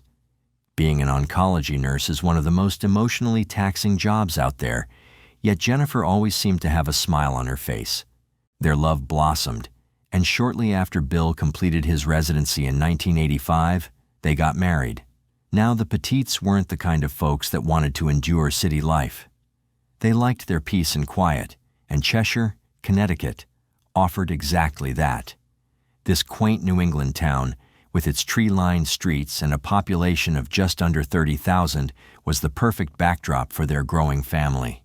It was a town where everyone knew each other, where crime was rare, and where children could play outside without fear. For Bill and Jennifer, Cheshire represented safety, community, and the ideal place to raise their children. Their first daughter, Haley Elizabeth Petit, was born in 1990. From the beginning, Haley showed exceptional promise. Athletic and intelligent, she excelled in school and sports, becoming captain of the Cheshire High School cross-country team and developing a reputation as a kind-hearted and strong team leader. But she wasn't just trying to win medals. Beyond her accomplishments, Haley had a generous heart and a strong sense of purpose, which was something that she no doubt inherited from her mother. However, it wasn't all smooth sailing for the Petits. By the mid-90s, Bill and Jennifer had been married for about a decade. Their daughter Haley was a vivacious and confident little girl, and they probably saw all sorts of great things in her future. But unfortunately, the good times weren't going to last forever. A sudden and shocking diagnosis threatened to derail everything the Petties had worked towards. It's possible that Jennifer had started to experience blurred vision or that she had some trouble walking. Bill, a highly experienced endocrinologist by this point, may have had an inkling of what was happening to his wife. But even so, when they went to the doctor one day and found out that Jennifer had multiple sclerosis, the life-changing revelation must have shocked them to their very core. It may even have changed their entire dynamic, but it did nothing to alter the love they felt in their hearts for each other and for their daughter. Haley may have been too young to fully understand what her mother was going through, but she slowly came to terms with it as she grew older. Inspired by her mother's diagnosis with multiple sclerosis, she founded Haley's Hope, a nonprofit dedicated to supporting MS research. Her dream was to attend Dartmouth College in the fall of 2007, with aspirations of pursuing a career in medicine. It's possible that she felt this way firstly because both her parents worked in the field, but also potentially because she wanted to be the sort of person that could heal her mother. Despite the massive shock they must have received, the Petits continued to soldier on. 7 years after Haley, Bill and Jennifer welcomed Michaela Rose, lovingly nicknamed KK. Michaela was the creative soul of the family, with a passion for cooking that blossomed at an early age. She adored spending time in the kitchen, often experimenting with recipes alongside her mother and learning from shows on the Food Network that she'd watch with her whole family. Her dream was to continue her sister's charitable efforts, renaming the nonprofit Michaela's Miracle, which hinted at the sharp, sassy wit that everyone loved her for. At just 11 years old, Michaela also radiated an innocence and warmth that brought joy to everyone who knew her. Jennifer, the family matriarch, was the glue that held them together. After years as an oncology nurse, she transitioned to a role as the health director at a local boarding school, where she continued to touch lives with her compassion and dedication. Despite her own health challenges, Jennifer remained a pillar of strength and optimism, always putting her family first. Bill Petit was a devoted husband and father. He worked tirelessly to provide for his family, but never let his demanding career overshadow his role at home. He was known for his love of golf, his quiet humor, and his deep connection to his wife and daughters. Together, the Petits embodied the ideal of a loving, supportive family. But even in the safest towns, evil can lurk in the shadows. Unbeknownst to the Petits, their lives were being observed by two men who would shatter their world forever. Joshua Komisarjevsky and Stephen Hayes weren't strangers to crime by any stretch of imagination. Both were career criminals, with extensive histories of burglary, theft, and drug abuse, and they'd both served considerably long stints in jail. They had met earlier that year at a halfway house after being released on parole, and what began as a casual acquaintance quickly turned into a dangerous partnership. Joshua Komisarjevsky, born in 1980, came from a deeply religious family, but it wasn't a family he was born into. You see, he was adopted as an infant, something that might have given him a deep sense of insecurity. By all accounts, Komisarjevsky never met his birth parents, and it's hard to imagine the kind of psychological toll this took. If the crimes he committed are anything to go by, his upbringing may have stripped him of his humanity, or at the very least his basic sense of empathy. But the fact that he was adopted wasn't the only thing that sent him hurtling towards a violent, depraved life. Komisarjevsky's childhood was also marked by some of the worst trauma and abuse you can imagine. A fellow foster child allegedly abused him when he was quite young, and his adoptive parents did nothing to stop it. Their solution to everything seemed to be to pray for everything, even if the right course of action was to do something more decisive. Now, Joshua was adopted, and yesterday we heard the defense talk about how he was abused by a foster brother and how the devout Christian Komisarjevsky family decided to try to pray away Joshua's obvious mental illnesses instead of getting him therapy. Despite his parents' strict faith, Joshua exhibited troubling behavior from a young age. He was manipulative, often playing the victim to escape accountability. By his late teens, he had developed a disturbing obsession with home invasions, a crime he had committed multiple times before. His pattern was chilling. He would break into homes at night, and after he was done stealing any valuables he came across, he would sit there watching families sleep. It's possible that he was savoring their vulnerability. Perhaps he even imagined killing them in their sleep. Either way, he was caught in the early 2000s and was sentenced to 9 years in prison. He was up for parole in 4, but someone with his kind of violent tendencies should have had his parole application thrown out in a heartbeat. But the thing is, the parole board didn't have all the facts about him. There were documents missing from his file, and as a result, he was released in April of 2007. Stephen Hayes, born in 1963, had a different but equally troubling background. Raised in Florida, he exhibited sociopathic tendencies early on, which was something that made even his own brothers fear him a little. Much like his future partner in crime, Komisarjevsky, Hayes was a habitual offender, cycling in and out of prison for various crimes. By the time he met Komisarjevsky, he was desperate for money and a purpose, and the younger man's cunning provided both. It was a fateful moment when they met at that halfway house. They seemed to recognize each other as kindred spirits. The horrific things they'd do later on indicate that they were very in sync with each other, at least as far as violence was concerned. Together, Komisarjevsky and Hayes plotted their next big score. They wanted money and were more than willing to leave a trail of destruction to get it. Their shared love for violence and lack of empathy made them a dangerous duo. And on the night of July 22, 2007, their twisted plans converged with the unsuspecting Petit family. On July 22nd, Jennifer took her daughter Michaela to a nearby store to buy ingredients for dinner. Michaela wanted to make bruschetta and pasta to show off her cooking skills, something that her dad was likely looking forward to greatly. The family had dinner at around 7 p.m., after which they watched TV together. The combination of exhaustion after a hard day's work, coupled with the carb-heavy meal he'd just had, put Bill right to sleep while he sat in the sunroom, prompting Michaela and Jennifer to head up to the master bedroom where they read Harry Potter together.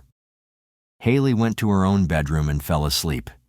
They had no idea that someone had been watching them the whole time. Some reports suggest that Komisarjevsky and Hayes had already done multiple home invasions by this point. Komisarjevsky liked to target people he'd come across in public. and he happened to be at the store that Michaela and Jennifer visited. As soon as he saw the child, Komisarjevsky developed a sick, perverted fascination with her. It's highly likely that this is what motivated him to target the Petits.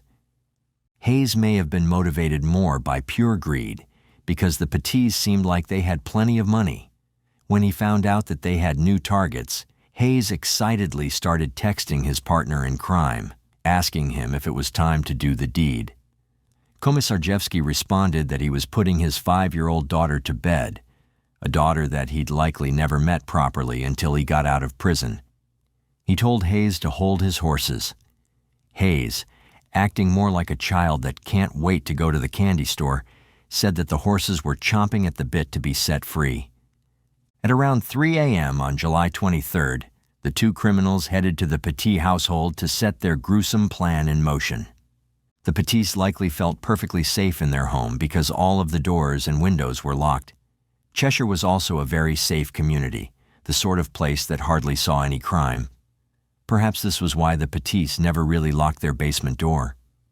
Who'd creep into someone else's house in the basement?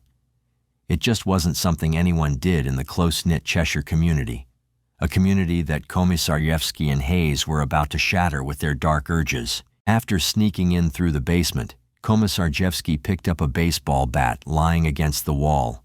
It had once belonged to Bill's father, but the culprit neither knew nor cared about its sentimental value. All he wanted to do was to use it to vent his inexplicably violent anger on the people living in this home. Him and Hayes carefully went up the stairs and found Bill in the sunroom. He probably didn't even know what was happening while Komisarjevsky slammed the baseball bat into his face 5 times. The blows were so severe that Bill's entire face was covered in blood. He was still alive, but barely conscious. Out of the sunroom because it was getting so light, and the potential of being high visibility into that room. We didn't want anybody to see him tied up and with a towel on his head. Right. You were afraid somebody could see into the house and see he was hurt or whatever? Yeah, so we untied his feet. He was dragged to the basement where he was tied up, and in his half-conscious state, he was able to hear one of the perpetrators tell the other to put 2 bullets in him if he moved. Based on the dynamic between the two, it's likely that Komisarjevsky was the one that said this to Hayes, though there's no way to know for sure. With Bill secured, the perpetrators then headed up to the bedrooms, where they tied Jennifer, 11-year-old Michaela, and 17-year-old Haley up in their own rooms with pillowcases over their heads.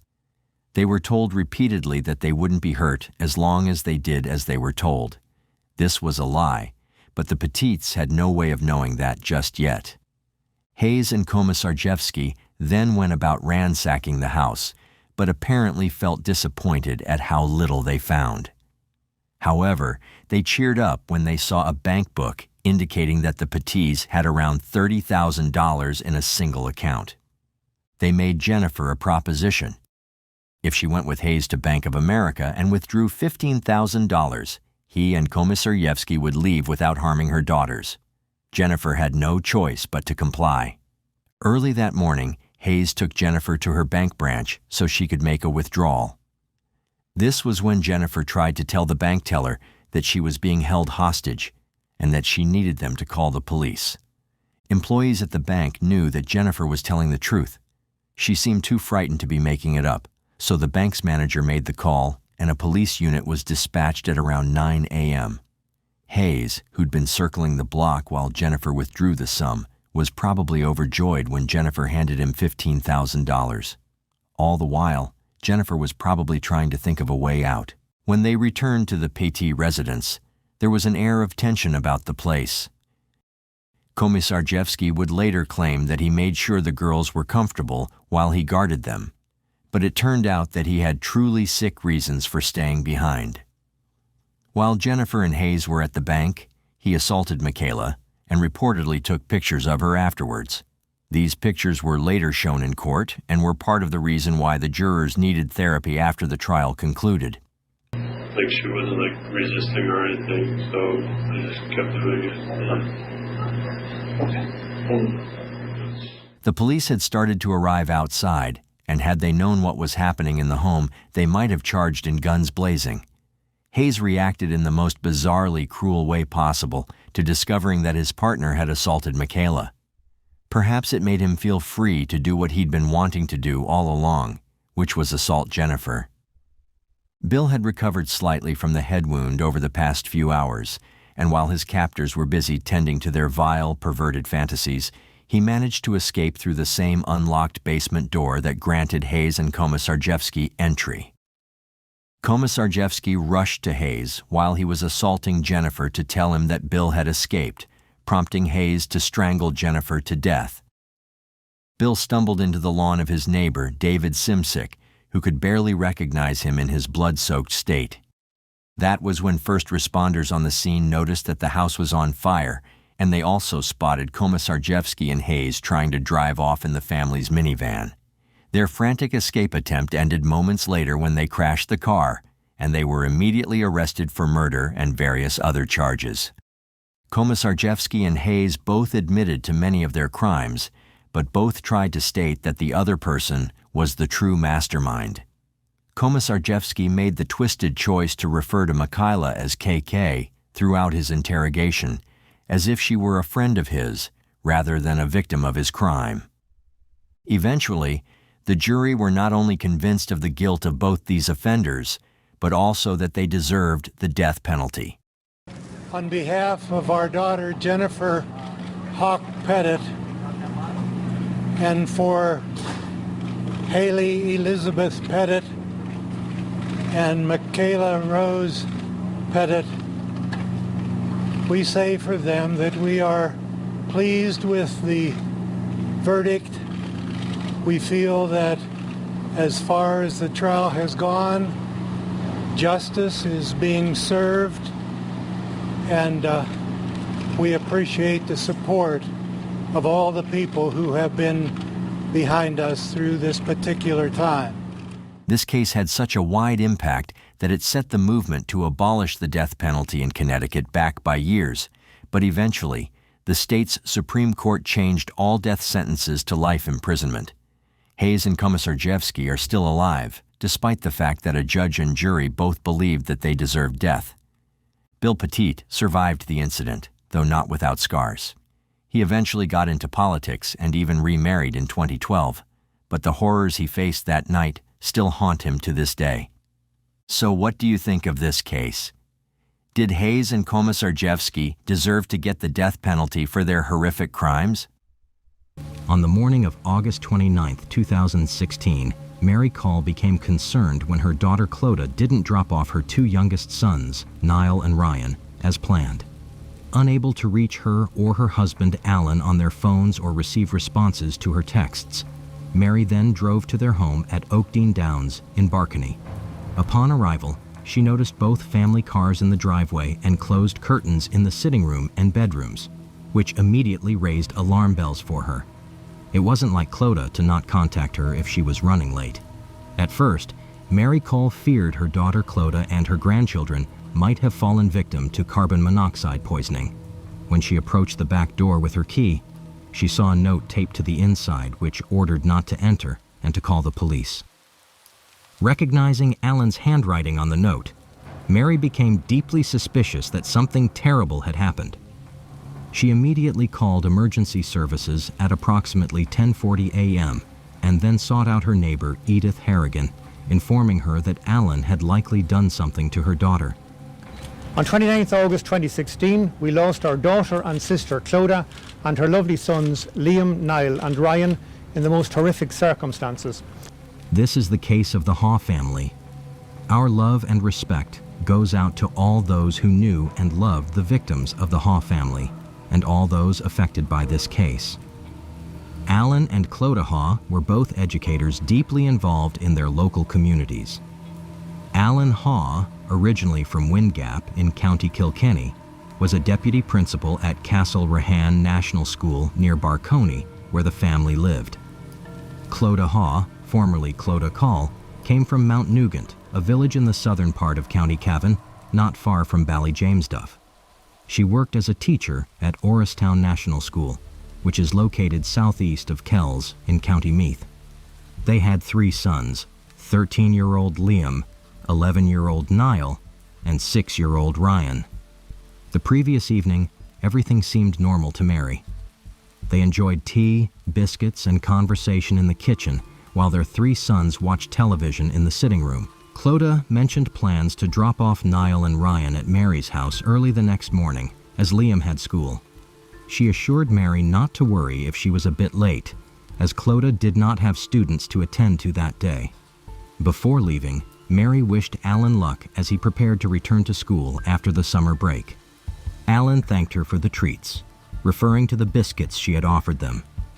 Little did Mary know that this would be the last time she would see Alan alive.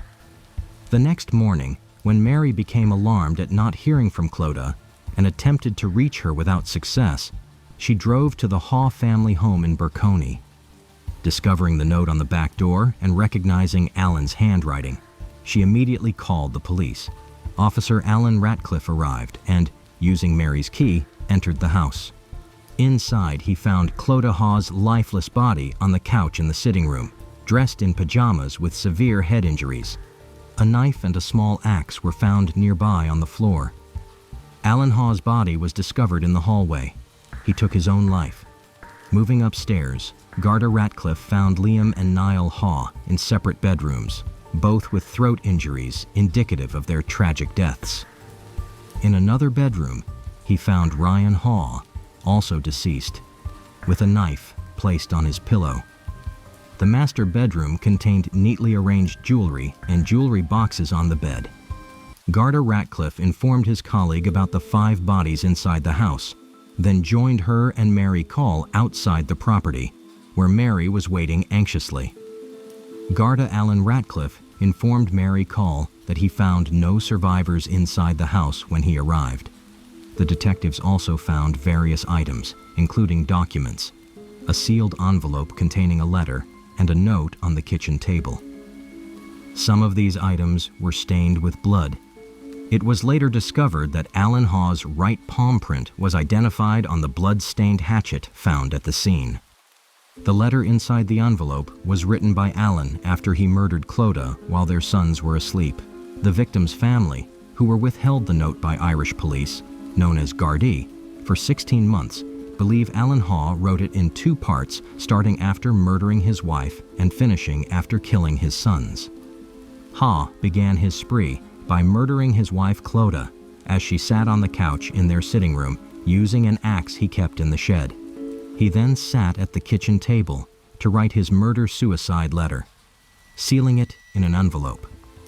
Next, he took a kitchen knife and walked upstairs to attack his 3 sleeping sons. After killing them, he returned to add more words to the outside of the envelope.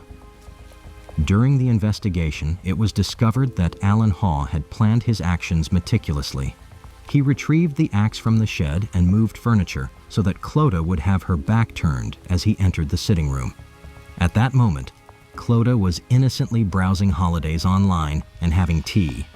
Alan approached from behind and brutally attacked her with the axe, stabbing her in the back and nearly severing her hand as she tried to defend herself. After murdering Clodagh, Alan sat down to write the letter, leaving the axe and knife on the floor. He then made his way upstairs with a new knife. He knelt on Liam's chest and cut his windpipe to prevent him from screaming. Niall, sharing the room with Liam, likely didn't wake up immediately due to Liam's inability to make noise, but he had defensive wounds on his hands. Alan repeated the same brutal act with Niall before moving to Ryan's room.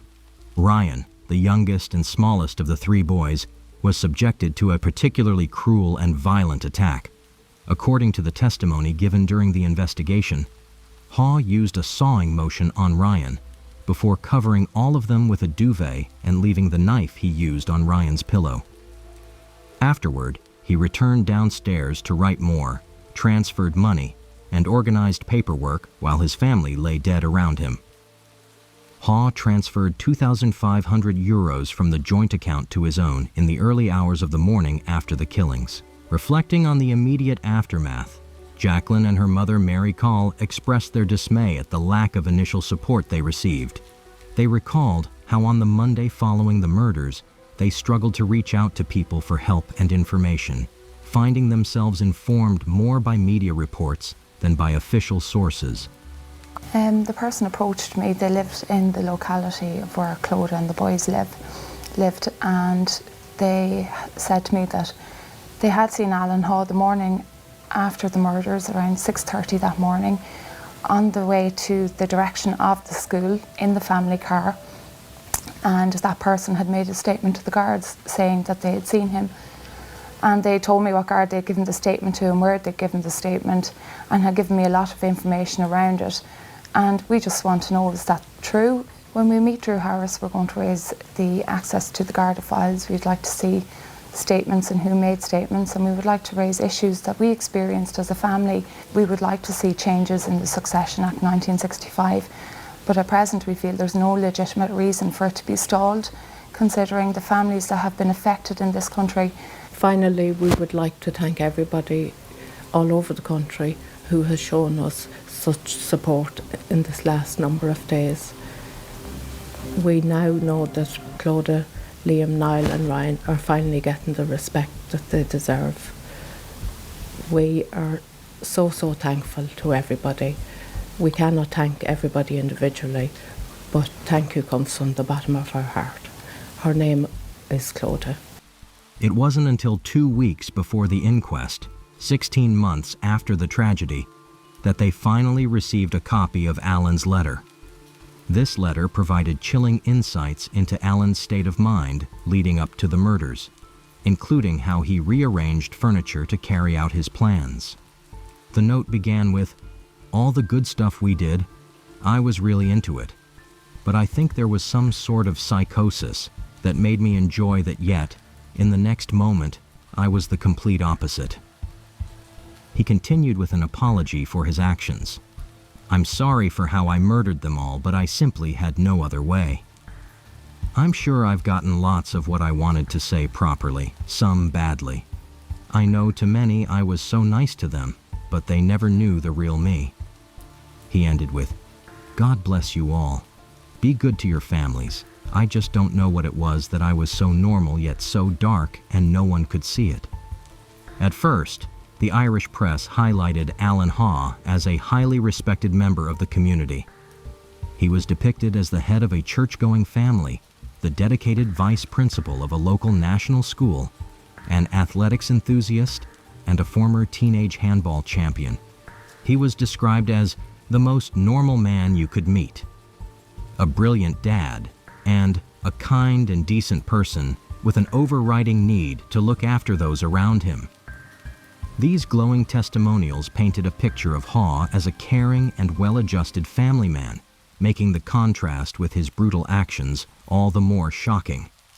In June 2016, Alan Haw's carefully constructed facade began to crumble when he was caught viewing pornography on a school computer. It is believed that this incident occurred at the school where he taught. Haw had accessed 97% of his pornography on his school laptop, and some on his phone, keeping this hidden from his wife, Clodagh. Mary Call, Clodagh's mother, recalled a conversation with Clodagh in February 2016, where Clodagh revealed that Alan had confessed to watching pornography. This admission strained their relationship, which led Haw to start attending counseling sessions every Tuesday night. Clodagh assured her mother that things were under control, but Mary could sense Clodagh's underlying distress. Haw's counseling sessions initially focused on his porn addiction, but later shifted to address issues arising at the school. But after this exposure, Haw's world began to spiral dangerously out of control. Haw's troubles signified internal struggle. His double life, marked by an appearance of normalcy and an inner turmoil, likely contributed to his psychological decline. But what was his motive? Investigating Gardaí quickly determined that Haw had no clinical history of mental health issues, nor had he ever been referred to or sought mental health services. In the days leading up to the murders, locals did not notice any signs of change in Hawes' mental state, mood, or behavior. But the absence of obvious indicators does not mean Haw did not experience severe emotional distress. At the Cavan Coroner's Court, psychiatry professor Harry Kennedy presented his findings based on extensive documentation regarding Alan Hawes' mental health. Professor Kennedy's report was compiled without direct interaction with Mr. Haw, relying instead on records from Hawes' GP, counselor, and his suicide note. According to Professor Kennedy's assessment, Haw had been grappling with somatic anxieties since 2008, which involved worries about physical health issues escalating into severe preoccupations. These anxieties were accompanied by ruminations, scruples, and exaggerated feelings of guilt, all indicative of a major depressive illness. Professor Kennedy highlighted that by the time of the murder-suicide, Haw had transitioned from long-term depression to a severe episode that included psychotic symptoms. He emphasized that severe mental illness significantly impairs judgment, suggesting that Haw's actions were influenced by this compromised mental state. Haw had disclosed to his general practitioner about feeling rundown, having sleep difficulties, and even treating a toenail problem with bleach.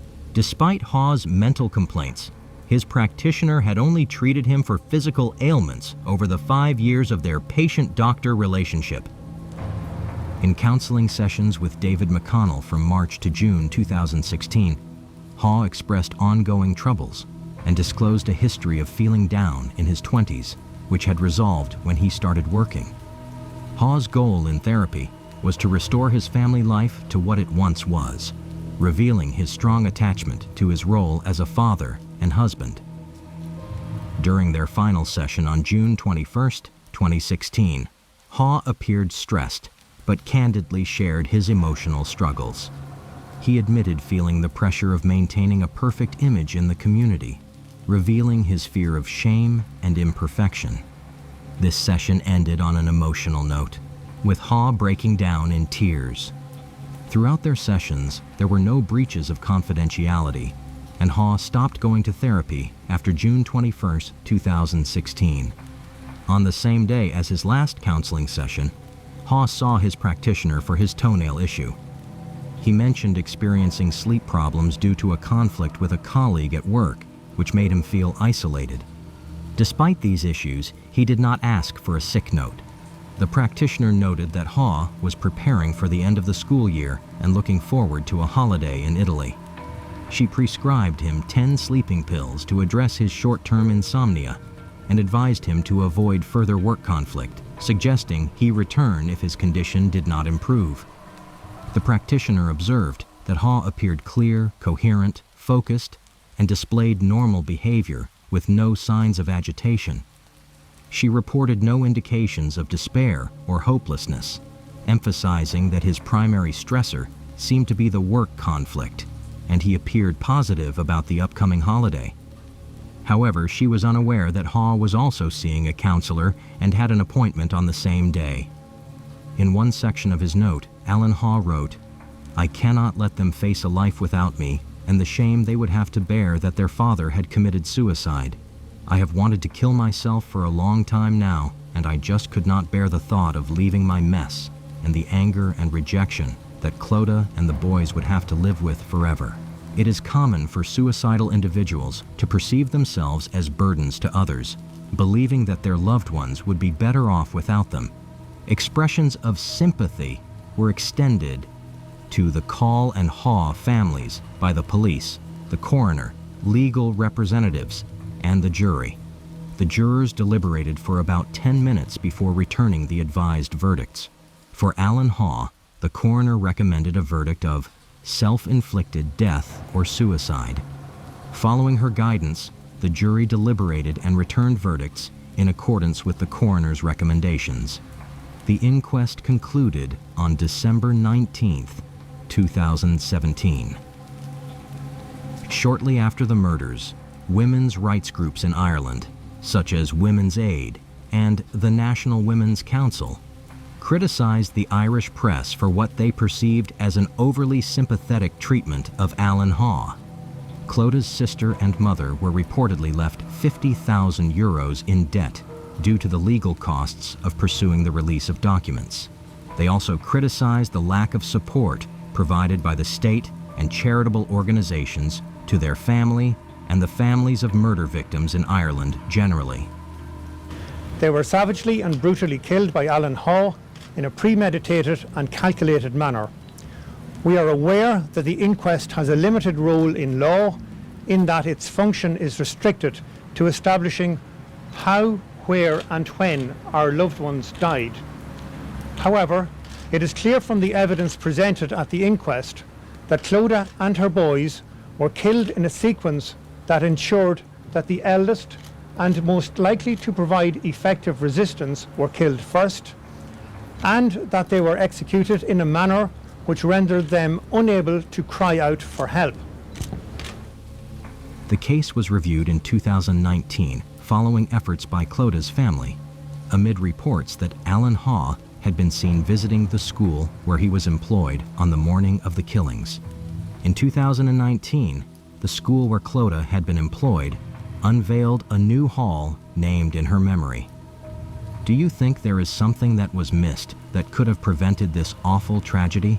In the brutal Visconti massacre of June 30th, 1991, where a mother and her 2 daughters were brutally killed, a mix of false confessions, fake investigations, and famous suspects emerged, and some even got away with murder.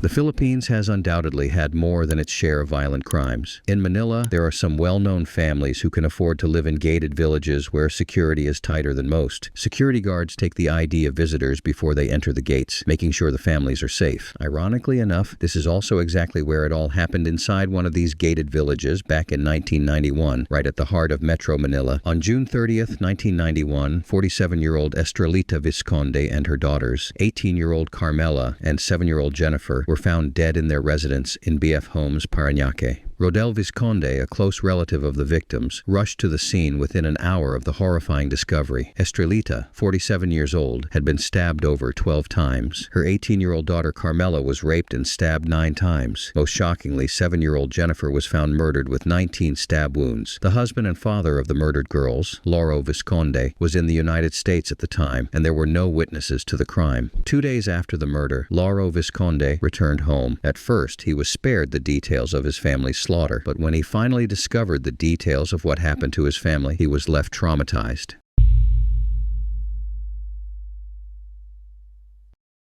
Following the finding of the victims, the police immediately started the investigation and took fingerprints and photographs from the crime scene. When they were satisfied with the crime scene investigation, the police told the family relatives they could clean up the house, which later turned out to be the destruction of vital evidence. We were not talking that much about DNA. Unfortunately, that was not an option, because the laboratories at the time could not do it, said an officer from the National Bureau of Investigation assigned to the case. But you make the most of what you've got, and that means once you decide to burn it, you've given up. With so much vital evidence destroyed, the police had to focus on the murdered family's background, but there were only a few clues that could potentially explain why the Visconde women were murdered with such brutality. For the police, the most confusing question was the motive. The Viscondes were not extremely wealthy and had no known enemies. The family was quite close-knit, and everyone respected them. The murdered children, Jennifer and Carmela, were normal, loving kids who doted on each other. 7-year-old Jennifer, in particular, was very protective of her older sister, so who could have wanted to purposely destroy a seemingly ordinary and loving family? As the details of the murders spread to the public, the police found themselves under significant pressure to solve the crimes and to do it fast. Their first set of suspects were 6 house burglars from the Barroso gang who were notorious for breaking into luxury suburban homes. The police arrested them after they confessed to the Visconde murders. But from the get-go, the Visconde family was skeptical about the robbery motive. They claimed that appliances and car keys were left behind, while police insisted that expensive pieces of jewelry were stolen and later traced to pawn shops upon the burglar's confession. But despite the family's objections, the police arrested them and quickly closed the case. But still, the Visconde family continued to doubt the burglar's story. Rodel Visconde, the relative who found the bodies, pointed out several inconsistencies. He heard the burglars claim they moved the victims' bodies to the 2nd floor of the house, but the Visconde home was a bungalow with no 2nd floor. The burglars also mentioned being chased by the family's dog, which the Viscondes didn't have. Their confession included a struggle in the living room where they supposedly stabbed Estrelita, yet no bloodstains were found there. These contradictions led the family to suspect that the confession was completely made up. But why? This suspicion was confirmed when the burglars were brought to the media and admitted they had falsely confessed. They claimed they were tortured and abused by the police and showed bruises and cuts on their bodies as evidence. Due to a lack of sufficient evidence, the 6 burglars were let go. The second set of suspects was a group led by engineer Danilo Aguas, whose fingerprints were allegedly found on the house's garage lights. Again, there was a lack of evidence linking them to the crime. Officers then looked into the background of the family, but came up with nothing. Over more than a year, the NBI followed several new leads and picked up a number of suspects for the Visconde murders, but none of the charges stuck. The lead investigator proposed that no one in their right mind would commit such a crime unless it was about drugs. At the time, cocaine and crystal meth were very popular among addicts. Police took a closer look at the drug scene in BF homes, where kids from rich families had the means to get such illegal substances. While all this was happening, the grieving Visconde family grew increasingly suspicious of how the investigation was being conducted. They suspected something bigger was at play, perhaps even a cover-up to hide the true perpetrators. Their suspicions were confirmed when one of the investigators came forward and claimed that he was threatened to leave certain names out of the investigation. The investigator also claimed he was ordered by a former general, whose relative was one of the suspects, to stop the investigation and hand over all the evidence to him, but with no concrete evidence, eyewitnesses, or confessions. The case did not make any progress. The Visconde massacre remained unsolved for almost 4 years until an eyewitness came forward. Jessica Alfaro, a self-confessed former drug addict, confessed to everything she saw during a police interview on April 28, 1995. And here is where the puzzle begins.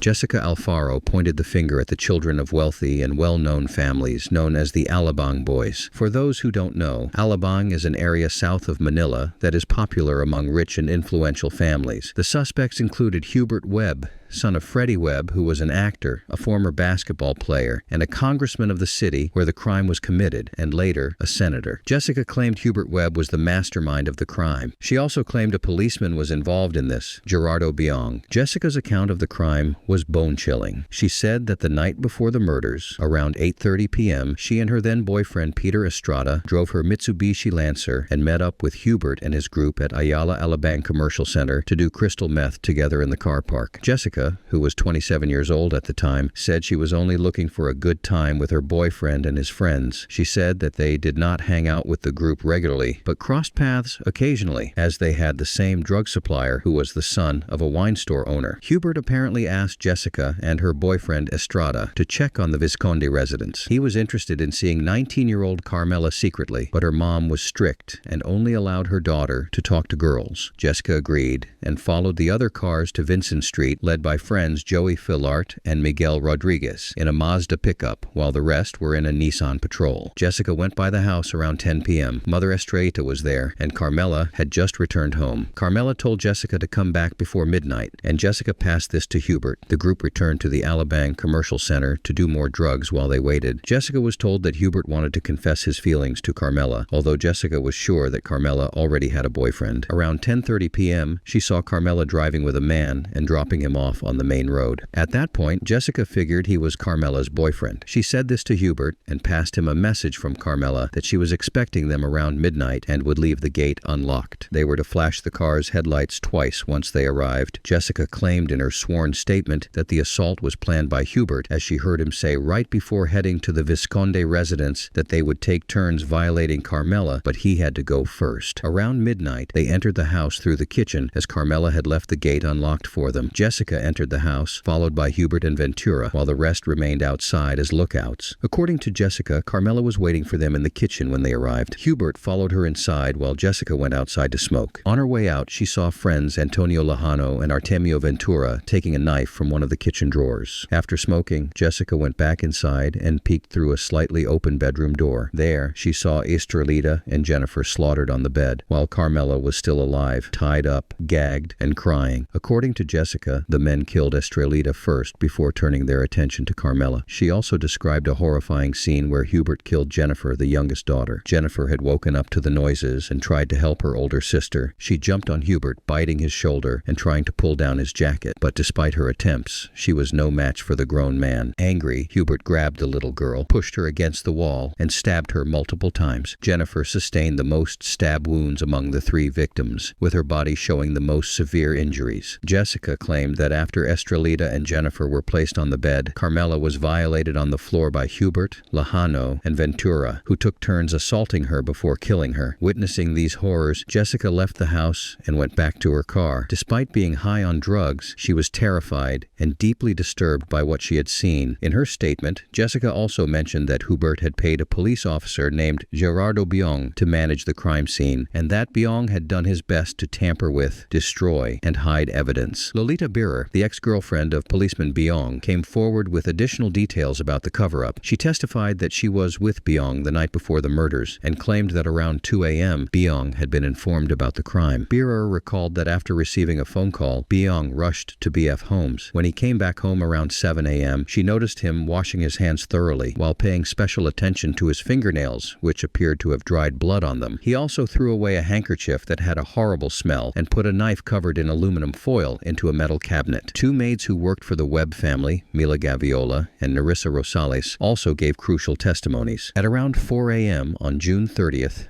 1991, Mila Gaviola went about her routine of collecting dirty laundry. When she entered Hubert Webb's bedroom, she saw him awake, dressed only in pants and smoking in bed. While doing the laundry, she noticed fresh bloodstains on Hubert's shirt. Feeling suspicious, she went to the servants' quarters, but decided to check the stockroom near Hubert's room. From a small opening in the stockroom door, she saw Hubert pacing back and forth in his room, looking agitated and uneasy. Narissa, the other maid, remembered serving drinks to Hubert and 2 of his friends on the night of the murders. She recalled that Hubert asked for 3 glasses of juice on the night of the murders. Security guards of the community, Justo Kabanakan and Normal White, also gave details. Kabanakan recalled that Hubert Webb had entered their subdivision a few days before the massacre and had introduced himself as the son of then-Congressman Webb. White testified that he had seen 3 vehicles enter the subdivision on the night of June 29th, just as Jessica Alfaro had described. White also confirmed that police officer Gerardo Biong was the first to arrive at the crime scene. When Hubert's name came up in the investigation in 1993, he strongly denied knowing or approaching Carmela, but a friend of Carmela later claimed that he had seen them together and that Carmela had described Hubert as rude and arrogant, which was why she had turned him down.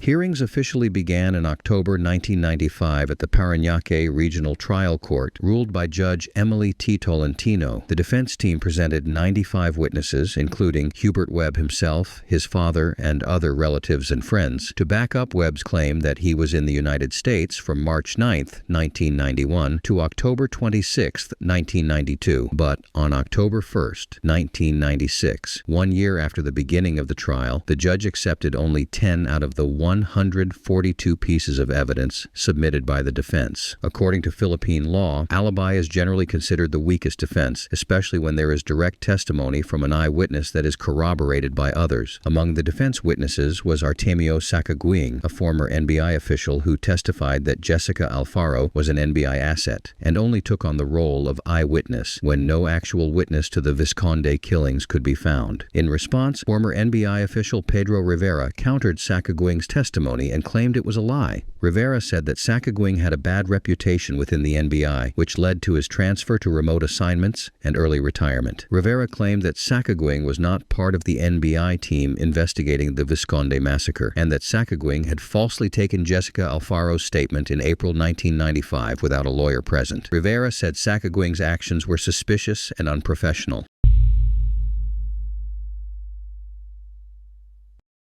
On January 6, 2000, Judge Tolentino found Hubert Webb, Peter Estrada, Hospicio Fernandez, Michael Gatchalian, Antonio Lejano II, and Miguel Rodriguez guilty beyond reasonable doubt of the crime of rape with homicide. They were sentenced to life in prison and ordered to pay the Visconde family 3 million pesos for the murders. But two of the accused, Joey Filart and Artemio Ventura, are still missing to this day. They are believed to have fled the country for good. Parañaque policeman Gerardo Biong was found guilty as an accessory for burning bedsheets and tampering with other evidence related to the crime. He was sentenced to 11 years in prison and was released on November 30th, 2010, after serving his sentence. In her ruling, Judge Tolentino criticized the testimony of the defense witnesses as inconsistent and biased. She noted that many of the U.S.-based defense witnesses, who were mostly relatives or friends of the Webb family, suffered from what she described as incorrigible and selective memory syndrome. For example, Alex Del Toro, the husband of a Webb relative, testified that he had hired Hubert Webb at his pesticide company in California, but both Webb and Del Toro were unable to describe Webb's job duties in court. Additionally, Tolentino found it impossible that Webb was working in a pesticide company, as he had asthma and several allergies. The judge also found contradictions in the testimonies of other U.S.-based witnesses who claimed to have seen Webb going to the beach, shopping, bar hopping, or playing basketball. Tolentino was doubtful about the authenticity of the photographs and videotapes allegedly showing Webb in the United States and claimed that they looked fake. She also questioned the validity of certificates issued by the U.S. Immigration and Naturalization Service and the Philippine Bureau of Immigration, and suggested that such documents could have been easily faked by the wealthy Webb family. On December 16,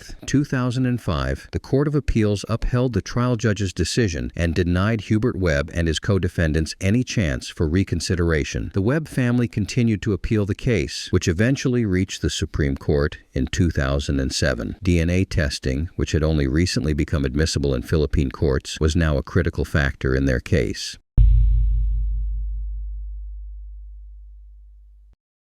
On April 22, 2010, the Supreme Court ordered the reopening of the case and granted Hubert Webb's request for DNA testing. But this procedure could not be carried out because the NBI reported that they no longer had the sample as they returned it to the Parañaque Regional Trial Court, which also denied having it. On October 8, 2010, Hubert Webb filed a motion for acquittal, arguing that his constitutional right to due process was violated due to the state's negligence or willful suppression of the evidence that could have proven his innocence. In December 2010, 2 months after backtracking from the order for DNA testing, the Supreme Court caught the whole country by surprise. 7 magistrates voted to acquit Webb and his alleged conspirators, while 4 justices upheld the guilty verdict of the lower courts and 4 others decided to not vote. In simpler terms, Hubert Webb and his fellow accused were set free. The High Court ruling also concluded that Alfaro was not an eyewitness, but an NBI informer. Following the acquittal, then-President Benigno Aquino III directed the Department of Justice to revisit the case. On June 28, 2011, Justice Secretary announced that new evidence had surfaced, which proved that Hubert Webb had indeed been in the Philippines during the Visconde murders. The evidence included tapes from the Philippine Bureau of Immigration, which had been restored by IBM and examined by the National Computer Center. The tapes showed Freddie Webb leaving the country, but Hubert was not seen leaving with him. Despite this new evidence, Lauro Visconde's attempt to have the acquittal reversed was denied due to double jeopardy laws. The legal principle of double jeopardy prevents a person from being tried twice for the same offense. Now it is clear that there were many flaws in the case. The questions of who is truly behind the Visconde massacre and whether Hubert and the others were genuinely innocent or managed to slip through the justice system may never be answered. What are your thoughts on the Supreme Court's decision to acquit Hubert Webb and his co-accused? Do you think justice was served, or do you believe the legal system failed in this case? Marriage can sometimes be a gamble,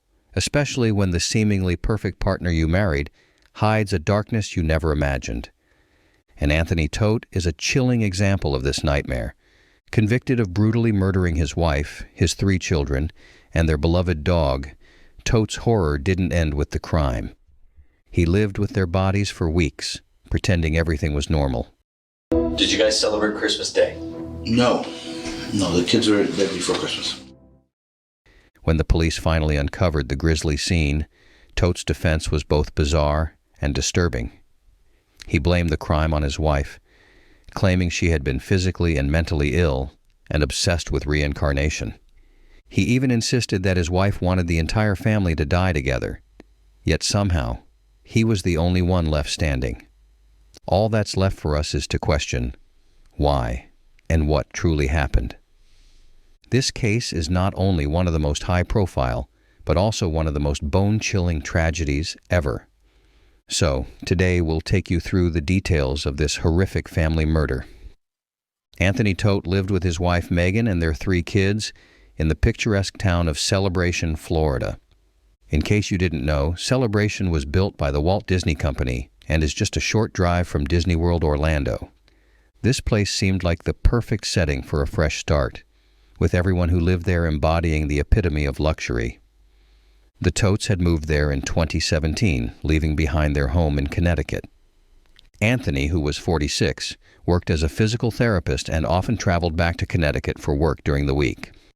On weekends, he would coach local kids in soccer, earning a reputation as a devoted and very responsible dad.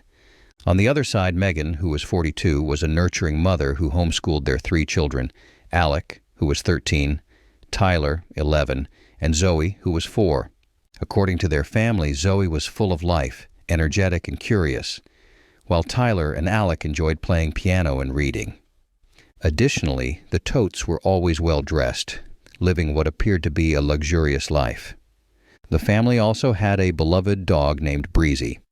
But as the saying goes, looks can be deceiving. From Anthony's respected profession to their seemingly perfect life in Florida, everything appeared stable.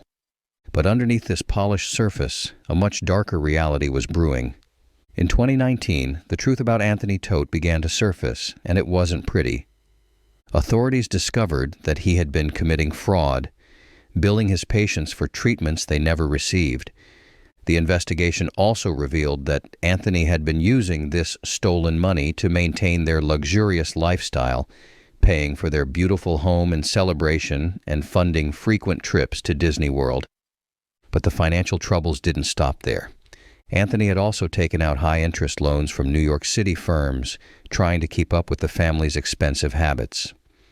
When he failed to repay these loans, the firms took legal action against him, adding to his mounting stress. Despite initially denying any wrongdoing, Anthony eventually confessed to the fraud.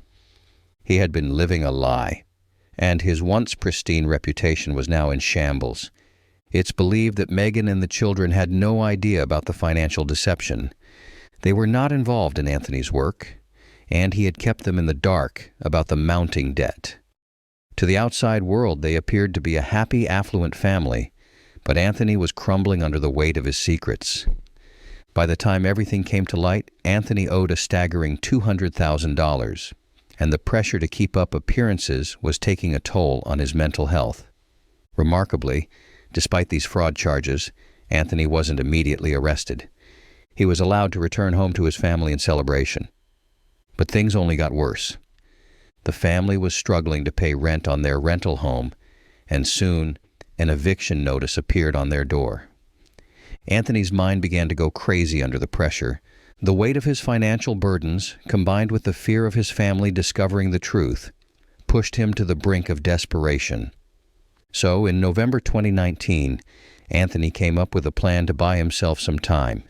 He told Megan's family that they were going on a holiday and wouldn't be in touch for a while. At first, no one thought much of it. The Todts often traveled, and it wasn't unusual for them to be out of contact for a short period.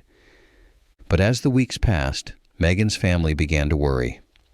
By mid-December, the silence became unbearable.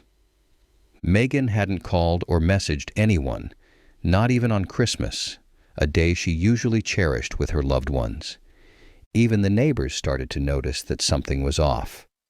When they saw the eviction notice on the Todts' front door, one neighbor reached out to Megan. The response they received was brief and strange, not at all like the warm and friendly Megan they knew. This only deepened the suspicions. As concern grew, the Todts' extended family began to fear the worst. They contacted the authorities, urging them to perform a wellness check on the home and reserve place.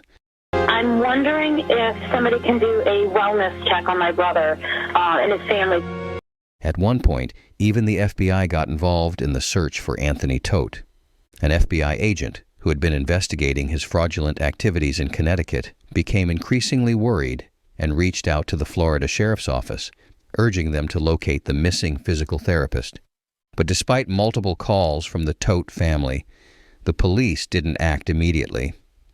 It wasn't until January 13, 2020, when federal agents and deputies went to Anthony's home to execute an arrest warrant for his financial crimes, that they finally made contact with him. What they discovered that day was beyond anyone's worst fears. When the police rang the doorbell, Anthony Todt answered, but something was clearly wrong. He was shaking uncontrollably. When asked about his wife and children, he mumbled that the kids were at a friend's sleepover and that his wife Megan was asleep. His erratic behavior and strange responses made the officers suspicious, so they decided to enter the home. As soon as they stepped inside, they were hit with a strong, foul odor that hinted at something far more sinister than financial fraud. Their instincts led them upstairs to the master bedroom. Any children here? I can't remember if they went to a sleepover last night. We asked him where Megan and the children were. He said Megan was upstairs sleeping, and he also called for her. We were getting no answer. What's your wife's name? Megan. Megan? Megan. All right, come on down, bud. We made our way upstairs to check on the children and check on Megan. The master bedroom door was open.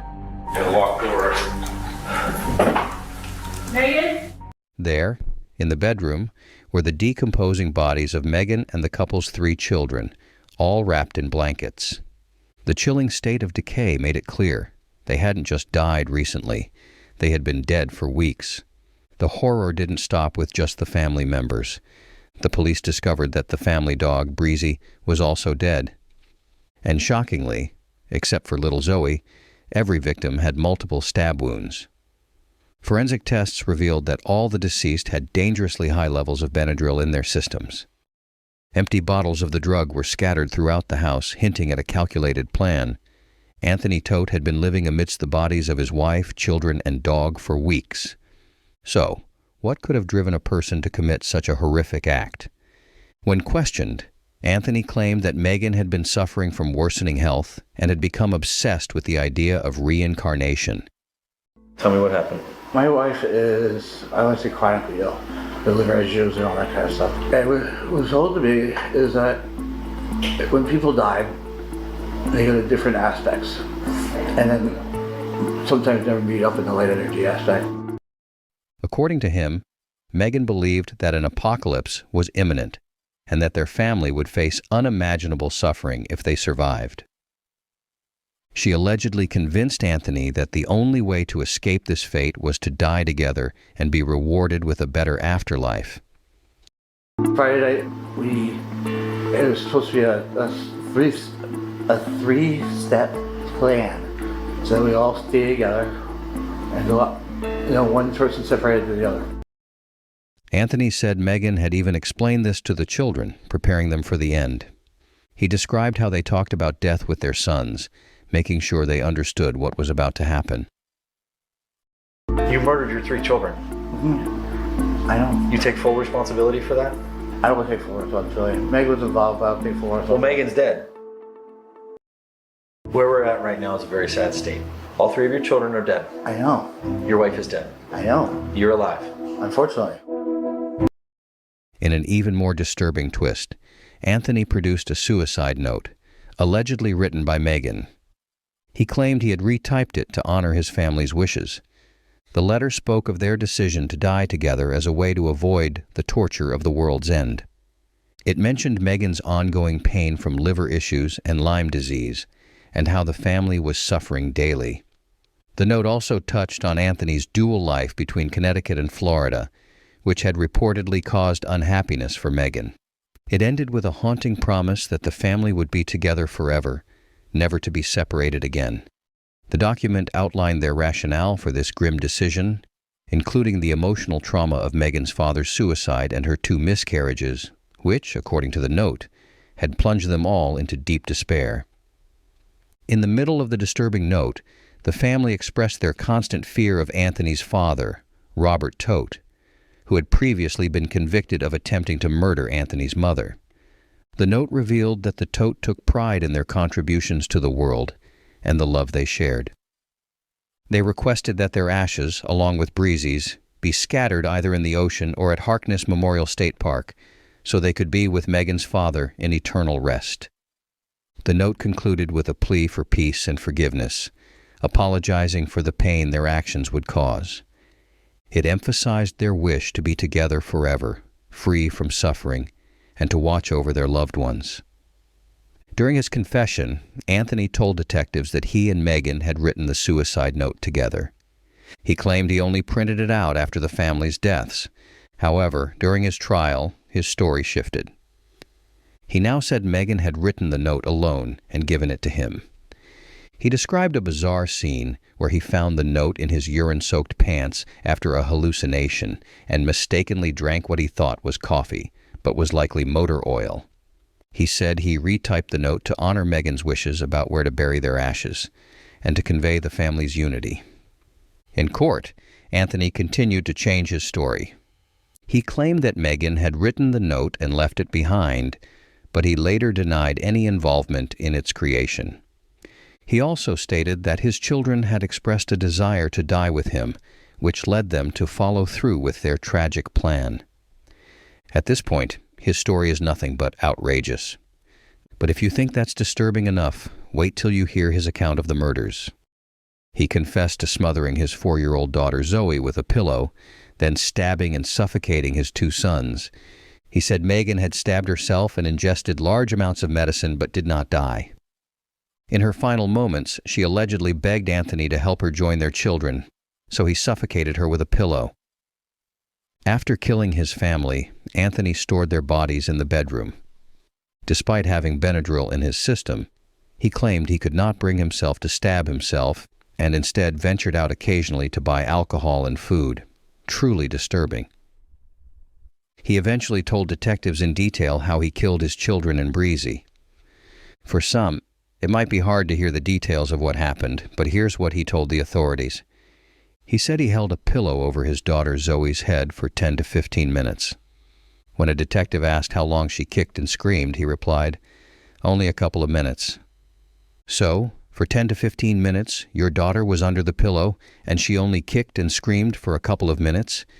In the interrogation, Todt explained that he and his wife believed that since they brought their children into the world, they should decide when they leave it. He claimed that he and Megan had discussed the plan to murder their children and die together before committing the horrific crime. He told the authorities that he stabbed and then smothered Alec as the boy fought back. Megan left midway through this murder, and Anthony continued, saying, "So I ended up putting a pillow over his head, and I put a pillow in the back of his head, so he wouldn't hit me with the back of his head. I reached around with my hand and held his nose and mouth, and he kept struggling until it stopped." When asked how long it took to kill Alec, his eldest son, Anthony said it went quickly. Megan was meditating as he killed Tyler downstairs, and Anthony claimed they loved their children and had salvation in mind as their reason for the murders. He also told detectives that between killing his family and when the bodies were found, he tried to kill himself using various methods like knives, zip ties around his neck, and Benadryl, but he backed out. Didn't get there till Monday. What were you doing during this time frame? We're talking over 2 weeks. Trying to kill myself. I tried the razor blade zip tie around the neck, was trying to figure out how to go through and fall in the knife in the right direction. In all honesty, I chickened out and cowered it out with a knife. According to the reports presented by the medical examiner, the cause of death for all 4 victims was homicide by unspecified means, with Benadryl toxicity found in all their bodies. And according to the crime scene photos, hunting knives were used to stab the family members. The medical examiner couldn't determine whether the children were suffocated or strangled, but it was concluded that the stab wounds were likely inflicted after death. It was also revealed that only a small amount of Benadryl was used to drug the family, and one of Anthony's sons had tried to fight back during the attack, evident from a visible scratch on Anthony's neck at the time of his arrest, along with blisters and cuts on his hands. Investigators found that his older son was clutching rosary beads when he died. Despite all this evidence, Anthony suddenly changed his story. He abandoned his initial claim of a suicide pact and an impending apocalypse, instead alleging in a handwritten letter to his father, Robert Todt, that Megan was behind the murders. According to this new version, Megan had poisoned the children by spiking their pudding with Benadryl before stabbing them. When Anthony confronted her, she allegedly stabbed herself and died right in front of him.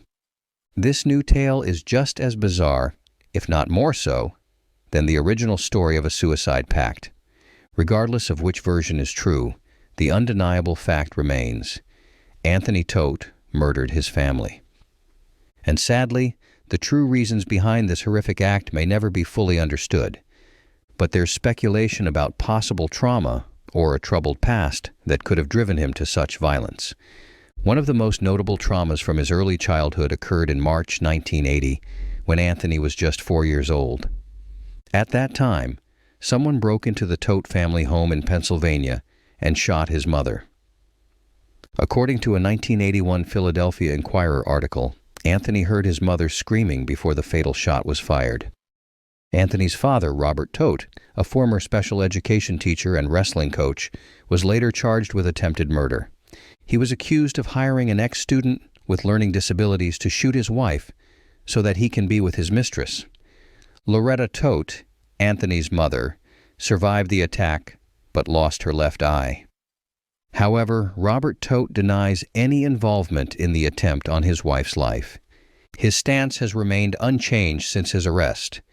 During his trial, he testified in his own defense. In December 1980, he was convicted and initially sentenced to 10 to 20 years in prison. According to the article, Robert later had his sentence reduced to 5 to 10 years.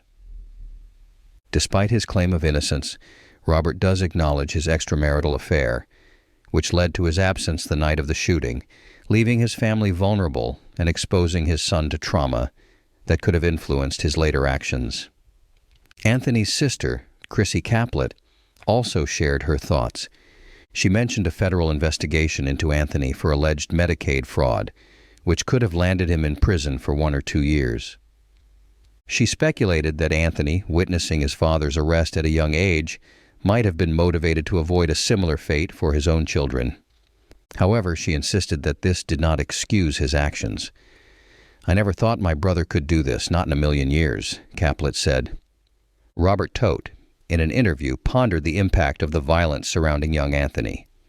Even though he maintains his innocence regarding the 1980 attempted murder and had minimal involvement in his children's upbringing, he acknowledges that Anthony witnessed a violent attack and believes it must have deeply affected him. "There's only so much trauma a young kid can take," he said. Regarding Anthony's trial, he was eventually known as the Killer Disney Dad and faced trial in April 2022. The prosecution presented substantial evidence, including Anthony's confessions, alleged suicide notes, and forensic reports during the 6-day trial. Despite the overwhelming evidence, Anthony's lawyers struggled to present a strong defense. Anthony frequently changed his story during the trial, initially claiming a suicide pact and apocalypse scenario, only to later blame his wife Megan for the murders. Anthony's defense tried to suppress his earlier confessions and claims of medical insurance fraud, but the confessions were admitted as evidence.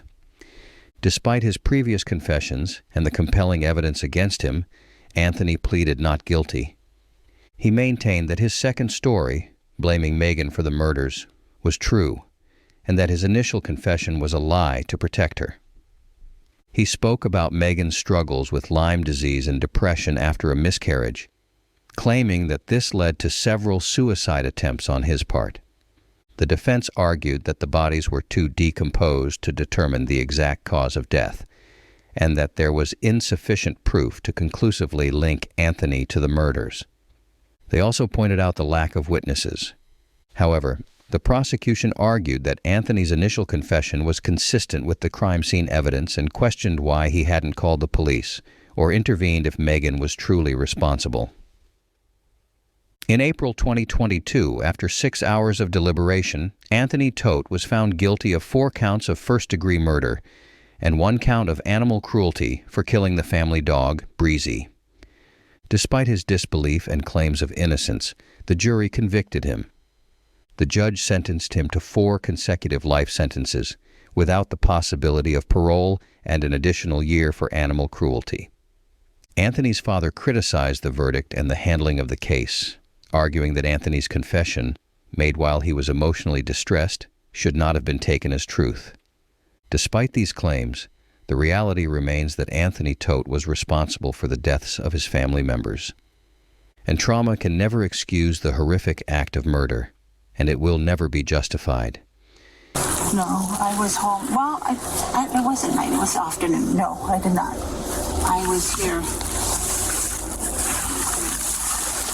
Are you telling me the truth? Yeah. 100%? Yeah. You wouldn't be covering for Nate at all? No, he was here. Even my daughter said he was here. This is Ermelinda Palomo, a woman that authorities suspected was somehow involved in the deaths of a family of 4 in Romeoville, Illinois. The family consisted of 32-year-old Zoraida Bartolome, her husband, 38-year-old Alberto Roland, their 2 boys, 7-year-old Diego and 9-year-old Adriel, and even the 3 family dogs. What did Palomo have to do with their deaths? That's a question we'll seek to answer today, though the answer might surprise you. Another question at the heart of this story involves Palomo's live-in boyfriend, 31-year-old Nathaniel Huey Jr. This horrifying saga has more twists and turns than you'd expect, revealing years of emotional manipulation and abuse that culminated in a quadruple homicide that shocked the community of Romeoville, Illinois. But first, we must understand the couple at the center of it all. There was a lot that was strange about Palomo and Huey. For starters, Palomo was nearly 20 years older than Huey. While this might not be the strangest thing in the world, it was clear that Huey wasn't satisfied with his girlfriend, and there's a chance that it was because of their age gap. We know about his dissatisfaction because Palomo herself claimed that Huey cheated on her constantly, and he would frequently lie about it and try to cover up his actions. For Palomo's part, she was the sort of person that wasn't afraid to manipulate others, especially to get what she wanted. Her dynamic with Huey was toxic, to say the least, and the fact that he was cheating on her only made her mental health spiral further out of control. Anyone on the outside looking in would have seen Palomo and Huey and seen a regular couple. But the truth was, there was a nauseating streak of toxicity that ran through their entire dynamic. Perhaps the most striking example of this was Palomo creating fake social media profiles and messaging Huey through them. This is a bit of a chicken and the egg type of situation. Did Palomo start doing this before Huey started cheating, potentially as a way of making sure her younger boyfriend didn't leave her? Or was this a response to his infidelity? There's no way to know, but the content of these pretend conversations shed some light on just how bizarre Palomo could be, and how utterly divorced from reality she was making her boyfriend. It's fair to say that Palomo was a vengeful woman who wasn't afraid to protect what she thought was hers. Before we get into how Palomo slowly manipulated Huey's very sense of reality, we must discuss the woman that he'd recently become involved with. Her name was Zoraida Bartolome, and she lived in Romeoville as well. Romeoville isn't a very big town. With just a few tens of thousands of residents, it's the sort of place where word travels fast. At the same time, it also means that there are fewer romantic partners to choose from. This shouldn't be an issue for someone that lives with his girlfriend, and if Palomo's testimony is to be taken seriously, engaged in planning to marry that person. Even so, when Zoraida walked into Huey's office one day in 2022, he just couldn't resist talking to her. Huey had a history of infidelity that stretched all the way back to the start of his relationship with Palomo. The first time he stepped out on Palomo was back in 2015, and over the next 2 years, he cheated on her time and time again, until she at least confronted him in 2017. Huey begged Palomo to forgive him and promised to change his ways for good, and Palomo decided to give him a chance. There were still some signs that Huey wanted experiences with women other than his girlfriend. In 2019, he reportedly confessed to her that he'd kissed a woman at a party, but claimed that that was all that happened. Once again, Palomo chose to forgive him, and their fragile relationship continued. It's unknown if Huey had relationships with any other women prior to 2022, but when he met Zoraida, everything changed. In the past, his relationships had been flings and one-off encounters, and that's exactly how he thought things would go with Zoraida as well. Even so, their relationship continued for over a year, during which time Huey got more and more attached to his secret partner. It bears mentioning that Zoraida had a family of her own, namely a husband, 2 kids, and 3 dogs. In intimate moments, Zoraida often confessed that she wasn't truly happy in her marriage. That's not to say that Alberto was a bad man. Far from it. In Zoraida's own words, he was kind, generous, and a good husband all around. There was just something about the marriage that wasn't working for her, and her relationship with Huey seemed to fill that absence. Bit by bit, Huey and Zoraida's relationship began to turn into something more than just a fling. She started confiding in him, and they apparently texted and called every day. They also worked for the same engineering company, where Huey worked as a security guard, so they clearly spent a lot of time together. And every night when Huey would head home from work, he would call Zoraida so that they could talk some more. Were Huey and Zoraida in love? It's a fair assumption, one that makes the gruesome climax of this story all the more difficult to stomach. One would certainly say that they were in love, and Zoraida surely believed it, or at least she believed it until September 15th, 2023. That marked the first time that Zoraida texted Huey, only for him to not reply. This had never happened before. Why would he ignore her like this? The answer lies in Palomo's discovery of the affair, in the absolutely twisted way she decided to handle it.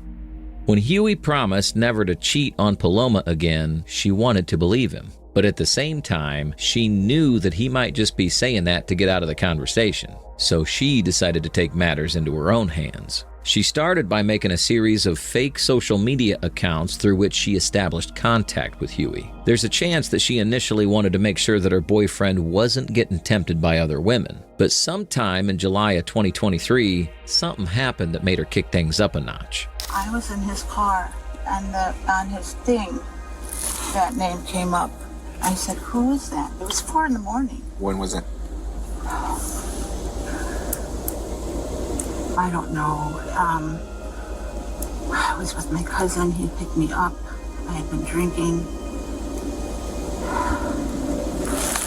Was that this week? Oh, no, July, maybe? Okay, so what did he say that who was this person? He said nobody. It's a false call or something like that. Zoraida texted Huey while he was in the car with Palomo.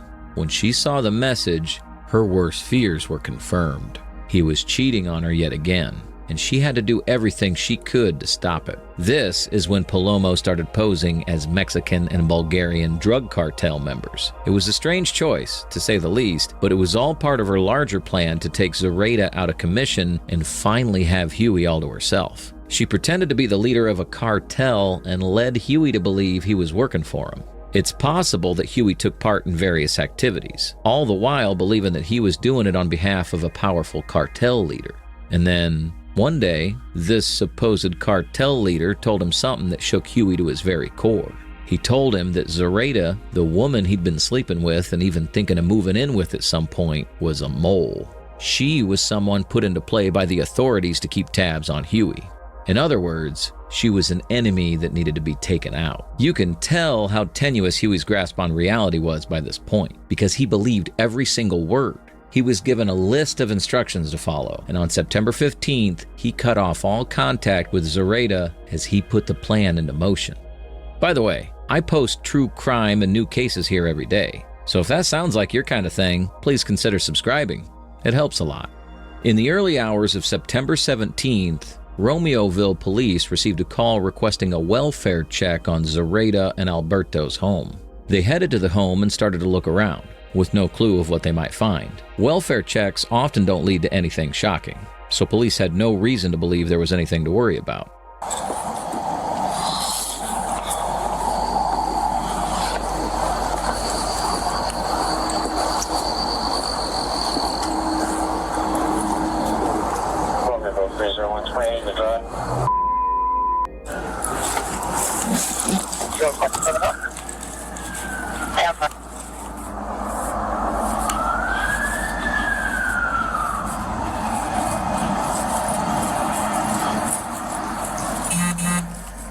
However, something was rather odd. If you pay close attention to the footage, you'll see that the lights in most of the homes were on, and yet Zoraida's home was pitch black. This forced officers to shine a light in through the window, at which point they discovered a sign that something had gone terribly wrong.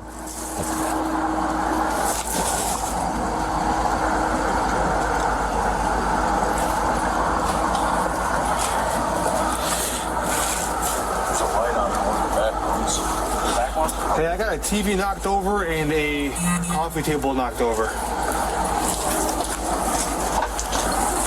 Romeo 367. Can we get another unit to Camden, please? Everything's 10-4. A coffee table and TV knocked over. This was a clear indication that some violence had occurred in the home, but police had no way to know what had happened. Was this a burglary? A case of domestic violence, perhaps? Or could this be a sign that someone had been killed in this home?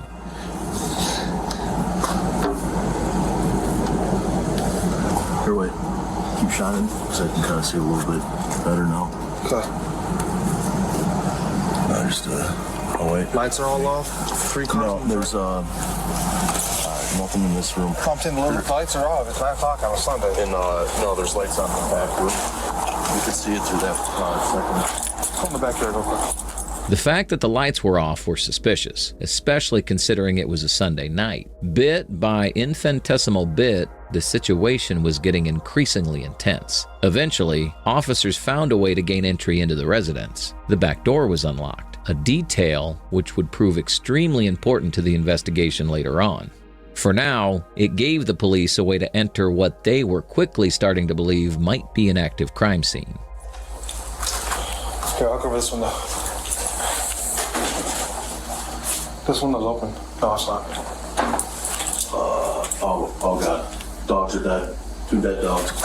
I need more units here. Hold this. 350. The sight of a dead dog is enough to make anyone's stomach churn, even a cop that's probably seen far worse things. Immediately, the officer in charge starts to escalate his own response to the situation, requesting more units in a voice that captures the air of urgency that was now required. You see, 2 dead dogs wouldn't just be left lying around like that. The fact that they lay unburied suggested that something terrible had happened to their owners as well.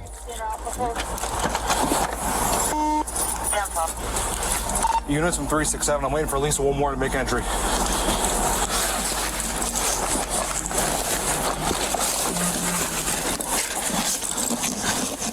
Realizing that this was a much more dangerous situation than he previously thought, the officer calls in the details and heads for his vehicle. We now have knocked over furniture and 2 dead dogs, a clear sign of not just a struggle, but a potentially fatal encounter. The officer pulls out a tactical shield, since there was a chance that an armed suspect might emerge at any moment. A rifle is retrieved from the police vehicle, with the officer fully intending to use lethal force if necessary. He has no idea if there's someone in the house, or if they're going to get involved in a gunfight. He positions his backup officers and prepares to go in. Zoraida's home had just become one of the most dangerous places in the entire town. You guys hold the front, okay? From a position of cover, please. I don't know if anybody's in there or not. You got another door right here. Hey, you know what? Hey, one of you guys holding this one. One of you guys holding the front. There are no other side doors, right? No, not that I know of. Hey, Ron. Yep. Here's what we're gonna do, okay? I'm gonna boot it. We're gonna go nice and slow, all right? You guys get right on me? Drake, you stay behind me. Right when we get right here, there's going to be 1 dead dog. You gotta get over. Hey, no, you're behind me, okay? To the left, there's a 2nd dead dog. You stay in the back of the stack. You watch our 6 as we move through the house, okay?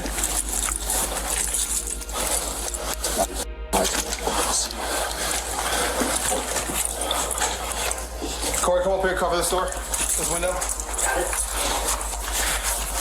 This lights is down. Here, watch you. No, I got one. Check the door. Here, cover the window. What do you see, Corey? Boom, move up.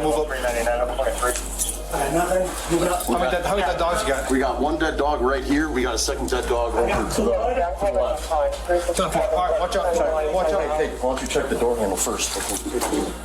Inside the house, police found not just 2 dead dogs, but Zoraida and her entire family brutally murdered. A total of 20 shots had been fired, and even the children hadn't been spared. Police immediately began investigating the tragedy, and it didn't take them very long to find out about Zoraida's involvement with Huey. The following Monday, Huey went to work like he always did. His mood showed no major changes, and Palomo behaved perfectly normal as well. At first, police suspected that the murders were part of a robbery gone wrong. This assumption was strengthened by the fact that there was spray paint on the walls. As it turned out, this was all part of Palomo's design. Upon discovering text messages between Zoraida and Huey, police arrived at Paloma's home on September 18th. I know you were talking on the phone with your husband right now. Husband or boyfriend? It's just a boyfriend. Okay. Does he live here with you? How long have you guys been together? 2015. Okay. We're investigating a murder. Okay? Murdered someone. So Palomo tried to pretend that she didn't know anything about the murders, but police already knew that Huey was involved, and they knew that Palomo was in on it somehow. They take her into their car and start to interrogate her, paying close attention to her answers. how long have you known Huey? Since probably 2015. Okay. Why are you scared of him? Oh, I'm not scared. Well, Okay. Why are you scared right now? because when I called him, because I was scared, I didn't know where he was. Okay. He said, someone's following me. Okay. So I called.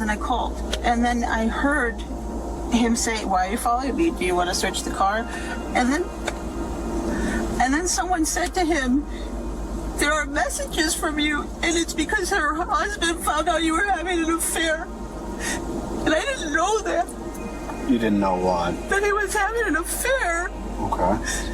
From the sounds of things, Huey was being tracked as well. Palomo was trying to make it seem like Zoraida's husband had found out about the affair, potentially in an attempt to pin the blame on him. In fact, the entire story she told the officers seemed to be one long, rehearsed alibi. Meanwhile, police headed to Huey's workplace to ask him a few questions as well. So we were talking with the bosses, and they said, well, we already went through phones, they already got one half of the conversation, and you said you talked to her on your phone, right? Okay. So what we'd like, or what we're asking for, is consent to get the text messages off your phone between you and her, to Snapchat or whatever it is between you, so we have both sides of it. We're trying to eliminate you as a suspect, but... Huey seemed unwilling to comply with this simple request. He seemed to want to get his hands on his phone at all times because he wasn't sure the police would like what they found when they looked into it. We're done with it.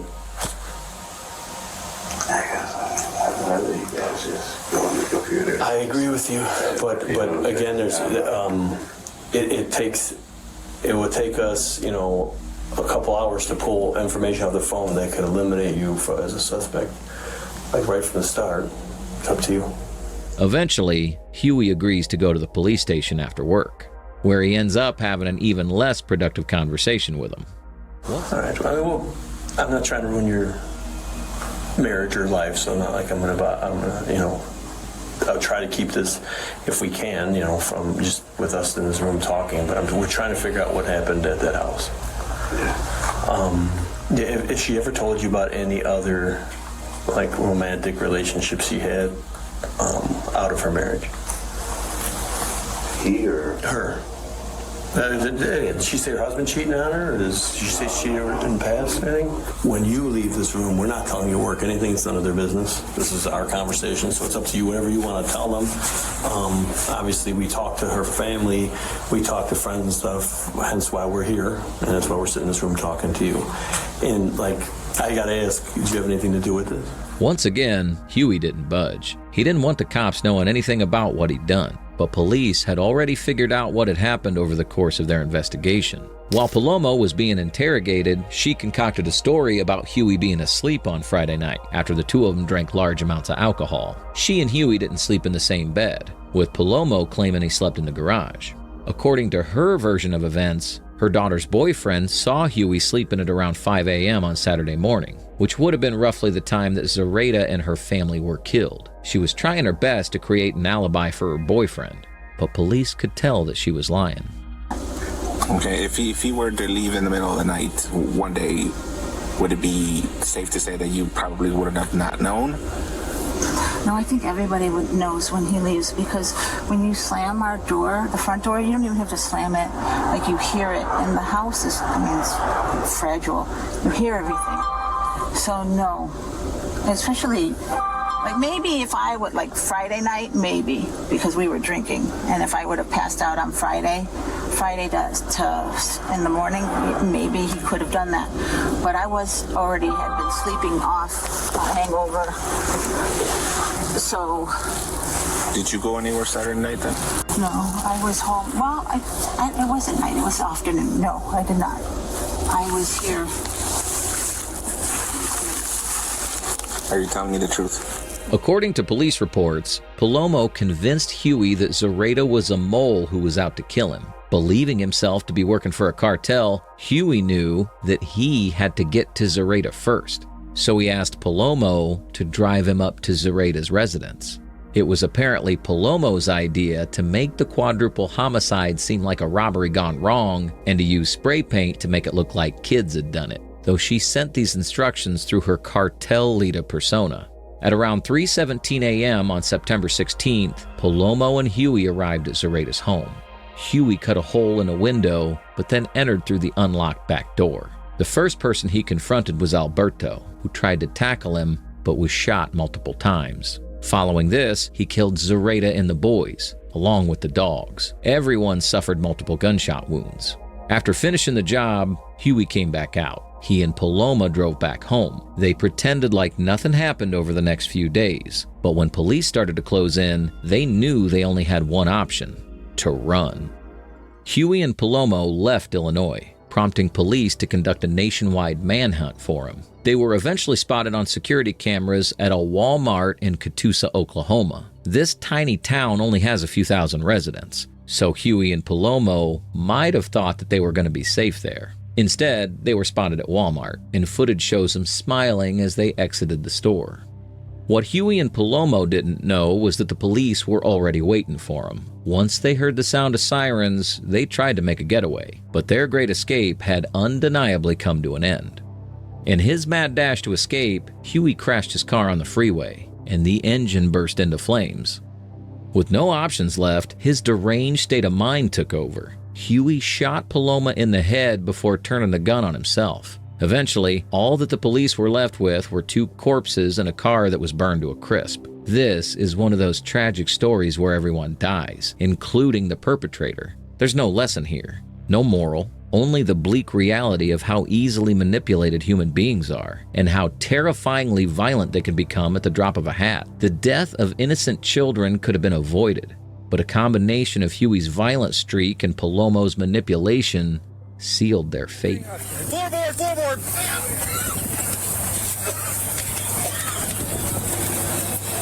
Get her. Got cover. Grab her belt.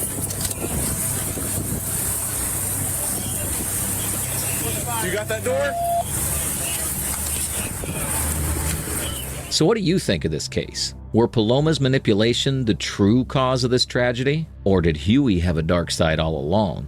We'd love to hear your thoughts in the comments below. If you like the way we create these videos and want to help bring more cases like this to light, hit that like button and subscribe for more deep dives. Thank you once again for watching.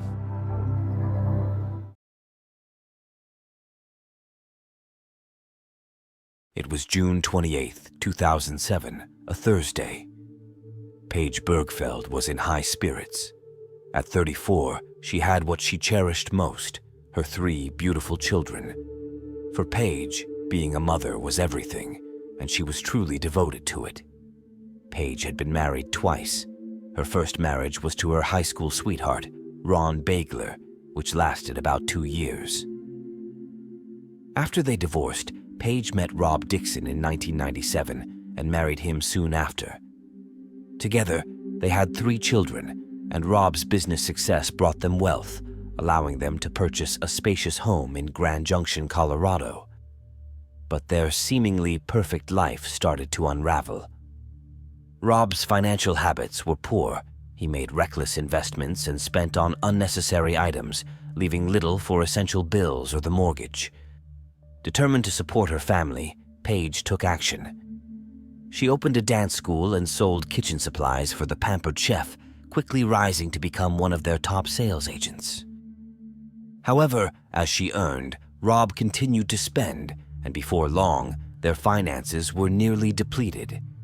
Financial strain brought other troubles into Paige and Rob's marriage.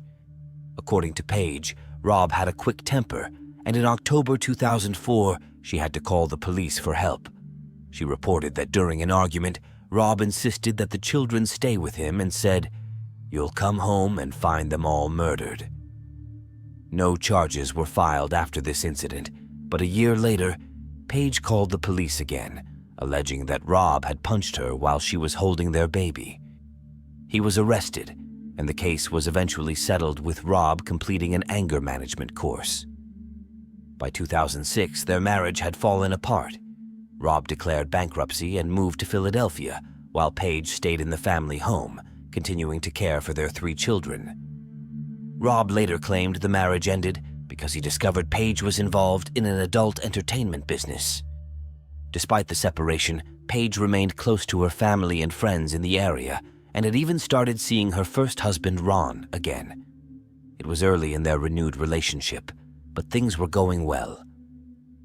On June 28, 2007, Paige and Ron planned a date. They met at a rest stop midway between their homes, shared a picnic, and then went their separate ways that evening. Around 9 p.m., as Paige was nearly home, she called Ron and promised to call him again when she got in, but she never did. The next day, when Ron tried calling her, his calls went straight to voicemail.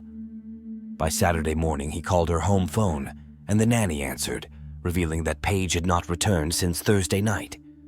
Alarmed, Ron contacted Paige's parents and reported her missing to the police.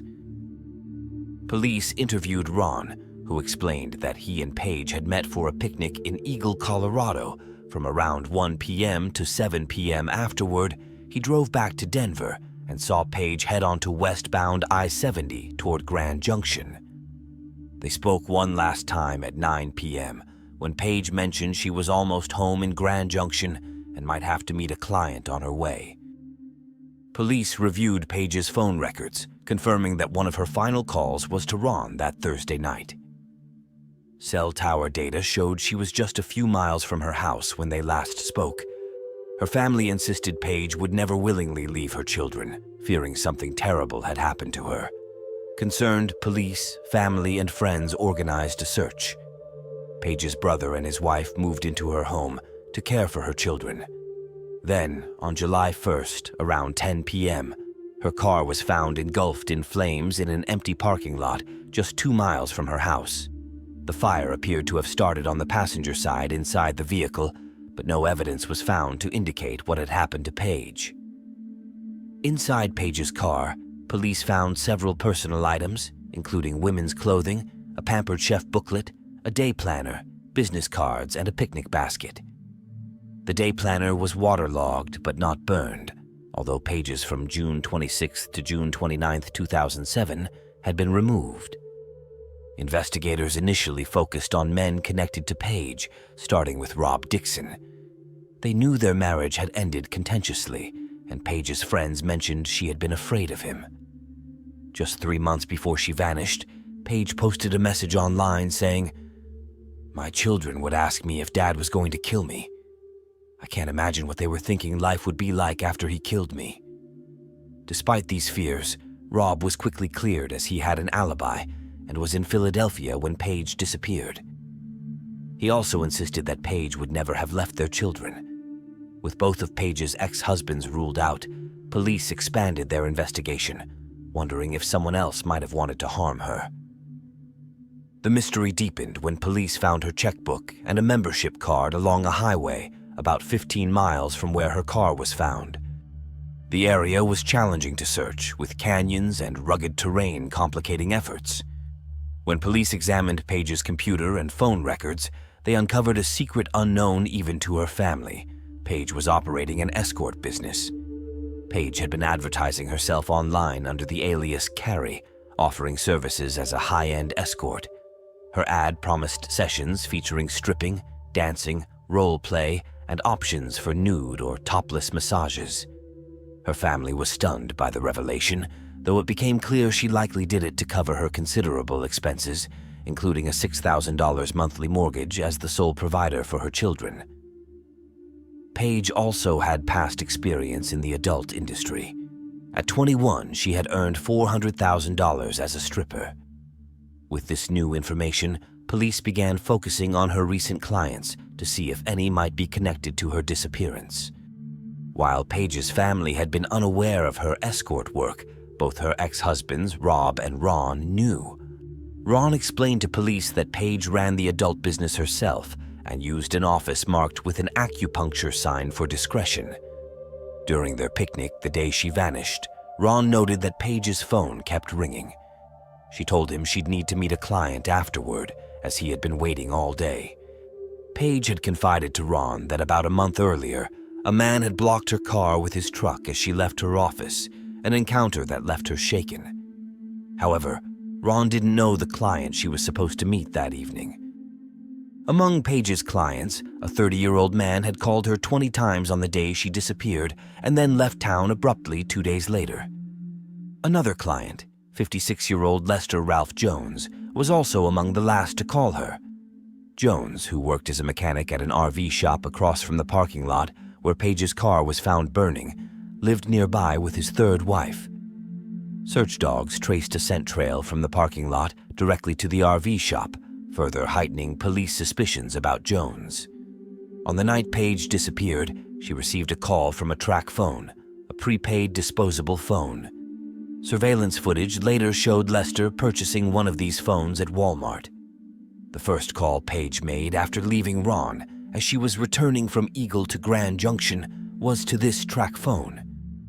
While it became clear that Lester had used Paige's escort services as well as similar ones, he denied any involvement in her disappearance, and initially, police couldn't press charges because her body had not been found. In March 2012, this changed. A hiker in the Wells Gulch area of Delta County discovered partial human remains. Dental records positively identified the remains as Paige's. Forensic odontologist Dr. Bull confirmed the match by comparing Paige's known dental records to the teeth found in the skull and mandible, and the Colorado Bureau of Investigation, CBI, later verified her identity through DNA profiling from a molar.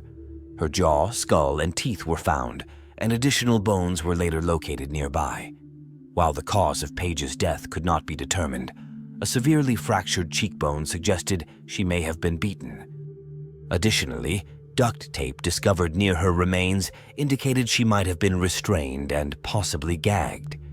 Dr. Havlick ruled her death a homicide, though the exact cause remained undetermined.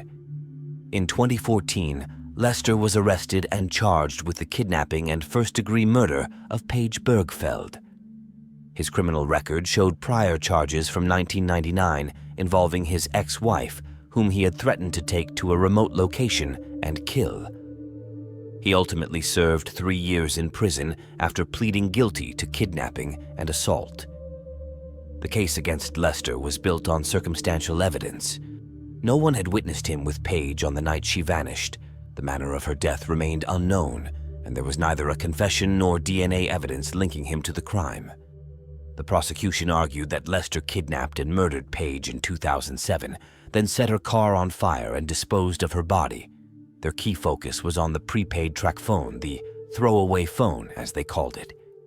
The only calls made on it were to Paige, and they stopped around the time she disappeared. No other calls were made or received on this phone. The prosecution also pointed out that Lester was home alone the week Paige went missing, with his wife out of town until June 30th. Every night, except for the night of June 28th, when Paige disappeared, Lester had used his laptop to search for pornographic content late into the night. This unusual break in his routine suggested, according to the prosecution, that something had disrupted his usual activities on the night of Paige's disappearance. When Lester's wife returned home on June 30th, she noted that he picked her up in their Impala, which was unusual as he typically drove his Dodge truck. She wasn't sure why he didn't use the truck. On July 1st, the same day Paige's car was discovered ablaze across from his workplace, Lester reportedly left their home around 9 p.m. to go back to the RV shop, claiming he needed to turn off some lights. He returned around 10 p.m., which coincided with a call made to police reporting Paige's car on fire. The RV shop was only about a 20-minute drive from Lester's home. The prosecution highlighted evidence linked to Paige's car, where search dogs traced Lester's scent inside the vehicle and on the driver's seat, which had been pushed back, suggesting someone taller than Paige was the last to drive it. The dogs also led investigators from the burned car's location to the RV shop. During a search of the RV shop, police discovered a locked drawer in Lester's toolbox containing a black bra, a handwritten list of phone numbers, women's names with notes on their bra sizes, mentions of sexual preferences, a condom, a packet of Viagra, a glasses case without glasses, and 2 male wigs. Police also inspected a locked metal cabinet that only Lester accessed. Positioned near his workbench and toolbox, the cabinet contained a food scale branded with the Pampered Chef logo and what appeared to be a black plastic vehicle ashtray. This evidence painted a picture of Lester's potential involvement and raised questions about his connection to Paige and her disappearance. Police uncovered additional evidence at the RV shop, including a partial track phone package discarded in the trash and a small gas can, which the other employees couldn't explain. The defense argued that the evidence didn't conclusively point to Lester and suggested that several other clients could have been involved in Paige's disappearance, noting one client in particular who had repeatedly called her the day she went missing. They claimed there was reasonable doubt, which several jurors agreed with, leading to a mistrial. However, during Lester's second trial, the jury reached a unanimous decision, finding him guilty of first-degree murder and kidnapping. He was sentenced to life in prison without parole for murder and an additional 12 years plus 3 years of parole for second-degree kidnapping. Nicole Peets was born to Gail Ann Schneider on February 2, 1973, in Bellevue, King County, Washington. Nicole's mother, Gail, had divorced her father when she was a child and raised the sisters as a single mother. She worked as a stewardess, flying from one place to another. Nicole Peets battled addiction for a while in her early adulthood as she grew up with the painful condition of endometriosis. She was prescribed pain medication from a young age, which she eventually developed an addiction to. Nicole spent some time in rehabilitation and attended Alcoholics Anonymous meetings with which she bounced back life. She started working as a receptionist at a local health club, and during her time a receptionist, she met a salesman named David Peets, another health club employee. David and Nicole got married to one another at the beach in Maui on April 20th, 2002. In the autumn of 2005, Nicole and David made a significant decision to purchase a condominium in Linwood, Washington. Nicole adored the area, especially its proximity to her beloved city, Seattle. They quickly settled into their new neighborhood, leaving a positive impression on their neighbors with their warmth and friendliness. Nicole's routine often included leisurely walks with their dog around the neighborhood, where she enjoyed stopping for conversations. With a job as a corporate trainer, Nicole had a manageable 20-minute commute each morning, and she was highly regarded among her colleagues. Known for her infectious laughter and penchant for silly dances, Nicole easily connected with her co-workers, often sporting a wide grin. As January 2006 approached, Nicole eagerly anticipated celebrating her 33rd birthday. On January 29th, David Peets contacted the police to report that Nicole had gone missing the previous day. Nicole was supposed to attend an Alcoholics Anonymous meeting in Renton. According to David, he last saw her around midnight on the 27th when he returned home from work. Finding her asleep in their bed, he mentioned her departure for the meeting the following morning. Despite attempting to reach her by phone multiple times, David couldn't establish contact as the calls went unanswered. Concerned, he reached out to several of Nicole's friends, none of whom had any information regarding her whereabouts. David followed his usual routine and went to work at the gym as planned. Later that evening, he had arranged to have dinner with Nicole and a couple of friends, expecting her to join them after being absent all day. However, Nicole didn't appear, leaving David increasingly concerned. When he contacted the sheriff's office that evening, he was advised to wait before filing a missing persons report, which he did. Upon investigation, authorities found that the couple's 2003 Volkswagen Jetta was also missing from the driveway, indicating that Nicole had indeed left for Renton as scheduled that morning. However, she failed to attend the meeting, leading investigators to believe she had disappeared somewhere between Linwood and Renton. Upon learning that Nicole had not returned home, her mother and stepfather, Gail and Rod Schneider, wasted no time in booking a flight to Washington to aid in the search for their daughter. Nicole was known for her reliability, regularly checking in with both David and her parents, sometimes multiple times a day. Her sudden disappearance was highly out of character, leading Rod and Gail to suspect foul play immediately. With deep concern for Nicole's well-being, her loved ones mobilized to search for her, extending their efforts to locate her car by scouring the neighborhoods of Linwood in hopes of spotting it. 9 days after Nicole was reported missing, her body was discovered in a wooded field near the airport in Berrien. She was found unclothed, with visible bruises on her face caused by blunt force trauma, as well as bruises on her elbows, thighs, knees, and pelvis. Deep bruising was also present on her neck muscles, along with evidence of hemorrhaging on both sides of her throat and in her eyes. The medical examiner concluded that Nicole's death was the result of asphyxia due to manual strangulation, indicating she had been strangled to death. Investigators noted that despite being found naked, Nicole's feet were clean, suggesting she had not walked to the location where her body was discovered. Notably, Nicole's night guard remained in her mouth when her body was found. The missing person investigation swiftly evolved into a homicide investigation, prompting detectives to initiate immediate action. Key to their efforts was tracing Nicole's last known movements. Though she had departed Linwood on January 28th for King County, there was no record of her arrival. Investigators uncovered that Nicole's gasoline card was last used on January 30th in Kent, after which she vanished without a trace. Emphasizing the significance of Nicole's car as a critical piece of evidence, investigators appealed to the public for assistance.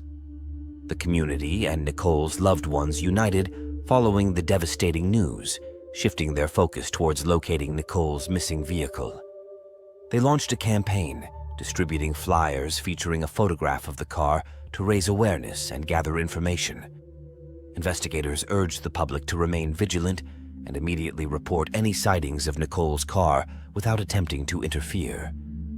Despite an extensive search effort primarily focused in Linwood, Nicole's car not found. The search expanded to broader areas, and on February 21st, a breakthrough occurred when the car was discovered parked in an unauthorized location near the University of Washington. Investigators promptly impounded the vehicle and commenced a thorough examination, hopeful for any clues that could lead to Nicole's killer. Upon inspection, they noted the interior was notably dirty and contained typical items like an ice scraper, books, and a baseball mitt. However, crucial items such as Nicole's cell phone, BlackBerry email device, identification, and credit cards were absent. The examination of the car revealed that it was in operational condition, dismissing the possibility that Nicole had experienced mechanical issues en route. Furthermore, the car's location didn't align with Nicole's expected route to Renton, prompting investigators to speculate whether it had been driven by her killer. This suspicion was reinforced by the position of the driver's seat, which indicated that the driver was likely taller than Nicole. Investigators removed the seat from the car, collecting hair samples, evidence swabs, and a photograph of a single fingerprint for further analysis. Concurrently, they conducted a thorough canvassing of the neighborhood where the car was discovered, knocking on doors and questioning residents about any sightings or individuals associated with the vehicle. Their objective was to determine the duration of time the car had been parked there and gather any additional information pertinent to the investigation. Despite conducting interviews in the neighborhood, investigators encountered no significant leads. However, they determined that the car had been parked there since at least February 10th, as indicated by a notice affixed to the window regarding unauthorized parking. Subsequently, forensic examination results of the car were received shortly thereafter, yielding limited insights. The DNA evidence discovered inside the vehicle exclusively matched Nicole and David, failing to provide any additional clarity or suspects in the case. In April, Gail and Rod took a proactive step by offering a $10,000 reward for any information that could lead to the apprehension and conviction of Nicole's killer. Rod remained convinced that there must be a witness out there who holds crucial information about Nicole's fate. Although Gail and Rod had returned to their home in Arizona, they maintained regular communication with investigators, eagerly awaiting progress in the case. Despite circulating suspicions and rumors, the investigation reached a standstill, leaving the case unresolved. Progress in the case was finally achieved when Detective Mike Mellis took over the investigation. After a meticulous examination, the police concluded they had sufficient evidence to charge David Peets with second-degree murder in March 2012. Despite David having embarked on a new chapter in his life with a different job, a new partner, and a child by that time, suspicions had lingered around him since the early stages of the investigation. Forensic analysis of the car revealed trace DNA on the gear shift, steering wheel, and windshield wiper knobs, indicating David as the likely last person to drive Nicole's car. Furthermore, the adjusted car seat position suggested that someone significantly taller than Nicole had operated the vehicle. However, notably, no unidentified DNA was discovered inside the car, complicating the case further. Consequently, David was charged with second-degree murder due to insufficient evidence to establish premeditation. Over the years, while David remained free, advancements in cell phone tracking technology emerged, enabling investigators to triangulate Nicole's last phone call. Shockingly, it was determined that the call originated just outside David's workplace, mere minutes after he had left for the day. Investigators speculated that David may have attempted to fabricate the appearance of Nicole still being alive. Moreover, a plethora of evidence found at the crime scene suggested that the perpetrator was someone much closer to Nicole. Notably, Nicole's feet were immaculately clean, implying she'd been placed at the location where her body was discovered. She was nude, which indicated a sexual motive, but Nicole hadn't been sexually abused. A significant discovery was made during the autopsy. Nicole's dental retainer, which she exclusively wore while sleeping, was found inside her mouth. This led investigators to conclude that Nicole was likely killed during the early hours of January 20th, as she wouldn't have worn the retainer while awake. David's alibi, claiming Nicole was asleep in bed, was contradicted by this evidence. Further incriminating evidence emerged. Despite David's assertion that he had seen Nicole on the morning of January 28th, the autopsy revealed undigested Mexican food in her system. Nicole had consumed Mexican food from Taco Time the previous night for dinner. The presence of undigested food indicated that she was killed on January 29th or earlier, as the food would have been digested otherwise. This inconsistency pointed strongly towards David as the perpetrator. Despite outward appearances of a happy marriage, underlying issues hinted at a possible motive for David's actions. Financial struggles had plagued the couple, exacerbating tensions in their relationship. On the day of Nicole's murder, David returned home in a state of fury after discovering he had been passed over for a longed-for promotion. Additionally, discord arose over Nicole's commitment to sobriety. Despite Nicole's commendable efforts to maintain her sobriety, David's behavior suggested resentment towards her newfound lifestyle. While Nicole diligently worked towards her recovery, David, described as more inclined towards a partying lifestyle, harbored dissatisfaction over her abstinence from prohibited substances and alcohol. This discrepancy in their lifestyles may have fueled further strain in their relationship, potentially contributing to the tragic outcome. The revelation of David's infidelity added another layer to the motive behind Nicole's murder. Nicole had grown suspicious of David's behavior and confided in friends about her fears that he was having an affair. This wasn't the first time infidelity had strained their relationship. Nicole had previously discovered David's affair with a woman named Sabrina Strick while they were engaged. Despite this betrayal, Nicole ultimately chose to marry David. However, over the course of their relationship, David had engaged in affairs with 4 different women, demonstrating a pattern of deceit and unfaithfulness. Throughout their marriage, David expressed dissatisfaction with Nicole, labeling her as boring and a buzzkill. He resented her for nagging him about his drinking habits, conveniently ignoring the fact that it was during these drinking escapades that he sought out other women for sexual encounters while Nicole remained at home. The day Nicole went missing, she had recently discovered that David was once again involved in an extramarital relationship. He had shared with a coworker that Nicole was distressed about this affair. It was evident that David's focus was on other women rather than his own spouse. Shortly after Nicole disappeared, he wasted no time in pursuing these other relationships. He even questioned a coworker about the appropriate timing to resume dating. Eventually, he proceeded to have a child with another woman.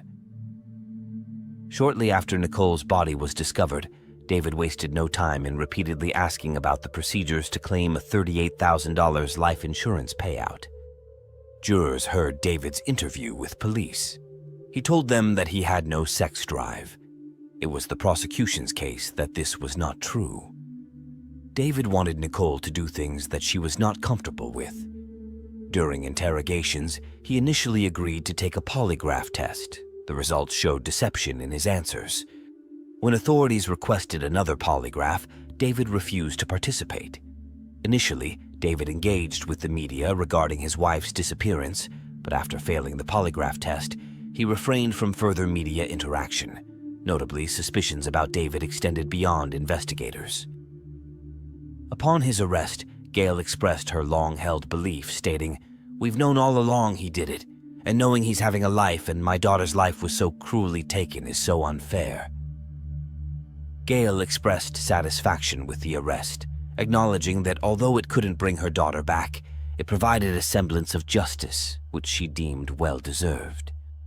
In April, David appeared in court and pleaded not guilty to second-degree murder with his defense attorney, asserting his innocence in a released statement. The murder trial was set to commence in September 2013, nearly 7 years after Nicole's tragic death. As Nicole's loved ones entered the courtroom, they donned Justice for Nicole t-shirts and took their places in the gallery. For Nicole's friends and family, the past 7 years had been filled with heartbroken, but now they were determined to witness justice prevail. During the opening statements, prosecutor meticulously outlined the errors David had made in attempting to conceal Nicole's murder. Addressing the jury, she pointed out crucial details such as Nicole's retained retainer and the fact that she hadn't left her hoist that fatal night. Moreover, evidence like Nicole's undigested food and cell phone data contradicted David's narrative. The prosecutor chillingly suggested that David's motive for the murder stemmed from his desire to end his marriage to Nicole. The prosecutor continued, asserting that David had grown disillusioned with his marriage because Nicole had ceased abusing prohibited substances and alcohol. Allegedly, this shift made Nicole less enjoyable to him. It was suggested that an argument preceded the murder, possibly triggered by the affair. Further, the prosecutor highlighted Nicole's struggles with self-esteem and recounted how she endured David's constant criticisms of her weight and appearance as he persistently sought to mold her into someone different. The prosecutor emphasized that when Nicole married the defendant, she believed she was marrying her ideal partner. But on January 28, 2006, that ideal turned into a horrifying reality. During statements, defense suggested that Nicole may have relapsed into prescription painkiller abuse prior to her death, citing the discovery of an AMD prescription bottle in the couple's bathroom. He emphasized that all evidence against David was purely circumstantial, lacking direct proof of his involvement in Nicole's demise. As the trial commenced, the prosecution called upon several of Nicole's relatives. Her sister testified that David had made no effort to aid in the search for his wife. While everybody else was distributing missing person posters and physically searching, David did nothing, she recounted. During her testimony, her sister elaborated that she never witnessed David making any efforts to contact anyone during Nicole's disappearance.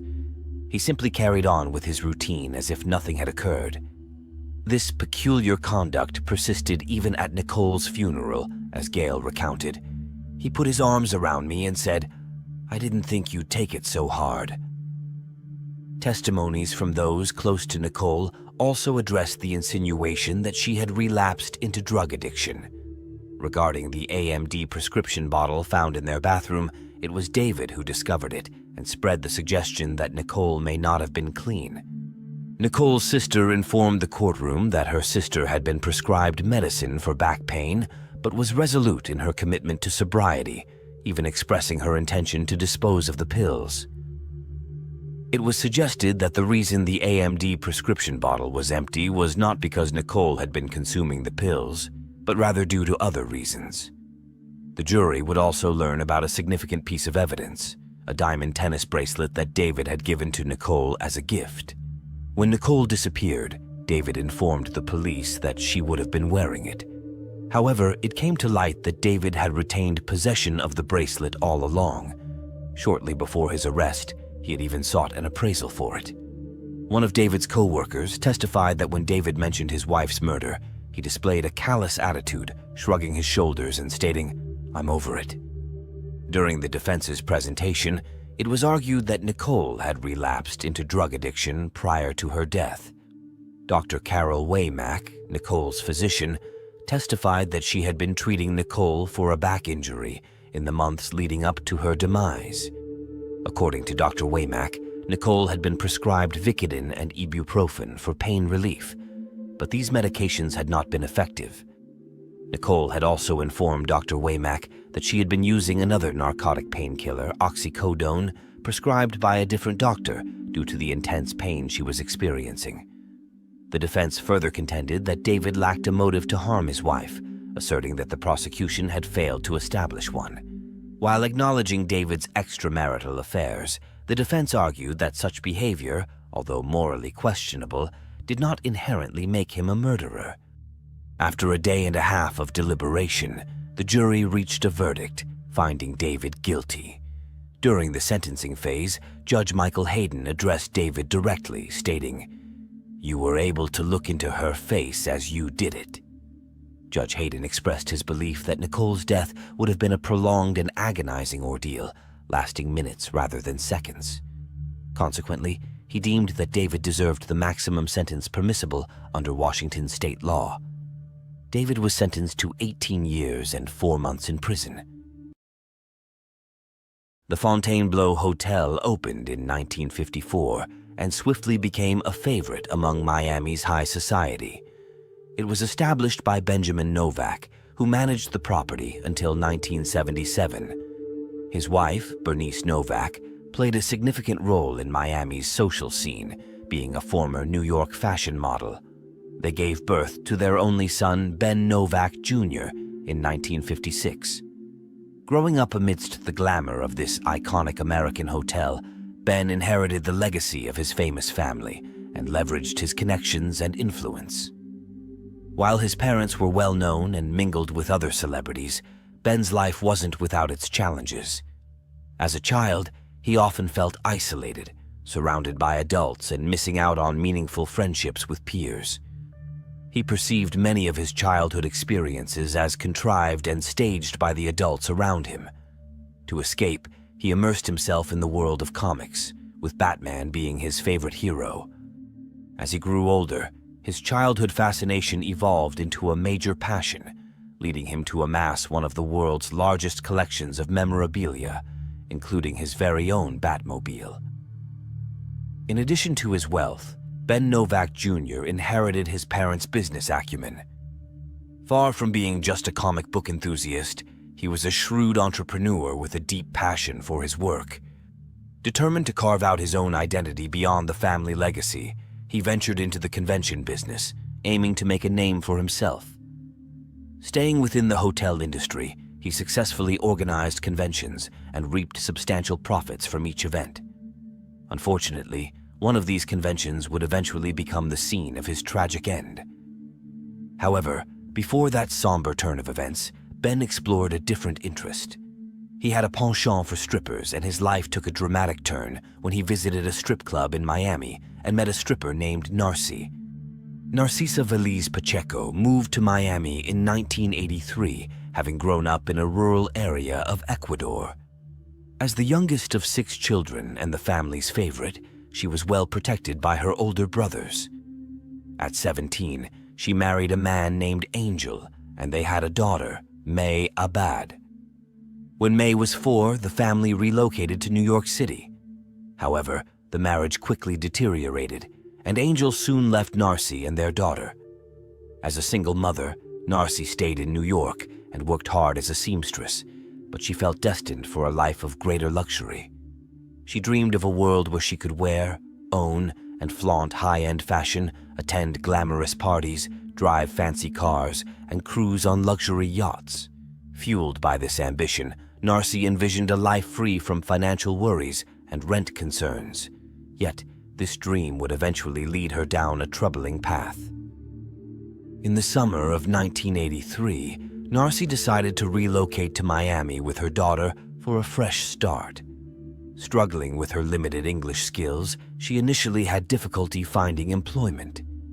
To quickly earn money and support herself and her daughter, Narcy took up a job as a stripper. She recognized it as an opportunity to meet wealthy men willing to spend generously.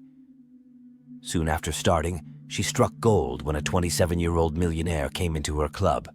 After a lap dance, she and Ben Novak Jr. felt an immediate connection. Ben showered Narcy with extravagant gifts, took her on incredible vacations, and provided her with substantial amounts of money. This only deepened Narcy's fascination with luxury. Ben's family, however, wasn't exactly pleased with this new relationship. His father had passed away, and his mother, Bernice, who was very close to him, was not impressed. Despite their daily calls and her significant influence over him, Ben's mother's disapproval of Narcy did not deter him. Bernice had hoped he would marry a well-established Miami socialite from a respectable family, not a stripper. In 1991, Narcy achieved her goal when she married Ben. From the beginning, she was deeply involved in his business, attending conventions, managing bookings, and working with clients, showing a talent for it. Nevertheless, Narcy preferred a leisurely lifestyle, indulging in endless shopping and living a carefree millionaire's life. She became a compulsive shopper, while Ben pursued his passion for Batman collectibles, becoming the second largest collector in the world. They relished their mansion, vacations, luxury cars, and gourmet dinners. Narcy's daughter, May Abad, who was in her late teens at the time, also moved in with them. She formed a close bond with Ben, who became the father figure she had lacked. For 18 years, Narcy, Ben, and May lived a life of luxury, but Ben's life took a tragic turn. On April 4, 2009, his mother, Bernice, passed away unexpectedly. Her body was discovered by a neighbor in her Fort Lauderdale home. Although the circumstances were suspicious, her death was officially ruled an accident. Blood was found leading from her car, through the kitchen, and into the laundry room. Authorities concluded that she must have fallen and injured herself, hitting her head on the car mirror, and then bled as she made her way inside before succumbing to her injuries. Ben was devastated by the loss, falling into a deep depression after his mother's death. Narcy attended the funeral and maintained the appearance of a supportive wife. To cope with his grief, Ben immersed himself in his work at Convention Concepts Unlimited. By July 12, 2009, Ben and Narcy were in New York, where Ben was managing a major conference at the Rye Brook Hilton. The event was for Amway Global International, a prestigious client, and attracted over 1,000 attendees. On the morning of the 12th, Narcy left their room around 7 a.m. to have breakfast with her daughter. When she returned to the room about half an hour later, she discovered her husband on the floor, bound and bleeding, and he was already dead.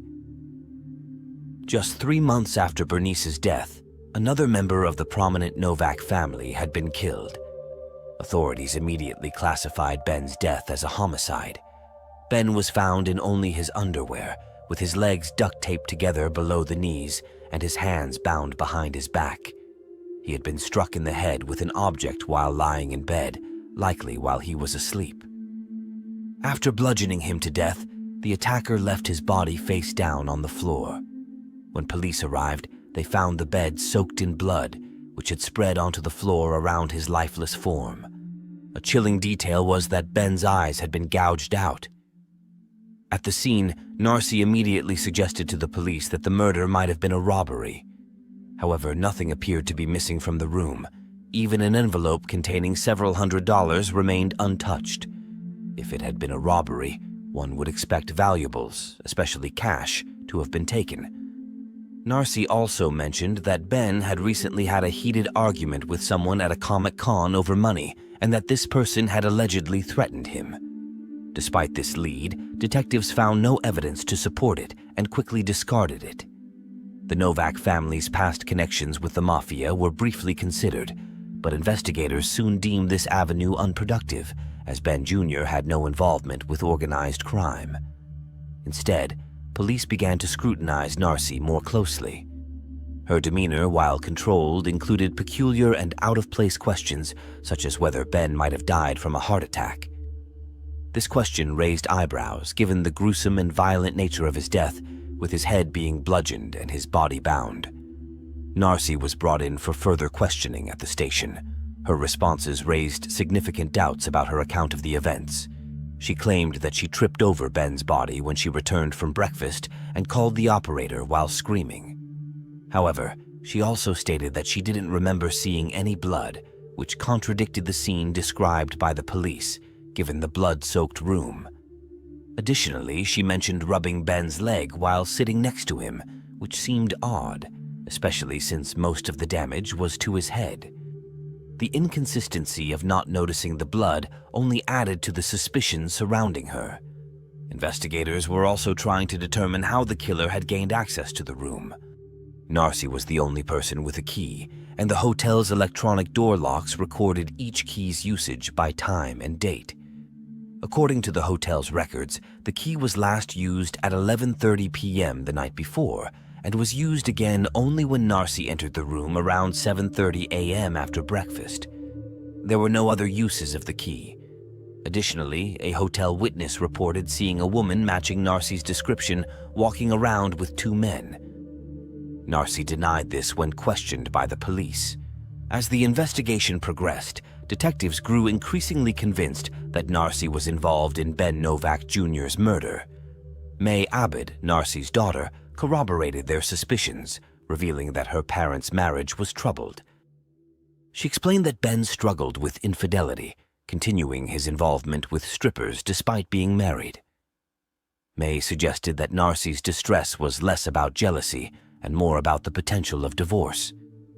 Narcy's fear of being abandoned by Ben for another woman was profound, as she knew that a divorce would cost her the lifestyle she had grown accustomed to. This fear was not unfounded. In 2002, Narcy orchestrated a home invasion, hiring men to break into her and Ben's home. They restrained him and held him hostage for 25 hours. Her daughter revealed that Narcy had a history of going to extreme lengths to get her way and would use drastic measures to prevent Ben from leaving her. Although Ben reported the incident to the police, he later dropped the charges, and the case was classified as a domestic dispute. Despite the growing suspicions and the mounting evidence against Narcy, detectives still lacked sufficient grounds to charge her. They decided to return Narcy and her daughter to their hotel after questioning. During this period, her daughter pleaded with her mother to reveal the truth. Narcy responded by reminding her daughter of their relationship, but provided no further information.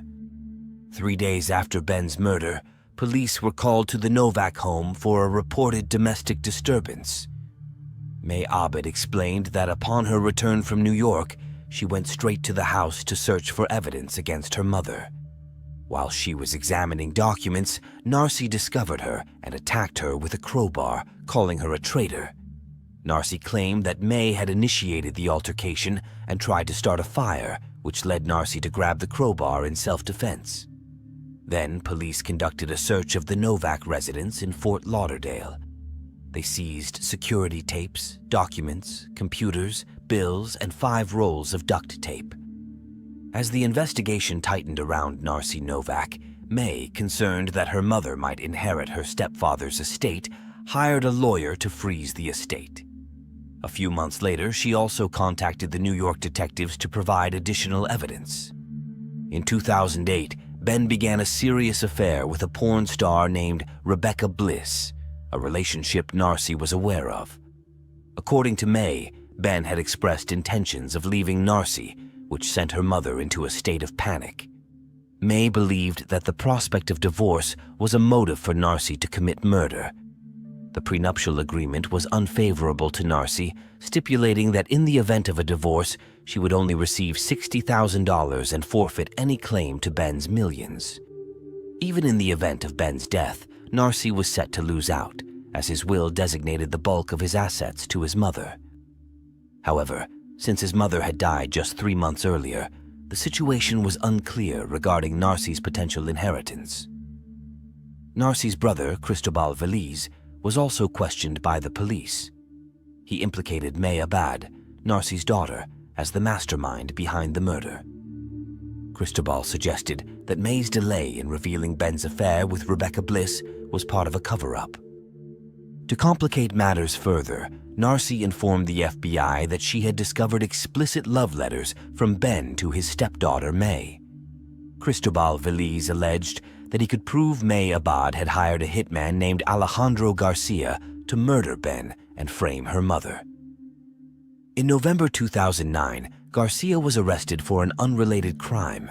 While in custody, he was questioned about the Novak murder. Realizing the gravity of his situation, Garcia struck a deal and confessed to killing Ben Novak Jr. He claimed, however, that it was not May Abad who had hired him, but Cristobal Veliz. Garcia stated that Veliz had paid him $5,000 to carry out the murder. Surveillance footage showed Garcia picking up a payment receipt from Cristobal, but police could not find any receipts from Cristobal's home to confirm the transaction. As Garcia was already facing prison time, he chose to cooperate further and revealed a startling detail. This murder was not the first he had committed under Cristobal Veliz's direction. In April 2009, Alejandro Garcia was hired to kill Bernice Novak. As she entered her garage, Garcia attacked her with a monkey wrench, delivering a brutal blow to her face. It was revealed that Narcy Novak, with the help of her brother Cristobal Veliz, had orchestrated the murders of both Bernice and Ben Novak. To inherit Ben's fortune, Narcy needed to eliminate Bernice. During the trial, Alejandro Garcia testified that the plan for Bernice was to hit her in the teeth and give her a good beating. On the morning of July 12, 2009, Narcy let Garcia and Joel Gonzalez into her husband's hotel room while Ben was sleeping. She guided them to Ben's bedside, where they began assaulting him. Narcy handed Garcia a pillow to muffle Ben's screams and instructed one of the men to gouge out Ben's eyes. Garcia's testimony was consistent with the evidence found by the police. When Garcia was arrested, a wrinkled picture of Narcy's daughter, May Abad, was found in his pocket, revealing that she was also a target. Narcy and Cristobal had planned to have May killed as well.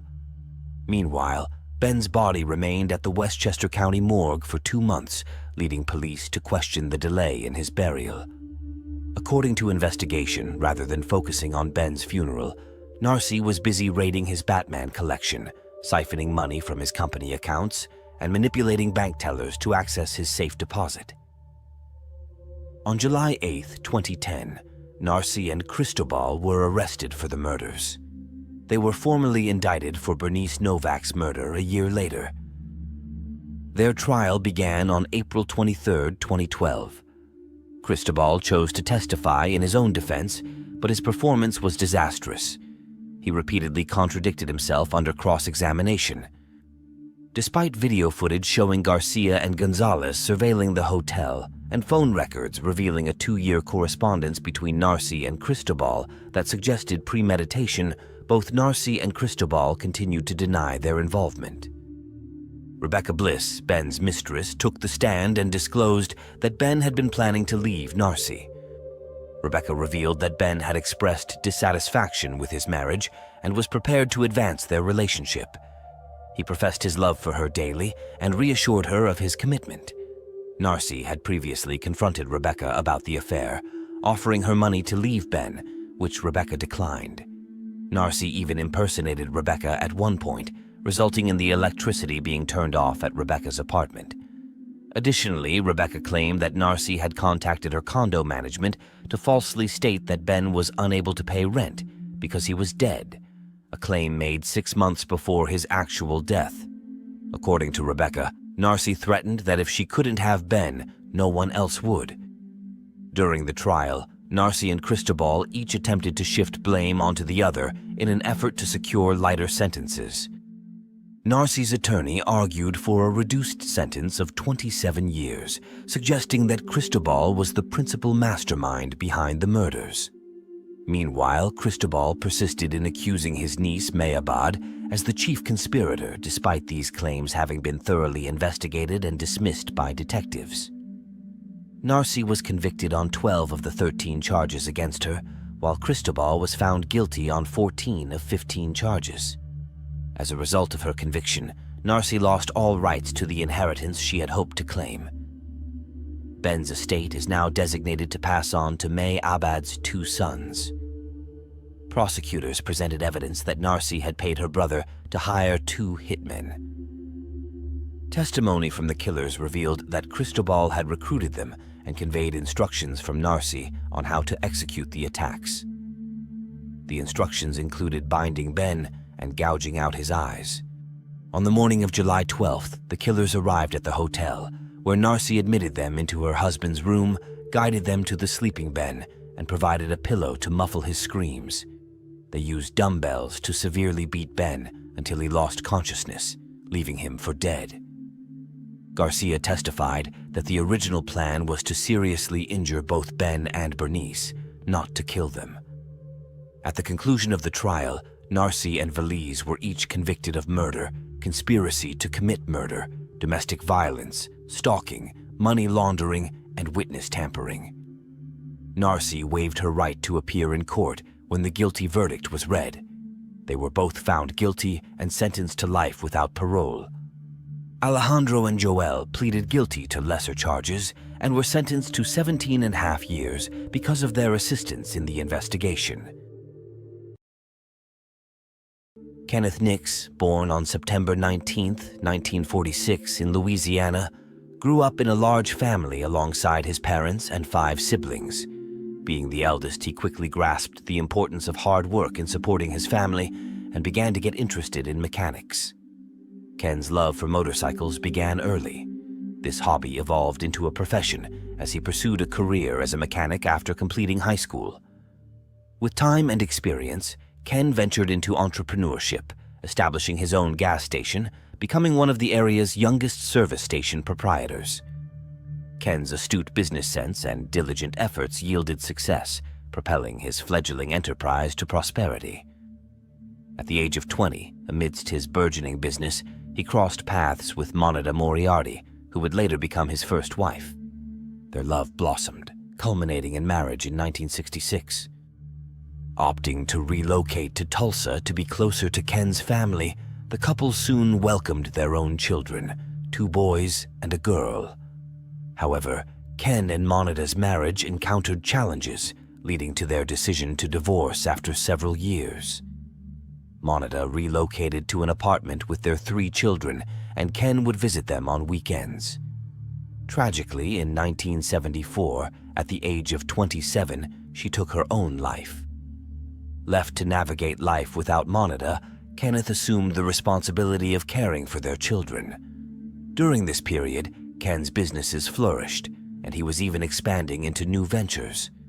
In 1980, Ken ventured into a new enterprise by founding Inland Divers, a scuba diving company focused on recovery missions such as car accidents or natural disasters requiring underwater rescue operations.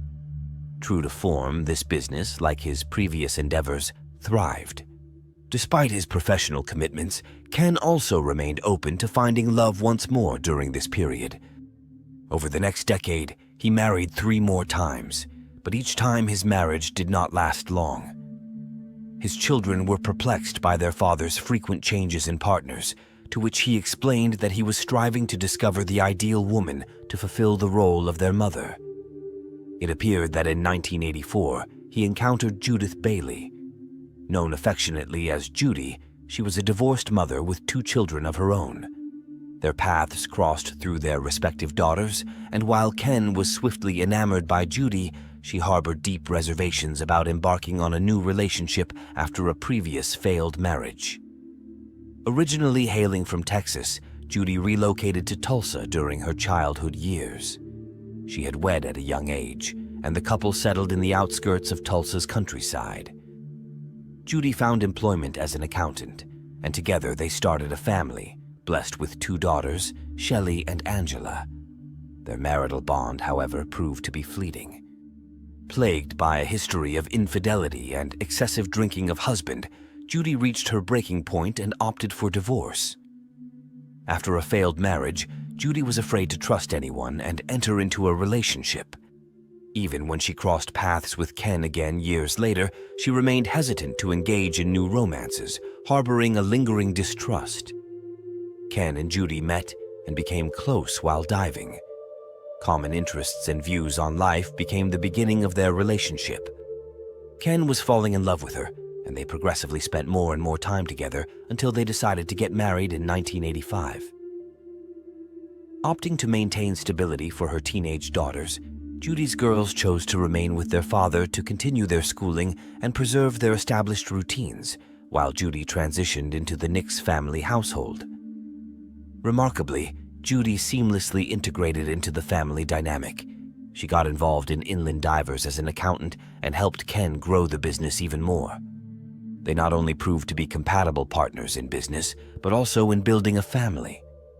Their union endured longer than any of their previous marriages, yet over time, underlying issues began to emerge. Their marital problems began after their children became adults. Judy and Ken raised their children differently, which is why they began to misunderstand each other. Ken, being a very hard-working person, tried to teach his children to work hard, while Judy kept financially supporting her daughters whenever they asked her for help. This discord persisted until 2011, when the couple made the difficult decision to pursue divorce. However, despite being divorced, they kept a very close relationship. Their closeness was such that they continued to frequent each other's homes extensively, almost as if they were still romantically involved. However, underlying tensions persisted, leading to frequent arguments. This endured until March 21st, 2016. On the evening of March 21st, 2016, Judith Nix made a distress call to 911 after discovering her ex-husband Kenneth deceased in the master bedroom while delivering dinner to him. From the outset, she highlighted Ken's numerous health issues to the dispatcher, hinting that his passing may have been a deliberate choice on his part. Police promptly responded to the call and found Judy was in terrible shock, eagerly recounting Ken's medical struggles and indicating his dissatisfaction with life. Ken battled neuropathy, a debilitating condition afflicting the nervous system, causing widespread pain and discomfort. According to Judy, he had previously mentioned the possibility of ending his own life. Upon the officer's arrival, Judy recounted that she had spent the evening spent the previous day with Ken, but left after a disagreement, noting his foul mood. Throughout the day, she had been unable to reach him, and growing concerned, decided to visit him around 9 p.m., discovering him lying on his bed with a gun nearby. Judy also assured the police that Ken had been taking strong painkillers for a long time, which could also have affected his psyche. During the period when he became very ill, even these drugs did not help.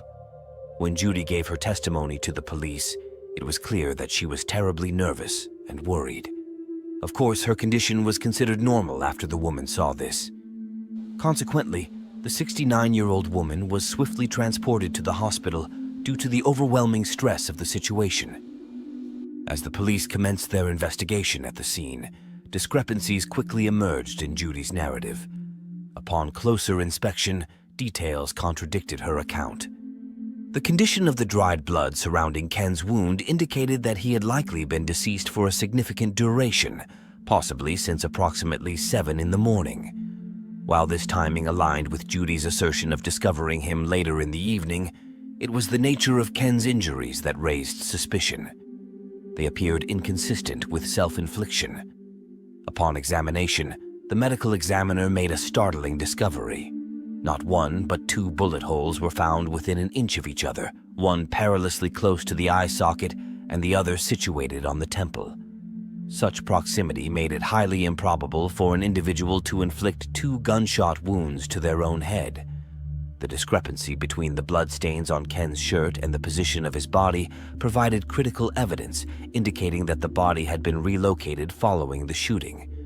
With this revelation, investigators swiftly concluded that Ken's death was not a suicide, but a homicide. The orderly state of the house, absence of signs of forced entry, and lack of disturbance further supported this theory. In a bid to uncover more clues, investigators retrieved a security camera positioned in the kitchen, partially overlooking the bedroom, for forensic analysis. Amidst the ongoing investigation, Judy's youngest daughter, Shelley, arrived at the scene in response to her mother's request to collect Ken's dog. During a brief conversation with the police, Shelley mentioned visiting the house earlier that morning while her mother was present. This statement contradicted Judy's claim of not having been there since the previous day, prompting investigators to scrutinize the situation further. Subsequently, Shelley Davis was requested to provide a formal statement at the police station, raising suspicions about potential inconsistencies in Judy's alibi. During her interrogation, Shelley provided damning testimony regarding the tumultuous relationship between Judy and Ken. She revealed a history of violence, recounting instances where Ken physically assaulted her mother, made threats, and exhibited abusive behavior over an extended period. Shelley and her sister maintained a distant and strained relationship with Ken due to his aggressive conduct. Shelley's account further unraveled the timeline of events on the day of Ken's death. She disclosed that she had visited the house around 11 a.m. to collect some money from her mother. Judy had answered the door, but Shelley did not enter the residence. Given the estimated time of death at around 7 a.m., this revelation suggested that Ken was already deceased inside the house when Judy greeted her daughter at the door.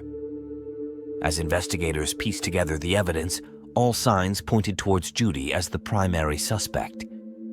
However, her hospitalization prevented immediate questioning, leaving the investigation at a standstill until she could be interrogated.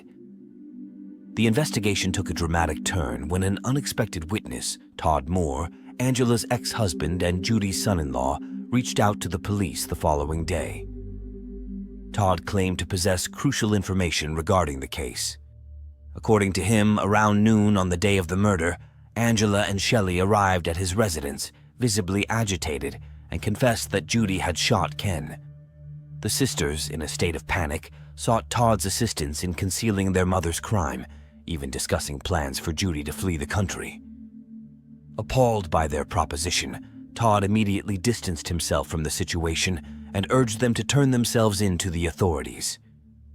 Angela and Shelley departed Todd's home, and he heard nothing further from them until the police became involved. It was at that moment Todd realized they had not reported the incident and were attempting to mask it as a suicide.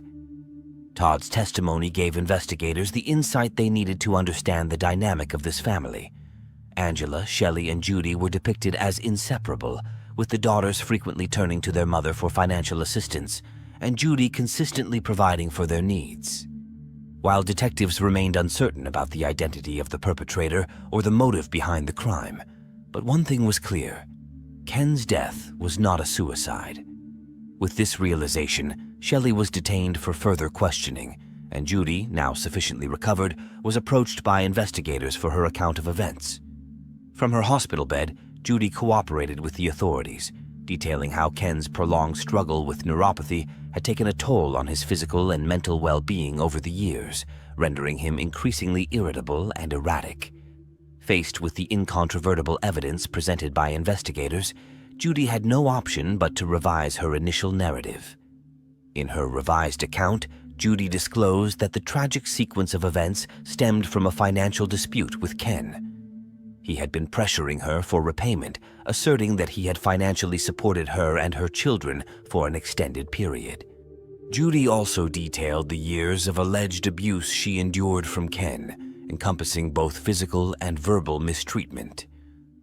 On the morning of Ken's death, Judy visited his residence, and once again, their disagreement escalated into an altercation over money. However, this time, Ken brandished a gun and demanded repayment of $21,000. Faced with the imminent threat, Judy grappled with Ken to disarm him, resulting in the accidental discharge of the firearm twice during the struggle. Despite acting in self-defense, Judy confessed to succumbing to panic and seeking assistance from her daughters, who collaborated to fabricate a narrative in an attempt to shield the truth. Despite Judy's revised narrative, inconsistencies persisted, casting doubt on the credibility of her account. Crucially, the precise nature of the 2 gunshot wounds to Ken's head contradicted the notion of accidental discharge, and the bloodstains on his clothing did not align with the purported sequence of events. In light of these discrepancies, investigators remained skeptical of Judy's story and proceeded to charge her with murder. Following her discharge from the hospital, she was promptly placed under arrest. Next in line for questioning was Angela. Both daughters had been involved in at least covering up the crime, as Todd had told investigators. However, initial attempts to reach Angela proved futile, as she remained unresponsive to calls and was absent from her residence.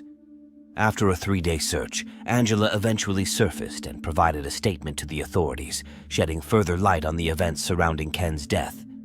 Angela began by stating she knew nothing about the murder. Investigators knew she wasn't telling the truth, so they decided to press her with information about the camera. Although the security cameras recovered from the kitchen had been mysteriously wiped clean, investigators bluffed and told her the camera was indeed operational and had been recording on March 21st. With this information, Angela went silent and immediately asked for a lawyer. Investigators weren't able to get more information from her then, but this reaction definitely confirmed she knew much more than she was letting on.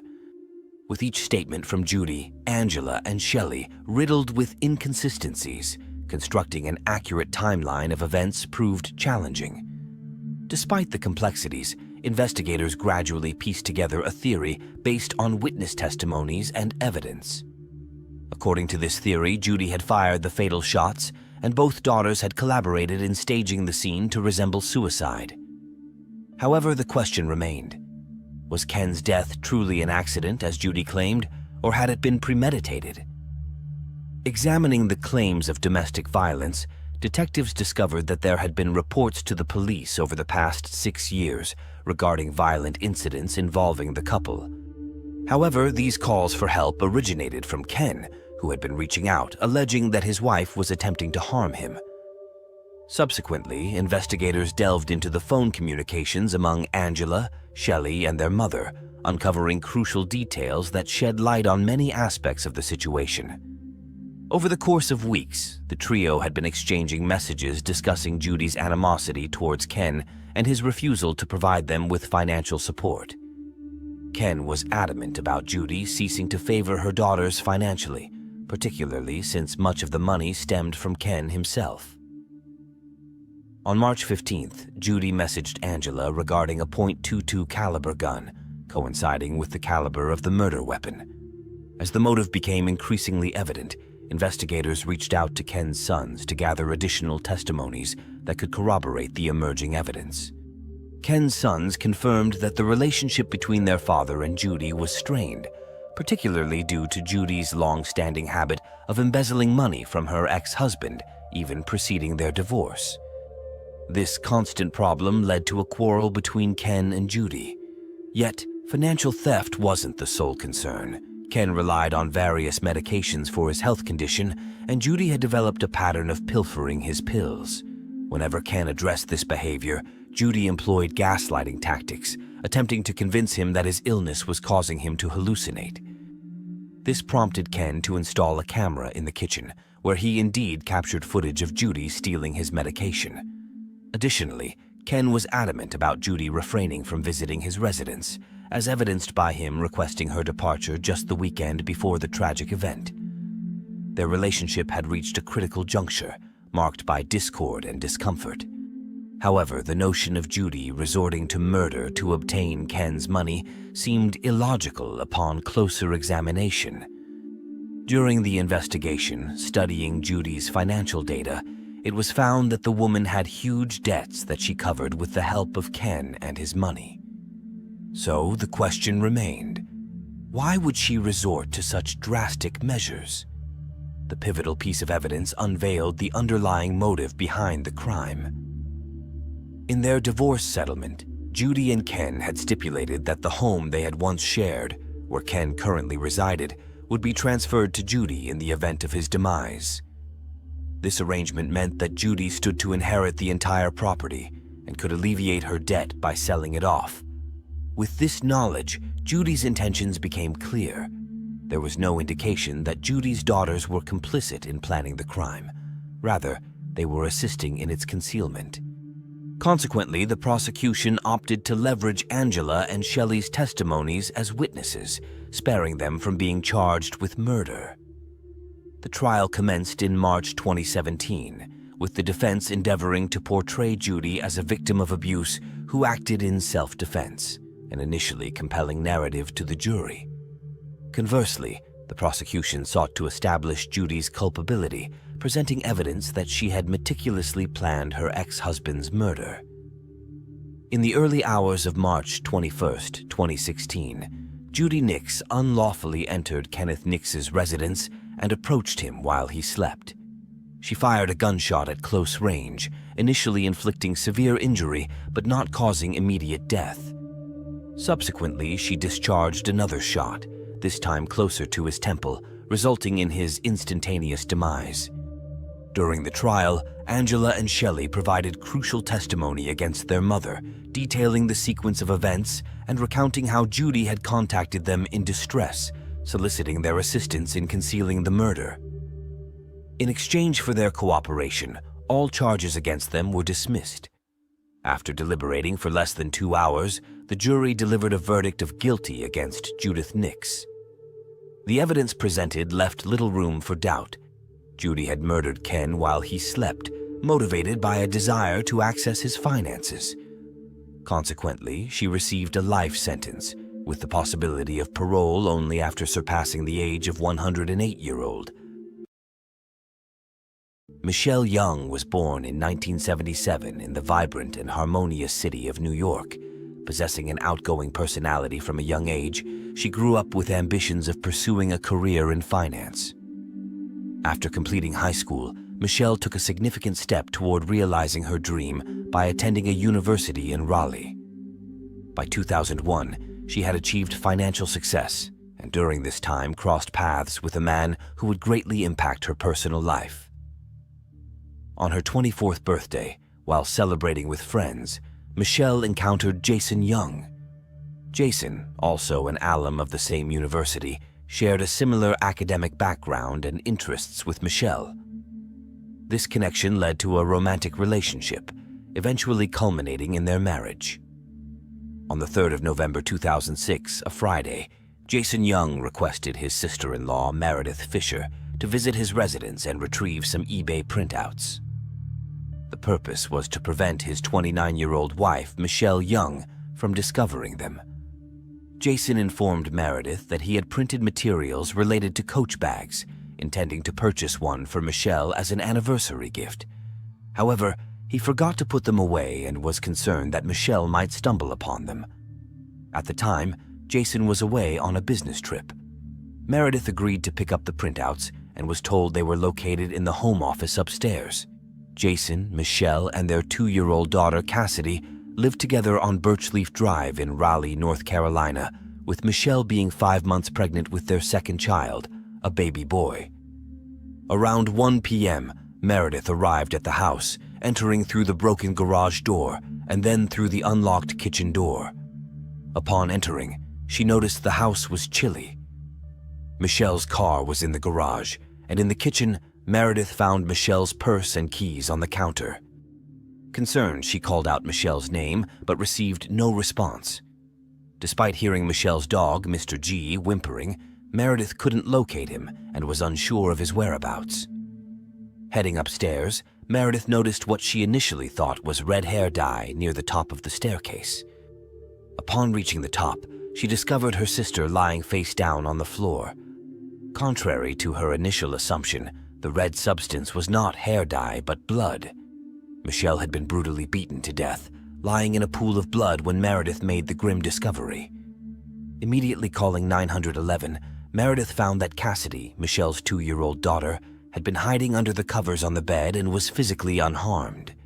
Cassidy, asking for Band-Aids, mentioned that her mother had boo-boos everywhere. While speaking to the operator, Meredith expressed Cassidy's claim that there might be someone else in the house. When questioned about Michelle's issues, Meredith mentioned occasional fights between Michelle and her husband Jason, clarifying that they were not excessively severe. She also informed the operator about the presence of blood footprints throughout the house, including those of Michelle's daughter. Upon the arrival of paramedics, Michelle was confirmed dead, and it was evident that she had been deceased for a significant period. Cassidy, Michelle's daughter, was examined, revealing dried blood on her toenails and the bottom of her pajama pants. Fortunately, she had not sustained any physical injuries. Meredith promptly informed her mother, Linda Fisher, about Michelle's tragic death. Linda, in turn, contacted Jason's mother, Pat Young, to relay the devastating news. Meanwhile, Jason was en route from Virginia to Pat's house in Brevard. Upon his arrival, his stepfather broke the news about Michelle. Subsequently, Meredith called Jason, revealing that Michelle's death had been ruled a homicide. Upon learning of his wife's death, Jason, accompanied by some family members, hurriedly drove to Raleigh. During the journey, friends informed him that the police had inquired about any marital problems Michelle might have had. Opting to remain silent until he retained legal representation, Jason declined to answer police questions upon his arrival in Raleigh, citing advice from his counsel. The police discovered traces of blood on the doorknob connecting the kitchen to the garage, later confirming it to be Michelle's blood.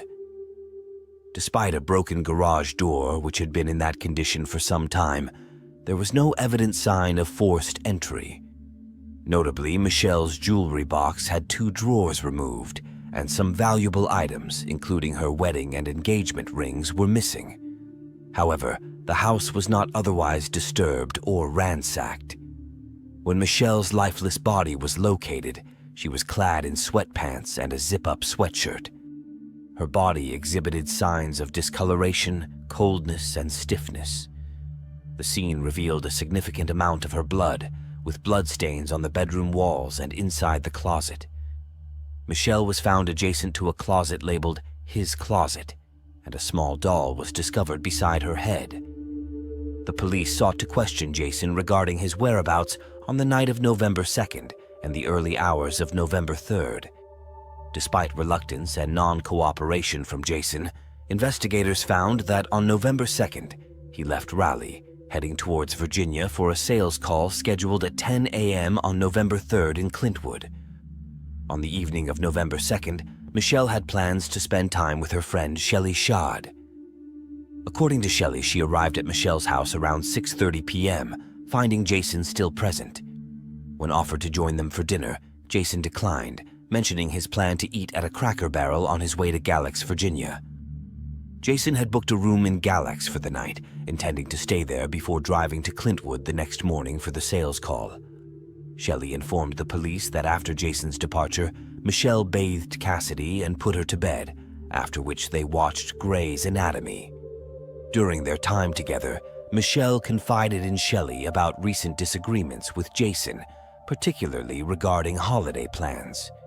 Michelle desired her mother Linda to stay with them from Thanksgiving through Christmas, a proposition that Jason was not enthusiastic about. Investigations revealed that on that night, Jason made 7 phone calls to Michelle. Shelley, Michelle's friend, shared with the police her unsettling feeling of being watched that night, prompting her to ask Michelle to accompany her to her car when she left sometime between 10 p.m. and 10:30 p.m. A resident delivering newspapers in the area on the morning of November 3rd between 3:30 and 4 a.m. reported seeing a light-colored SUV parked either in Michelle's yard or on the street in front of her house. Another resident was walking by at about 6:15 a.m. and noticed an empty SUV parked at the edge of the driveway. Police investigated Jason's movements, revealing that after leaving his Raleigh residence on November 2nd to travel to Virginia, he stopped at a gas station in Raleigh around 7:30 p.m. Jason drove a white Ford Explorer and contacted his mother, Pat Young, informing her of his intention to check with Michelle about the possibility of staying over at Pat's house on Friday night during his return from the business trip. Pat resided in Brevard, and Jason planned to collect some furniture she wanted to give him. Following his call to his mother, Jason continued his journey to Virginia, stopping for food at a Cracker Barrel restaurant in Greensboro at 9:25 p.m. Later, he checked into a Hampton Inn at 10:54 p.m., using a key card to enter his room at 10:56 p.m. Although he utilized express checkout the next morning, the exact departure time from the hotel remained unconfirmed. A call Jason made to his mother at 7:40 a.m. on November 3rd, using a cell tower near Wytheville, Virginia, placed him in the state. He arrived at the sales call in Clintwood, albeit 30 minutes behind schedule. Despite surveillance footage and the key card indicating that Jason did not leave his hotel room after midnight, police were skeptical. Further analysis of the footage led them to suspect tampering, believing Jason may have driven back to Raleigh after midnight to commit the crime against Michelle and then return to Virginia. Upon examining the Young's computer, investigators discovered internet searches related to the anatomy of a knockout, head trauma blackout, head blow knockout, and head trauma, though the exact timing of these searches remained undetermined. 2 years after Michelle's body was discovered, Jason was charged with first-degree murder and entered a plea of not guilty. The prosecution built its case around the assertion that Jason and Michelle experienced marital and financial difficulties, with Jason allegedly desiring to end the marriage. Multiple affairs were brought to light during the trial as evidence of strained relations. According to the prosecution, after checking into the Hampton Inn in Hillsville, Virginia, they claimed Jason left the hotel during the night, returned to Raleigh, and committed the murder. They argued that he manipulated the hotel's surveillance camera and made a stop for gas at a station between Hillsville and Raleigh. The prosecution presented to the jury the theory that Michelle was strangled and beaten to death, and her 2-year-old daughter, Cassidy, was left alone in the house with her mother's lifeless body for an extended period. The crime scene revealed Cassidy's small, bloody footprints scattered throughout the residence. During the trial, the jury was presented with surveillance footage from the Hampton Inn, starting from 10:49 p.m. on the 2nd of November. However, the footage went black at 11:20 p.m., leading the prosecution to argue that Jason tampered with the camera. They alleged that he did so to prop open the security door, allowing him to exit without using his key card. A hotel employee discovered that the first-floor emergency door, leading from the western stairwell to the exterior of the hotel, was propped open with a small red rock. Normally, this door remained locked between 11 p.m. and 6 a.m. Upon further inspection, Keith noticed that the camera in the stairwell closest to the propped-open door was not functioning, while the other cameras were operational. The last image captured by that camera was at 11:20 p.m. on the 2nd of November. Although staff members later plugged the camera back in at 5:50 a.m. on the 3rd of November, someone redirected it toward the ceiling between 6:34 a.m. and 6:35 a.m. The prosecution argued that this sequence of events suggested that Jason unplugged the camera and left the door ajar, creating an alibi for himself while he returned home to commit the crime against his wife. The prosecution asserted that Jason made a stop at a gas station in North Carolina around 5 a.m. on his way back to Virginia. The gas attendant testified in court, stating that she believed the person who visited the gas station that morning was Jason. She vividly recalled the encounter, explaining, "I don't forget nothing like that when somebody is cussing and fussing at me." According to Gracie's testimony, a man in a white SUV parked at the farthest pump attempted multiple times to pump gas. Frustrated, he entered the store and verbally abused Gracie because the pump wasn't working. She informed him that, at that early hour, customers needed to provide money or identification before activating the gasoline pumps. To resolve the situation, the man handed her $20, pumped $15 worth of gasoline into his vehicle, and promptly drove away without returning to the store for his change. Gracie's account was presented as evidence to support the prosecution's case. During the trial, details of Jason and Michelle's marriage were brought to light. Some acquaintances believed that their union occurred primarily because Michelle became pregnant with their first child. Meredith Fisher, Michelle's sister-in-law, testified that she advised Michelle to leave Jason, but Michelle made no effort to pursue a divorce. 3 weeks before Michelle's death, Jason allegedly told a friend that he was done. The court also learned that the couple frequently argued about Michelle's mother, Linda. Linda often visited her daughter for extended periods, expressing a desire to move to North Carolina to spend more time with Michelle and her granddaughter. Linda even offered to renovate their house to accommodate her presence. While Michelle was content with this arrangement, Jason was not. Linda, Michelle's mother, testified in court about the moment she learned of her daughter's death. According to Linda, her other daughter, Meredith, called and spelled out, "Mom, Michelle is dead!" Linda initially inquired if Michelle had merely passed out, but Meredith confirmed that Michelle was indeed dead. Linda recounted attempting to contact Jason, but her calls went unanswered and he never returned them. Linda's testimony revealed a tumultuous relationship between Jason and Michelle, with Linda witnessing numerous fights and Jason allegedly belittling Michelle.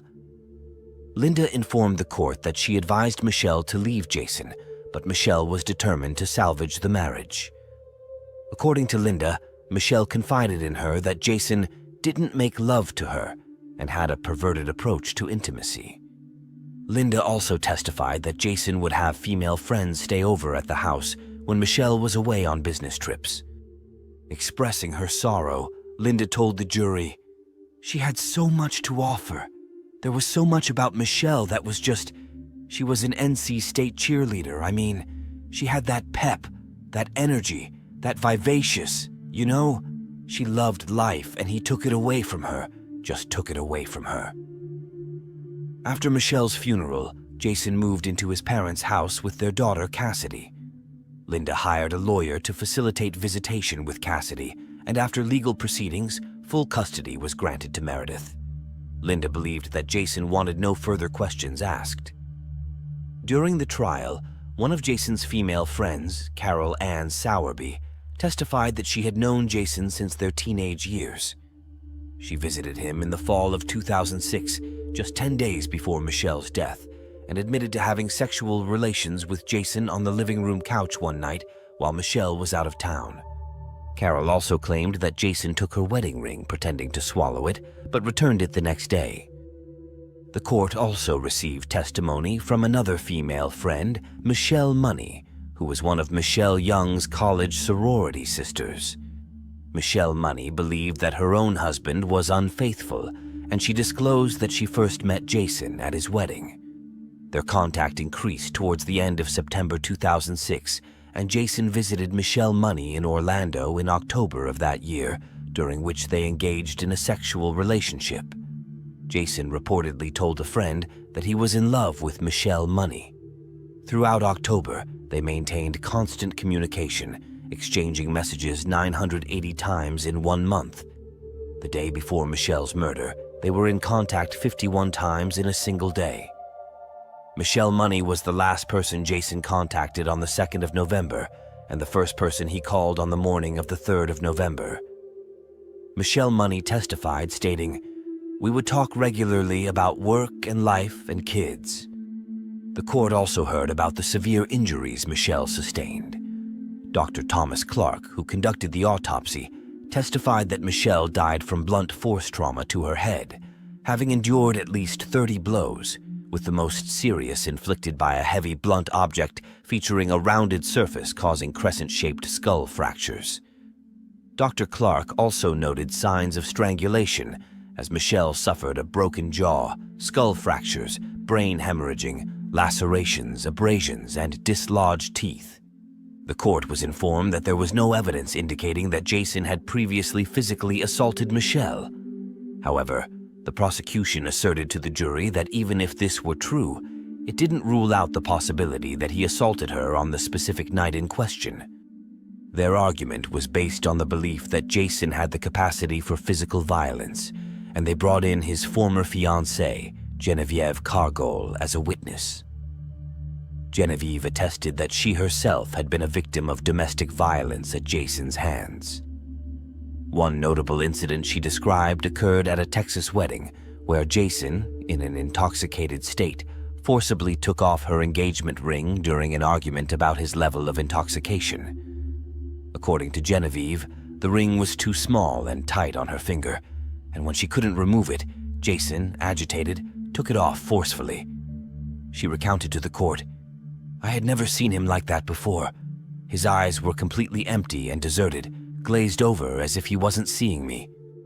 Genevieve asserted that the incident mentioned earlier was not an isolated occurrence. She recounted another episode where Jason, in a fit of anger, punched the windshield of her car with his bare hand, causing damage. Additionally, he had punched a wall in their apartment, resulting in further property damage. After several years of no contact, Genevieve received an email from Jason on September 12, 2006, expressing his love for her. The defense contended that the prosecution lacked credible evidence against their client. They highlighted that Jason's DNA and fingerprints were naturally found in the bedroom, but none of his fingerprints were blood-stained. Moreover, there was no blood discovered in his car, on his clothing, or in the Virginia hotel room where he stayed. During the police examination, Jason was found to have no cuts, bruises, or other injuries on his hands or body, except for a bruised and broken toenail. When given the opportunity to testify, Jason admitted that he was not a perfect husband, but claimed to be actively working on improving his marriage. He vehemently denied any involvement in Michelle's murder. The court learned about the existing issues in Jason and Michelle's marriage, but also heard that Jason genuinely loved his wife and was committed to making the relationship succeed. Excitement surrounded the impending birth of their baby boy, and emails exchanged on October 24, 2006, indicated Jason's willingness to attend counseling sessions. According to Jason, he didn't believe their arguments were more frequent than those in other couples. The defense contended that Jason wouldn't have had sufficient time to travel back to Raleigh, commit the murder, and return to Virginia, given that the hotel was approximately 160 miles from their home. Jason had recently started a new job involving electronic health record software sales, and he was in Virginia because his employer had scheduled an early morning sales call in Clintwood on November 3rd. To avoid driving from Raleigh on the day of the call, Jason opted to stay overnight. Nervous about the upcoming meeting, he spent the evening reviewing the demonstration software he intended to use during the presentation. In court, Jason stated that he left his hotel room to retrieve his laptop charger from his car, but realized he had left the key card inside. He propped the exit door open, went back to his room, and then left again to smoke a cigar. He also went to the front desk to get a copy of USA Today, propping the exit door open once more for his cigar break. When questioned about being 30 minutes late to his sales call in Clintwood, Jason claimed that he got lost. Regarding the internet searches found on his computer, Jason explained that they were conducted at a different time and were related to an accident he had witnessed. Despite the jury's deliberation, they couldn't reach a unanimous verdict, resulting in a hung jury with an 8-4 vote for acquittal. Jason faced a second trial where he didn't testify, but a video of his testimony from the first trial was played.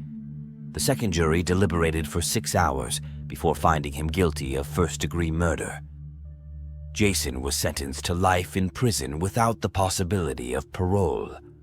Jason appealed his conviction, and during the appeal hearing, his new legal team argued that his trial attorney should have objected more strongly when the judge allowed jurors to hear about Jason's lack of response to a civil wrongful death lawsuit, which found him responsible for his wife's murder. A civil lawsuit had been brought against Jason by Michelle's family between the two criminal trials, and he was deemed responsible for Michelle's death in that civil suit. Jason's attorney contended that the jury should not have been made aware of this information. They also argued that the same judge, Superior Court Judge Donald Stevens, presided over both the civil case and the second criminal trial, potentially biasing the jury against Jason. The appeals court agreed with Jason's arguments. A unanimous panel of the Court of Appeals vacated his conviction and ordered a new trial, which would have been his third. However, before a third trial could take place, a state Court of Appeals panel reversed the Court of Appeals decision. Consequently, Jason did not face a third trial, and his conviction for first-degree murder stood. In the civil wrongful death suit, Michelle's family was awarded $15.5 million in damages. Ashlea Ann Harris, a 31-year-old resident of an apartment complex, became the victim of a brutal and deliberate attack. The sequence of events that unfolded that fateful day raised disturbing questions about the motive behind this savage act. It all began with a 911 call from a concerned resident in the same apartment complex. They reported a fire in one of the units, leading emergency responders to rush to the scene. Little did they know that this incident would evolve into a murder investigation. Ashlea Ann Harris was the tenant of the apartment engulfed in flames. At the outset, no one could confirm whether Ashlea was inside the burning apartment or not. Firefighters bravely battled the blaze and managed to gain control over it. It was only after the fire was subdued that the horrifying truth came to light. Ashlea had been inside her apartment all along. The inside of the apartment and Ashlea's body led police to believe that the fire was not an accidental fire. Around Ashlea's lifeless body lay a pool of blood, indicating that she had been brutally beaten. Her hands were cruelly bound with duct tape, rendering her defenseless, and her ankles shared the same fate. The signs of violence did not stop there. Burn marks marred her body, and she had suffered the agony of strangulation. To make matters even more horrifying, her throat had been cruelly slit. As investigators delved deeper into the case, it became clear that this was not just a tragic accident or a random act of violence. It was a meticulously planned and horrifyingly executed murder. The evidence pointed to the fact that someone had intentionally set the apartment on fire after committing this heinous crime. The perpetrator had poured rubbing alcohol throughout various areas of Ashlea's apartment, including her bed, as if attempting to erase any traces of their actions. However, the fire had not succeeded in concealing the gruesome truth. One perplexing aspect of this case was the apparent absence of any motive. Ashlea's keys were the only thing missing from her apartment, leaving investigators with a baffling question. What could drive someone to commit such a savage and merciless attack on an innocent woman? The investigation into Ashlea Ann Harris's murder would undoubtedly be a challenging and heart-wrenching journey, as law enforcement sought answers, justice, and closure for her grieving loved ones. Police embarked on a quest for answers. Their journey began with interviews of Ashlea's neighbors. Among them was Stephen Lee, a man who occupied a neighboring apartment. He recounted a peculiar sighting. At approximately 6:30 a.m. that fateful morning, while enjoying a cigarette on his balcony, he noticed an unfamiliar car parked nearby. The vehicle in question was a sleek black Infiniti G35, an oddity in their quiet community. This observation would prove to be a pivotal clue in the unfolding mystery. Yet, Stephen Lee's account was not the only piece of the puzzle. Another neighbor, Patrick Sweet, lived directly beneath Ashlea's apartment. He shared a chilling revelation with the police. At approximately 7:30 a.m., Patrick was jolted from his morning routine by a blood-curdling scream echoing from above. Alarmed and disturbed, he then heard a series of unsettling noises, including what seemed like a heavy thud and frantic, gasping breaths. Fear gripped him, but it was the blaring alarm of his carbon monoxide detector that spurred him into action.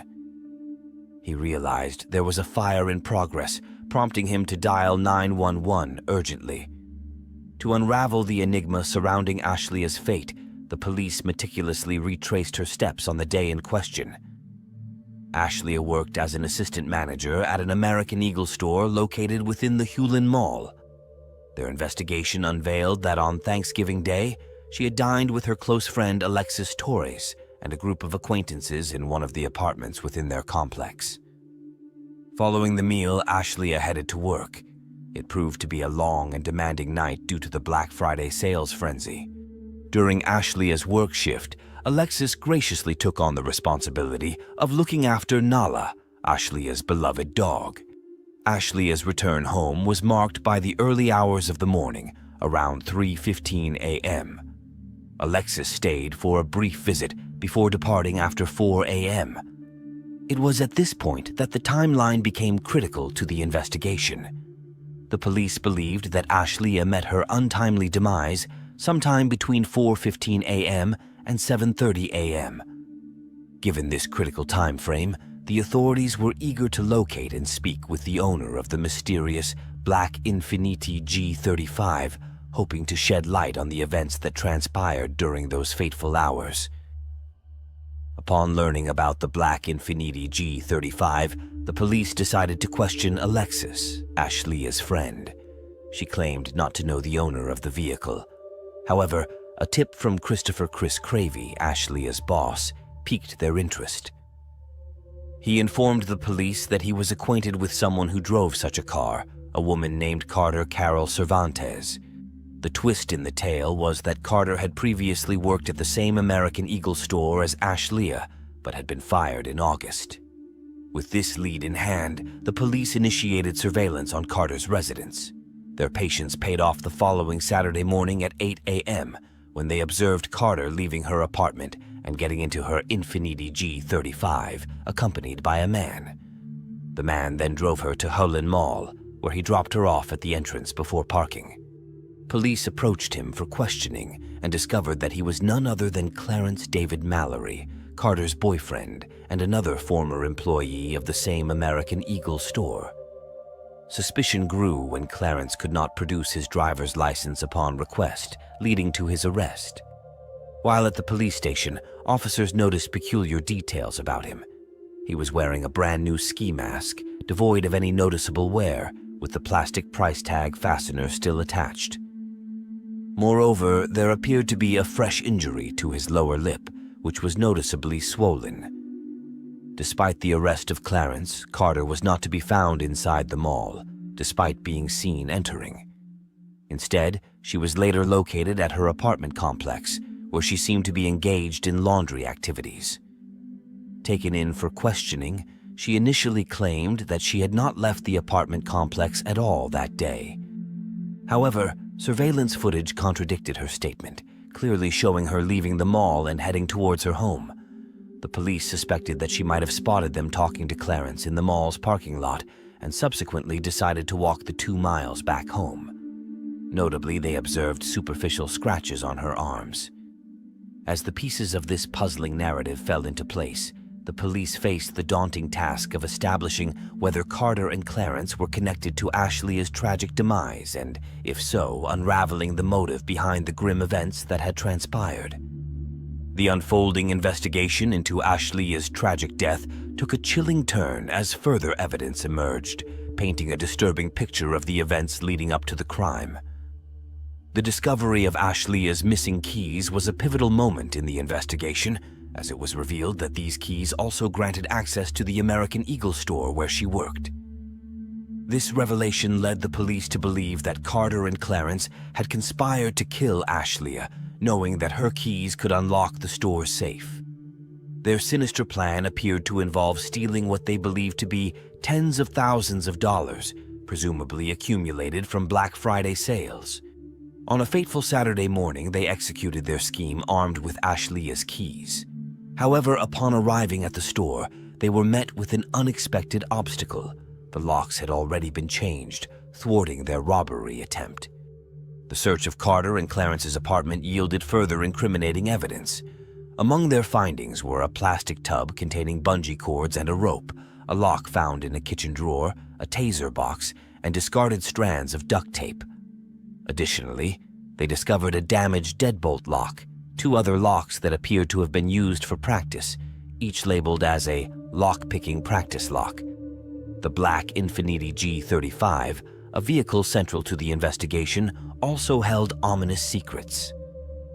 Inside the car, the police uncovered a plastic bag concealed within a black trash bag, along with a sharpening stone likely used for a knife, a 9mm cartridge, a cell phone, a walkie-talkie, and a buck knife with a sheath. Notably, they also found a toboggan with a hole cut in it, an unopened tarp, and a kitchen knife. Perhaps most alarming was the discovery of a loaded Glock 19 with a bullet in the chamber, hidden under the driver's seat. These compelling pieces of evidence painted a troubling picture of Carter and Clarence's involvement in Ashlea's murder. Both individuals were subsequently charged with capital murder, and the state opted to forego the pursuit of the death penalty, instead seeking life imprisonment without the possibility of parole for both defendants. Despite the weight of the evidence against them, Carter and Clarence maintained their pleas of not guilty, setting the stage for a harrowing legal battle that would determine their fate. The legal proceedings in the cases of Carter Carol Cervantes and Clarence David Mallory unfolded separately, though the prosecution presented a largely consistent narrative for both defendants. However, with Carter's case heard first, the focus was on establishing her as the alleged mastermind behind the crime. In the eyes of the prosecution, Carter and Clarence harbored multiple motives for wanting to harm Ashlea. Firstly, they believed that the pair coveted Ashlea's keys, which would provide them access to the store's safe and the substantial sum of money they presumed was stored inside, particularly following the lucrative Black Friday sales. Additionally, the prosecution argued that Carter and Clarence sought revenge against Ashlea. They held her responsible for their termination from their jobs, which added another layer of personal animosity to the situation. The court proceedings delved into the backstory of the individuals involved. In June 2014, Ashlea had been appointed to manage the store temporarily during the medical leave of Chris, her supervisor. Carter, an assistant manager at the store, had played a pivotal role in the operation. Significantly, she had also hired her boyfriend Clarence to work alongside her at the same establishment. On August 24, 2014, a significant sum of $18,000 mysteriously disappeared from the safe at the American Eagle store. Suspicion fell upon Carter when Ashlea, who was responsible for locking up the store that night, discovered that the back door had been left open. Surveillance footage implicated Clarence as the individual who had accessed the safe and taken the money. This discovery marked the beginning of a chain of events that would ultimately lead to a tragic outcome. It was only after the theft that Chris, Ashlea's supervisor, learned that it was Carter who had hired Clarence.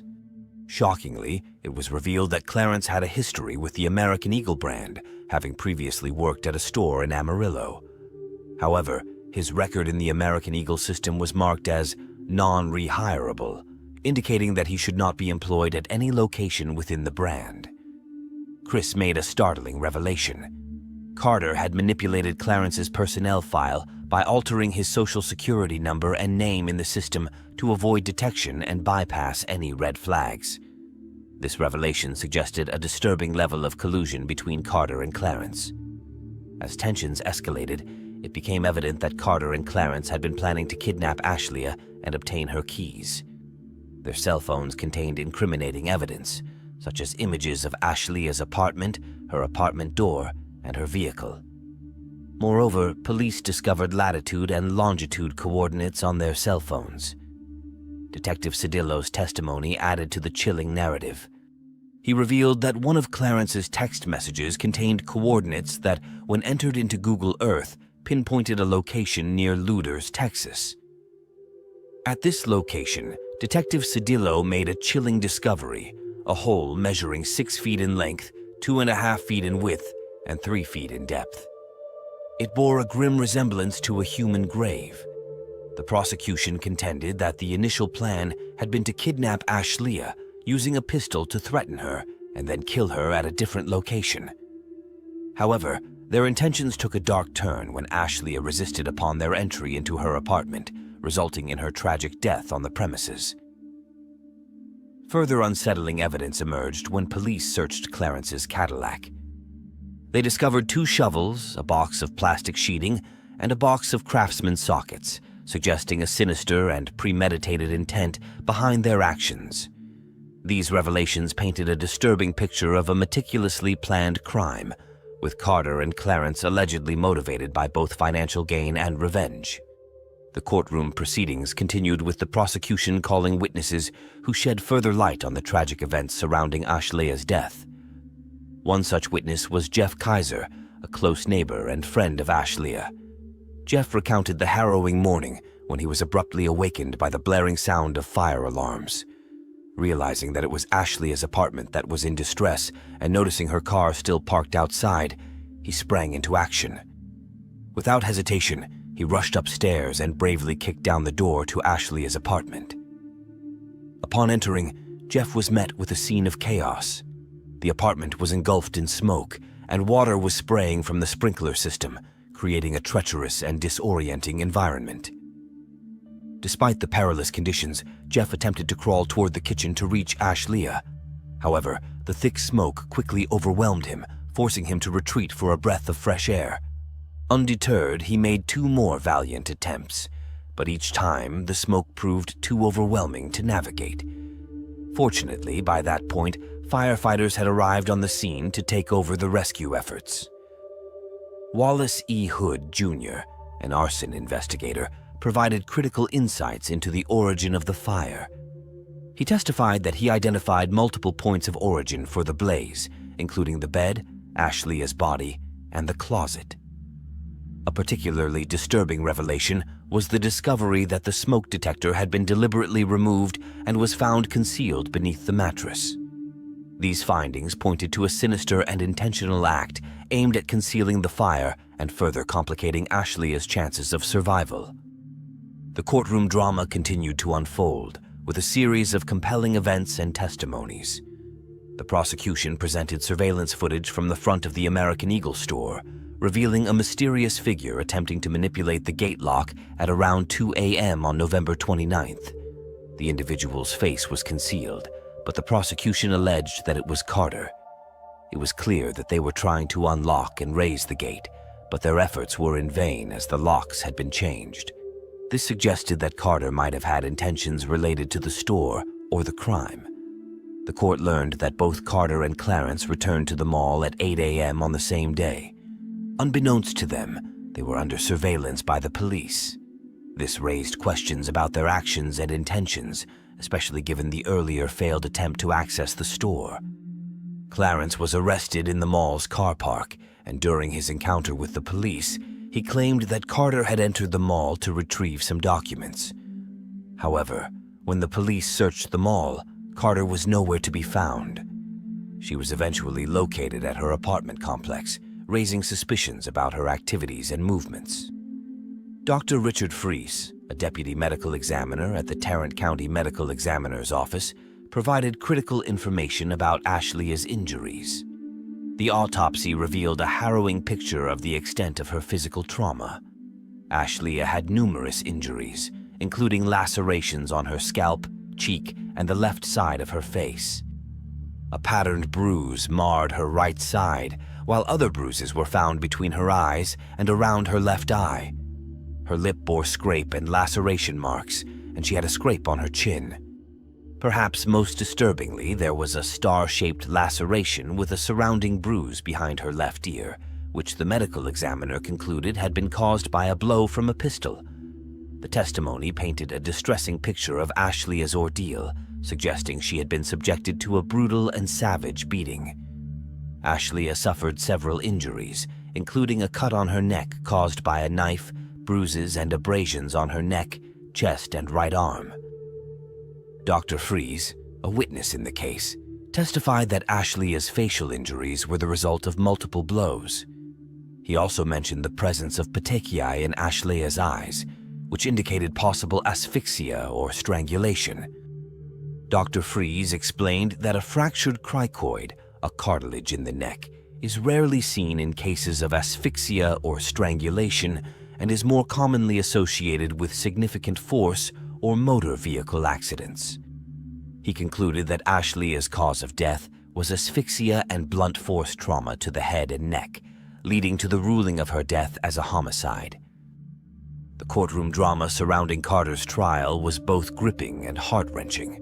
Her defense strategy hinged on the assertion that she had no role in Ashlea's tragic demise. In a brave move, she took the stand to testify in her own defense, peeling back the layers of fear and manipulation that had shrouded her life.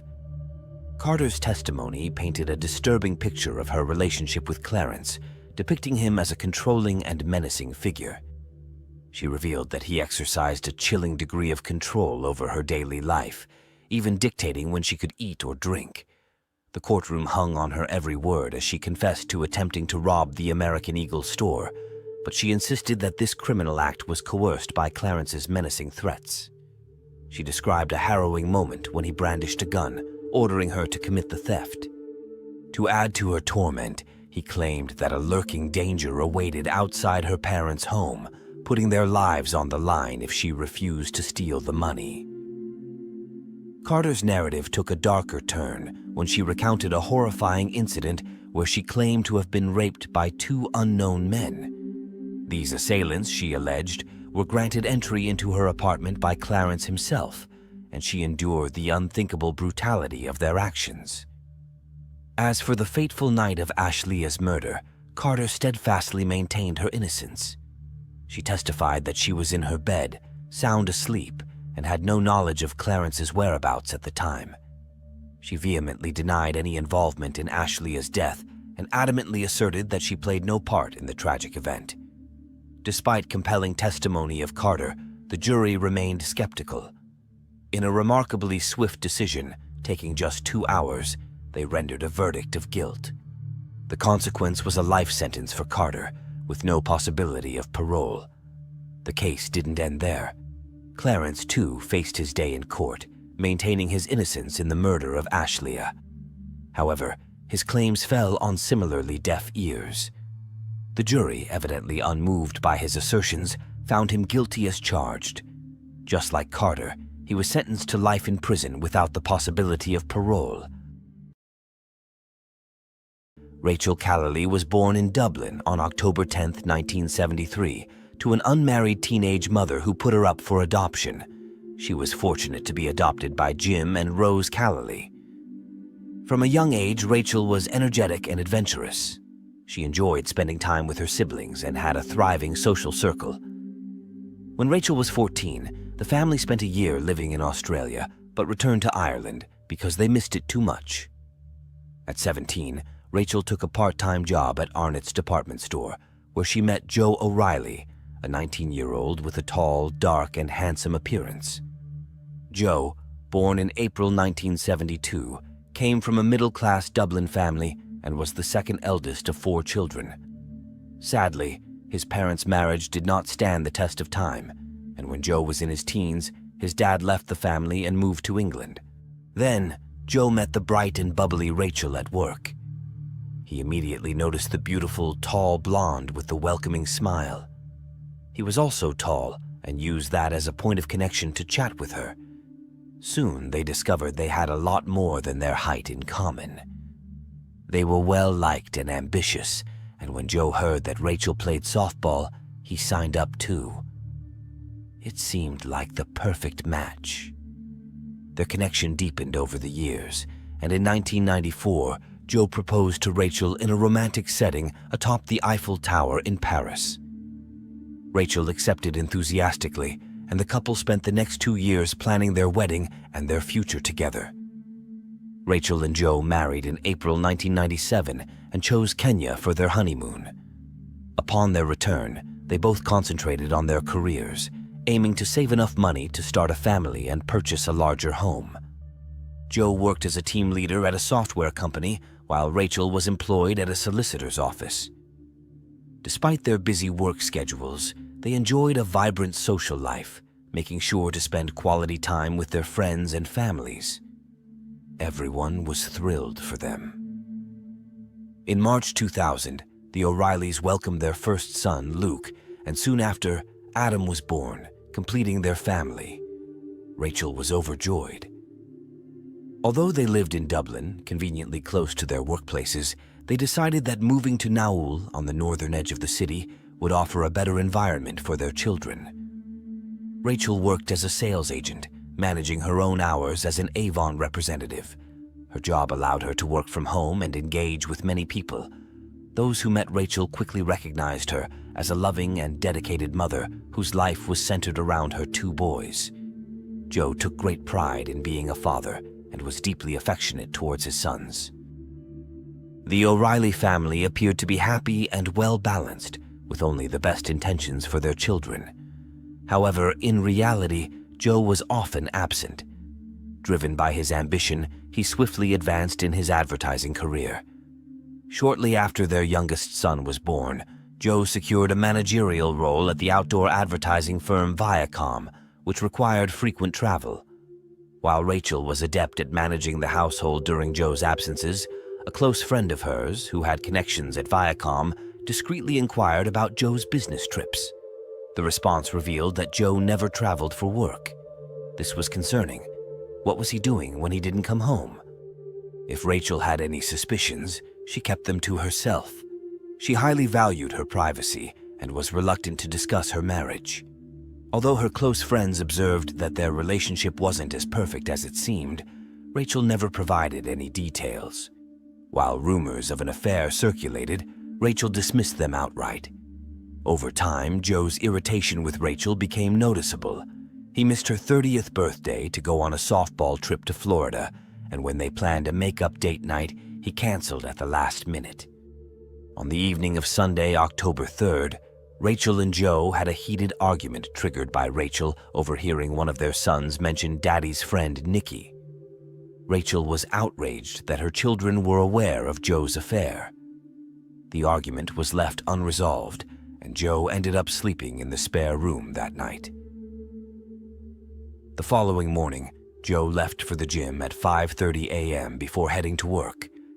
At just after 1 p.m., Adam's school called to report that Rachel had not picked up their son at the usual time of 12:30.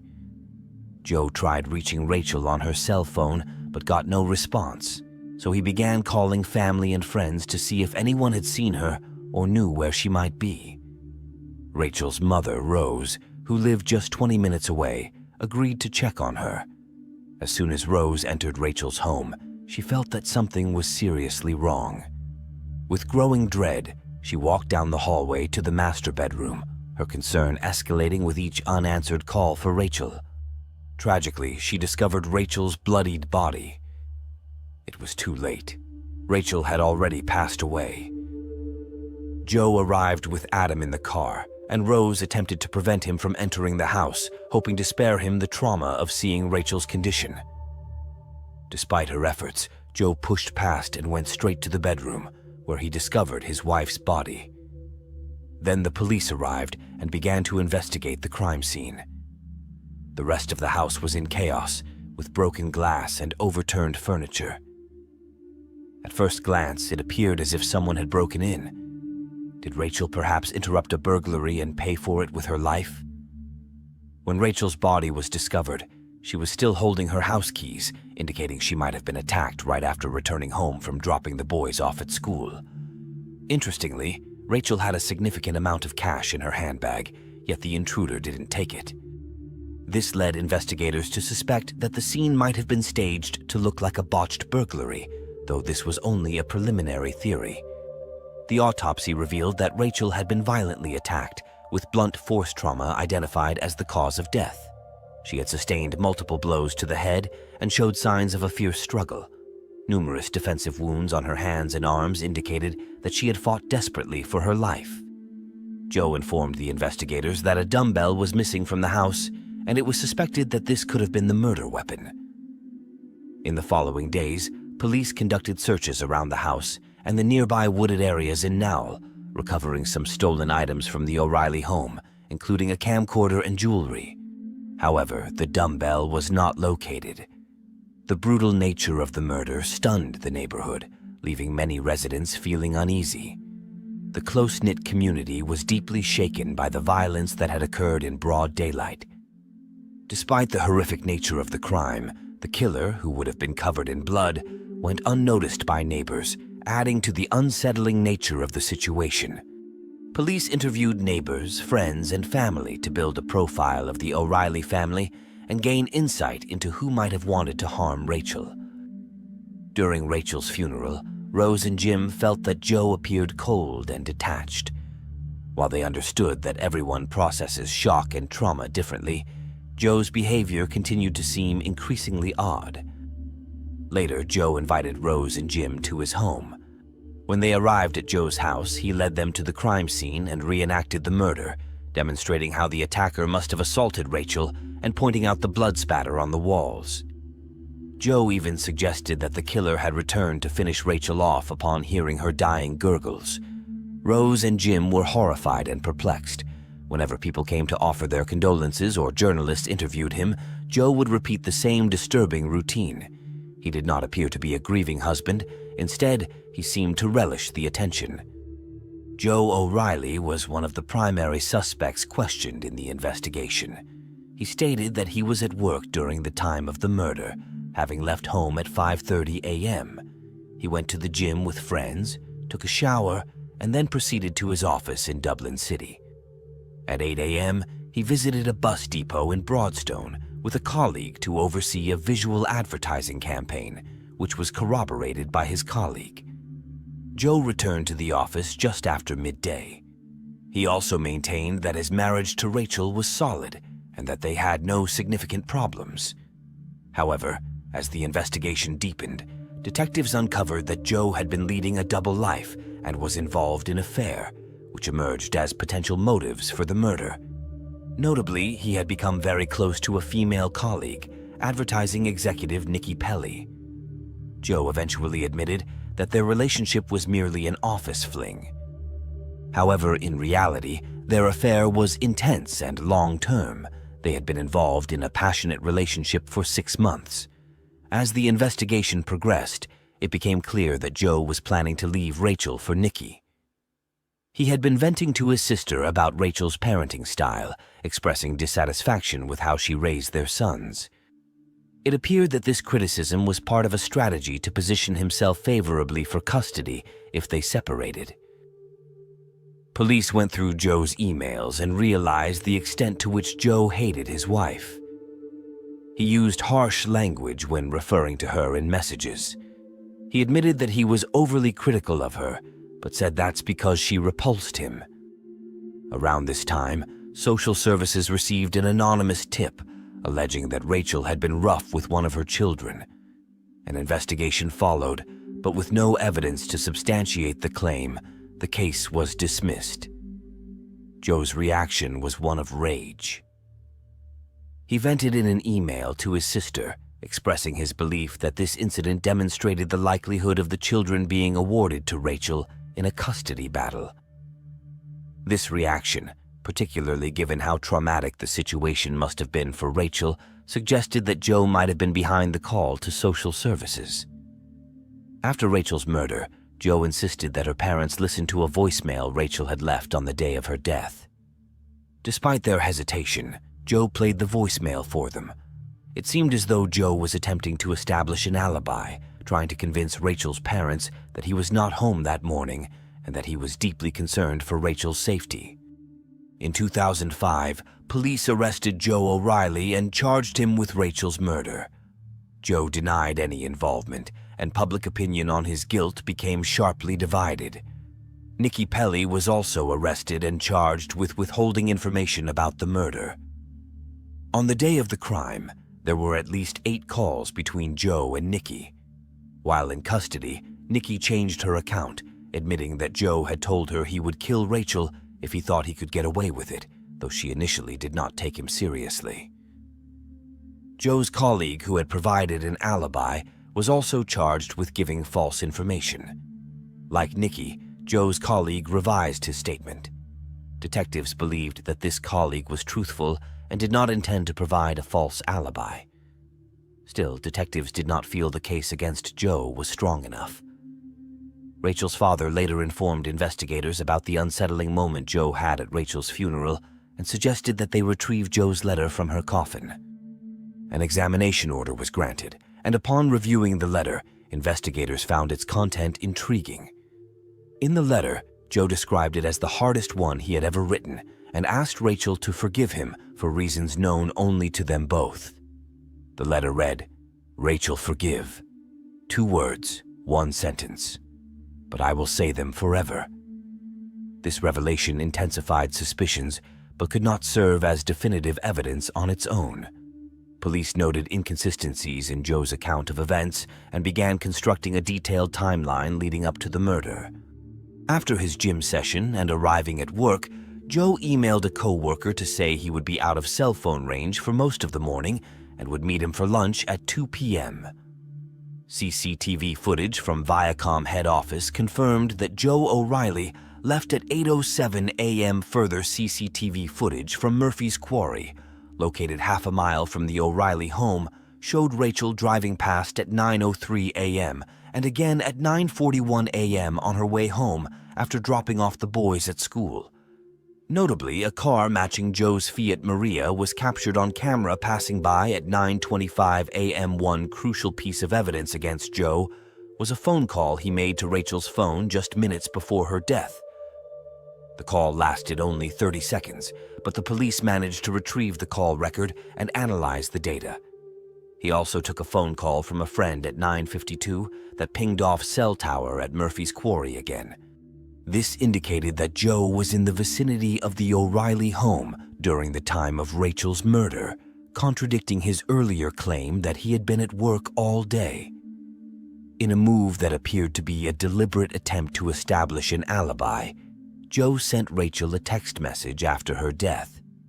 This message, which also pinged off cell tower at Quarry, suggested that he could have been at home with Rachel's body, trying to fabricate an alibi. At 9:59 a.m., CCTV footage captured Joe driving past the quarry in the opposite direction, heading away from his home and back towards the city, reinforcing the evidence that he had been in the area during the time of the murder. Joe O'Reilly's trial began in June 2007 in Dublin and lasted for 3 weeks. Joe pleaded not guilty to the charges. The prosecution argued that on the morning of the murder, Joe went to the office and arranged to meet his colleague at the bus depot. However, colleague was not able to meet Joe immediately as he had work to complete at the office. Instead of heading directly to the depot, Joe is alleged to have returned home. Once there, he waited for Rachel to come back. The prosecution theorized that Joe called Rachel to the bedroom, the most secluded room in the house. When she arrived, he attacked her. Despite her attempts to defend herself, Rachel was overpowered. Meanwhile, Joe's colleague left the office at 8:45 a.m. and arrived at the bus depot, where he was unable to find Joe. He called Joe's cell phone and Joe told him he was on his way over. However, Joe did not arrive as planned. They met later on at the yard. Given the timeline, it would have been feasible for Joe to return home, commit the murder, then clean up. Joe could have taken a shower to remove any blood and started a load of laundry with his blood-stained clothes and towel before meeting colleague at the depot. This theory emerged because, aside from the crime scene, the only other location in the house with blood evidence was the utility room where the washing machine was located. It was theorized that Joe returned home, committed the murder, cleaned up, and then used the washing machine to launder his blood-stained clothes and towels. After disposing of any items that could tie him to the crime and staging the scene to look like a burglary, Joe then drove back to work. He met colleague at the bus depot and ensured they crossed paths, maintaining his alibi. Throughout the morning, Joe sent a series of text messages to Rachel, starting with benign inquiries about her and the boys. When he didn't receive a response, he escalated his messages to appear increasingly concerned. Joe also made a call and left a voicemail, which pinged off a cell phone mast near the family home. His attempts to cover his tracks inadvertently provided evidence that contradicted his version of events and supported the prosecution's theory of his guilt. A co-worker recalled that Joe arrived at the office around midday looking unwell, possibly as if he had been crying. When the colleague asked if he was all right, Joe responded with a surprised, "Why?" The colleague remarked that Joe didn't seem okay, prompting Joe to exclaim, "Oh God," before retreating into his office. Joe then waited for a call from their youngest son, Adam's preschool, informing him that Rachel had not picked up their son. Instead of rushing home, Joe began contacting family and friends to inquire if anyone had seen Rachel or knew her whereabouts. Observers noted that Joe lingered at work, seemingly wasting time, rather than heading home immediately. Eventually, Joe drove to Adam's preschool to pick him up. Meanwhile, a friend of Rachel's collected Luke from his school as part of their usual carpool arrangement. By the time Joe arrived, Rose was already there and tried to prevent him from entering the house, hoping to shield him and the boys from the horrific scene inside. Despite her efforts, Joe pushed past her and went straight to the bedroom where Rachel's body was found.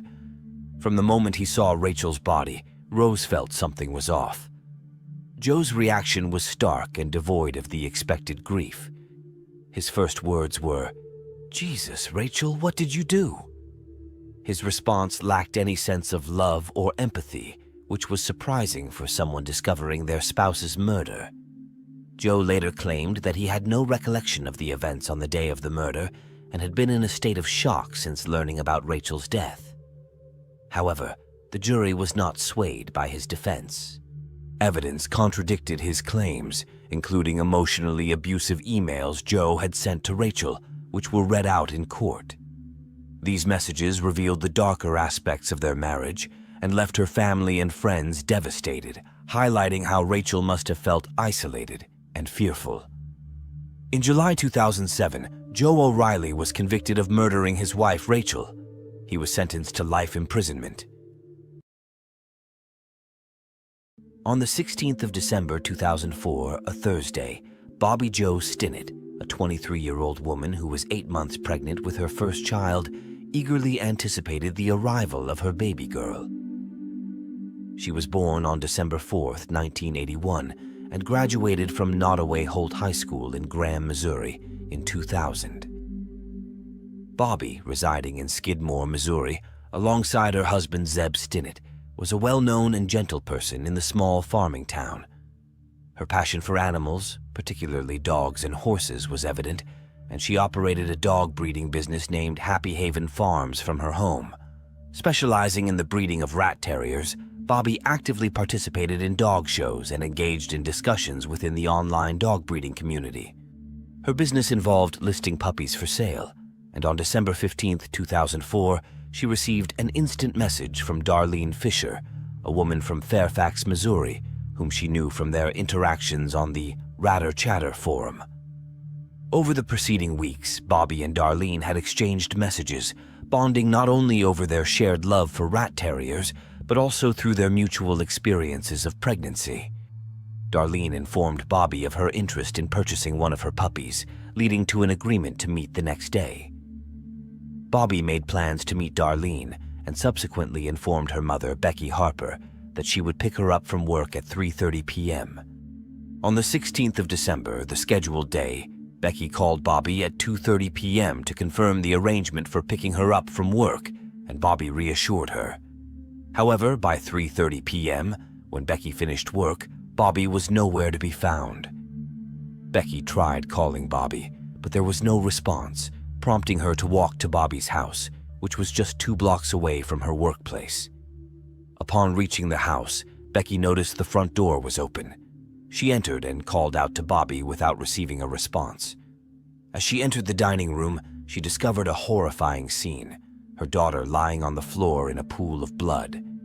Distressed, Becky immediately dialed 911, urgently describing the dire situation, mentioning that her daughter was 8 months pregnant and it appeared as though Bobby's stomach had suffered a severe injury. Upon the arrival of the police, it was uncovered that Bobby's unborn baby had been forcibly taken from her womb, and the whereabouts and survival of the infant were unknown. Locating the perpetrator became an urgent priority, as there was a possibility that the baby was still alive. Regrettably, Bobby did not survive the brutal attack. Both Becky and Bobby's husband informed the police that Bobby was scheduled to meet a woman named Darlene, who expressed interest in purchasing a puppy. Besides that, they were not aware of any other visitors expected that day. Through a swift investigation, the police traced Darlene via text messages and IP information from the computer used for communication. It was revealed that the woman posing as Darlene was not named Darlene and did not reside in Fairfax. Her true identity was Lisa Montgomery, residing in Melbourne. Lisa had driven from Melbourne to Skidmore on the 16th of December and arrived at Bobby's house around 12:30 p.m. The police believed that the baby was taken between 2:30 p.m. and 3:30 p.m. On the 17th of December, the police visited Lisa Montgomery's residence, and her husband Kevin greeted them at the door. Upon entering, they found Lisa in the living room, cradling a newborn baby. The police informed Kevin and Lisa that they were investigating the murder of Bobby Joe Stinnett and inquired about the baby. Lisa asserted that it was her child, born at a women's clinic in Topeka. Seeking a private conversation, the police spoke to Lisa outside her home. She disclosed to them, with a request to keep this information from Kevin, that due to financial constraints, she hadn't actually given birth at the women's clinic, but at home. Lisa claimed she was alone during the birth in her kitchen, but had the phone numbers of 2 friends for assistance if needed. When questioned about the placenta, Lisa stated that she disposed of it in a nearby creek. Lisa expressed a preference for discussing the matter further at the sheriff's office to maintain privacy, and the police agreed to her request. At the sheriff's office, Lisa confessed to the police that she had killed Bobby, extracted the baby from her womb, and abducted her. The baby was subsequently returned to Bobby's husband, who named her Victoria Joe Stinnett. Lisa was charged with kidnapping resulting in death. During Lisa's trial, the court learned that Lisa and Bobby had first met at a dog show in April 2004 and were both members of an online dog breeding community. When Bobby announced her pregnancy within the online community after discovering she was expecting, Lisa, also a member, became aware of the news. In the spring of 2004, around the same time, Lisa informed her family and friends that she was pregnant. However, what Lisa omitted to disclose was that she had a sterilization procedure more than a decade earlier, rendering her incapable of becoming pregnant. Over the next 8 months, Lisa engaged in an elaborate deception, pretending to be pregnant. She went as far as wearing maternity clothes and acquiring baby-related items. Despite her sterilization, Lisa managed to convince her husband Kevin and her children that she was genuinely pregnant. On the other hand, her first husband and his wife, who were aware of Lisa's sterilization, accused her of dishonesty. In response, Lisa insisted that she would prove them wrong. In the court proceedings, it was revealed that on the 16th of December, when Lisa arrived at Bobby's house, she was carrying a sharp kitchen knife and had a white cord in her jacket pocket. Upon Bobby answering the door, Lisa requested to see the puppies she intended to purchase. Bobby fetched the puppies and brought them outside for Lisa to interact with. Shortly after, when Becky called for Bobby to pick her up, Lisa attacked her. Using the cord she had brought, Lisa strangled Bobby until she lost consciousness. When Bobby regained consciousness and resisted, Lisa tightened the cord, ultimately causing Bobby's death. Lisa then proceeded to cut into Bobby's abdomen with the kitchen knife, successfully removing the baby. After cutting the umbilical cord, Lisa departed the scene. Remarkably, the baby remained unharmed. During her journey, Lisa took measures to ensure the baby's well-being, clamping the umbilical cord and clearing mucus from the infant's mouth. Lisa had a car seat prepared in her vehicle for the baby. Upon reaching a parking lot near a women's clinic in Topeka, Kansas, Lisa contacted her husband Kevin, informing him that she had given birth. Kevin met her at the parking lot, and they named the baby Abigail. The following day, they went out for breakfast, proudly introducing their new baby, Abigail, to others. The prosecution contended that the tragic death of Bobby and the abduction of the baby were outcomes of a calculated and cold-blooded plan devised by Lisa to safeguard the falsehood she had presented to her friends and family. According to the prosecution, Lisa harbored a fear that her first husband, Carl Bowman, would expose her lie during their ongoing custody battle. Lisa was concerned that this revelation could adversely affect her position in court proceedings, so she felt compelled to acquire a baby as evidence to convince others that her pregnancy was genuine. The prosecution argued that Lisa deliberately deceived her family and friends about her pregnancy and meticulously planned the abduction of a baby to perpetuate the illusion. They asserted that Lisa's plan was methodically calculated and executed with precision. To conceal her identity, Lisa contacted Bobby using a fake name, attempting to ensure that the crime could not be traced back to her. Concurrently, she continued to inform everyone she knew that she was pregnant. Lisa went as far as purchasing a home birth kit and researching online how to perform a cesarean section. Sheriff Strong, who played a role in the case, remarked that the crime exhibited meticulous planning, and Lisa persisted in lying until she was cornered. At one point, Lisa even attempted to implicate her own brother, claiming he was with her during the baby's abduction. However, his verified alibi confirmed that this was yet another falsehood. The prosecution asserted that Lisa was embroiled in a custody dispute with her first husband, who, upon learning that she had informed her second husband, Kevin, about her pregnancy, doubted the veracity of her claim. Aware of Lisa's inability to conceive, he sent emails expressing his intention to disclose the purported lie to Kevin and exploit it during the custody proceedings. In response, Lisa, determined to prove him wrong, engaged in a series of actions that culminated in the tragic events. Less than a week before Bobby's death, on the 10th of December, Lisa's first husband formally filed a motion seeking a change of custody for the two minor children residing with Lisa. To support their case, the prosecution presented Dr. Dietz as an expert witness. This move was prompted by the defense's prior notification that they intended to pursue an insanity defense, asserting that Lisa was experiencing pseudopsoriasis.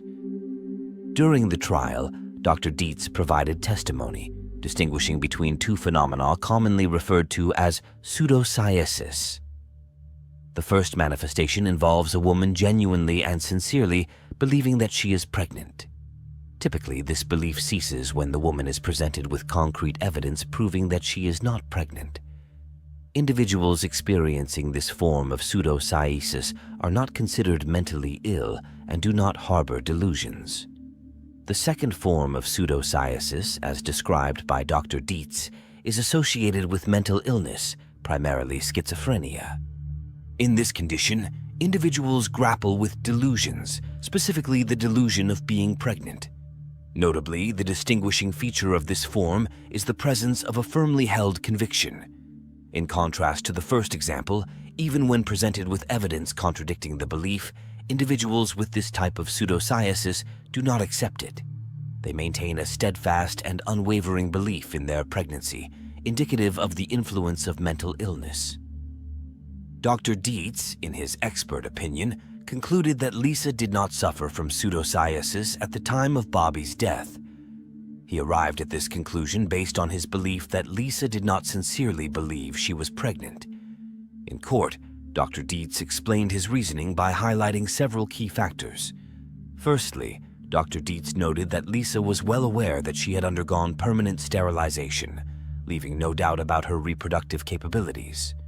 In previous pregnancies, Lisa consistently sought medical and prenatal care, a pattern that was notably absent during the period in question.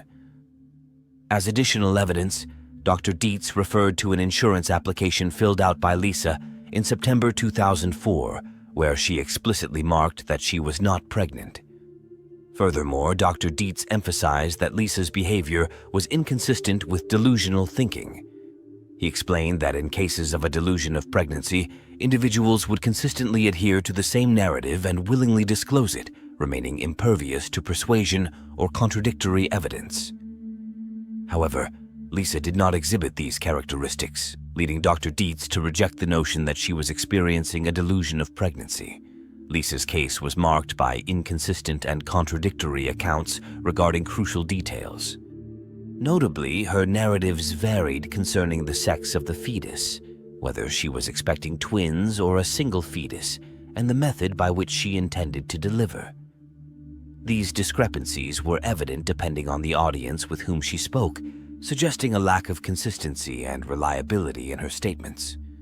Furthermore, Lisa provided conflicting versions of the location where she claimed to have given birth. Initially, she asserted that the birth occurred at a women's clinic, only to later change her account, stating that it took place at home. When confronted with her brother's alleged presence at Bobby's house during the incident, Lisa, upon realizing the inconsistency, asserted that she suffered from amnesia before and during Bobby's murder. Dr. Dietz concluded that Lisa malingered the 2004 pregnancy. The court heard that it wasn't the first pregnancy Lisa had faked. In the years following her sterilization procedure, Lisa claimed to have experienced multiple pregnancies, each with its own set of complexities. Lisa's history of feigned pregnancies dates back to 1994. Subsequent instances occurred in 2000 when, before marrying Kevin, she informed him of a pregnancy and expressed a desire for an abortion. Kevin provided her with $40, but there was no further discussion or evidence of a pregnancy.